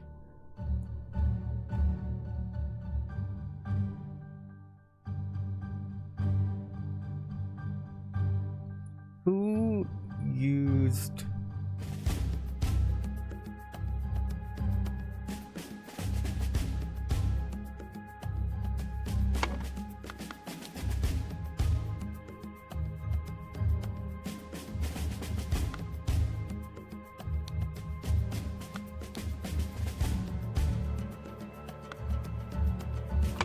Who came under a new identity?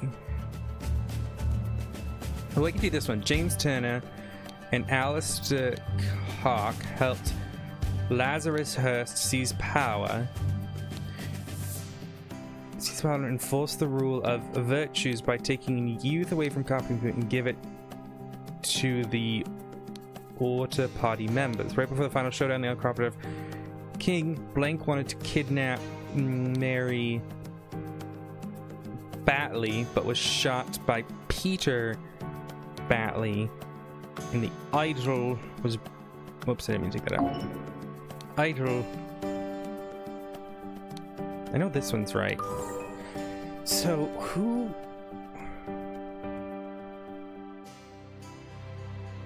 I guess that's what this is, right? This is him pointing the thing at himself. So he went...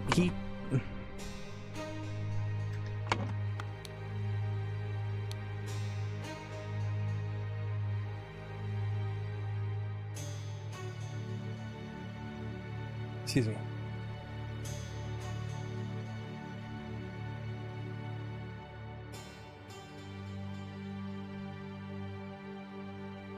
So the question is, who kidnapped him?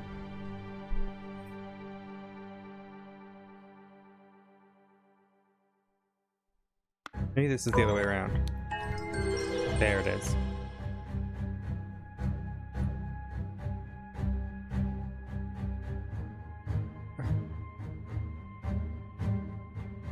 So I didn't realize Edmund Cloudsley was Lazarus.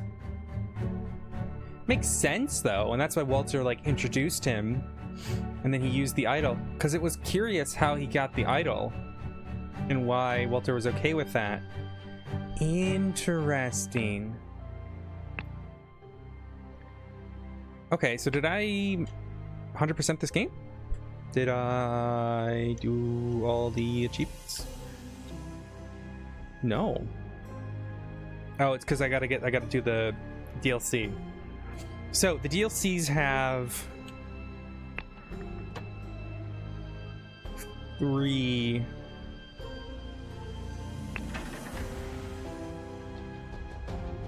thingies. We're not gonna do them today, but we'll do those another time. This game's really fun. They're coming out with the sequel at some point. Actually, we'll definitely play. You can thank Nuaw for suggesting this game to me, because I was really put off by the art style. Inuwa kind of told me to push it through and try it out, and I'm glad I did.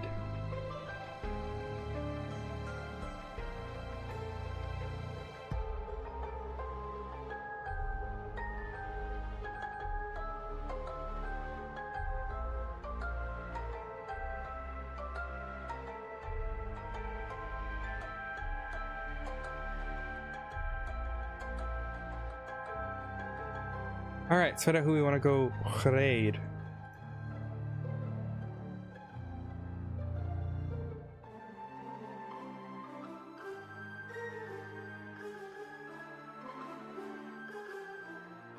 Let us go give love to American Sneakers. American Sneakers plays the wonderful Veronica Westfield. It was her birthday yesterday, so go give her lots of birthday cheers. Yeah, we're gonna go give her some love, and we will go from there. All right, everyone, have a good one, and go give American some. Oh God, what have I done? All right, here, let's click right now. All right, bye.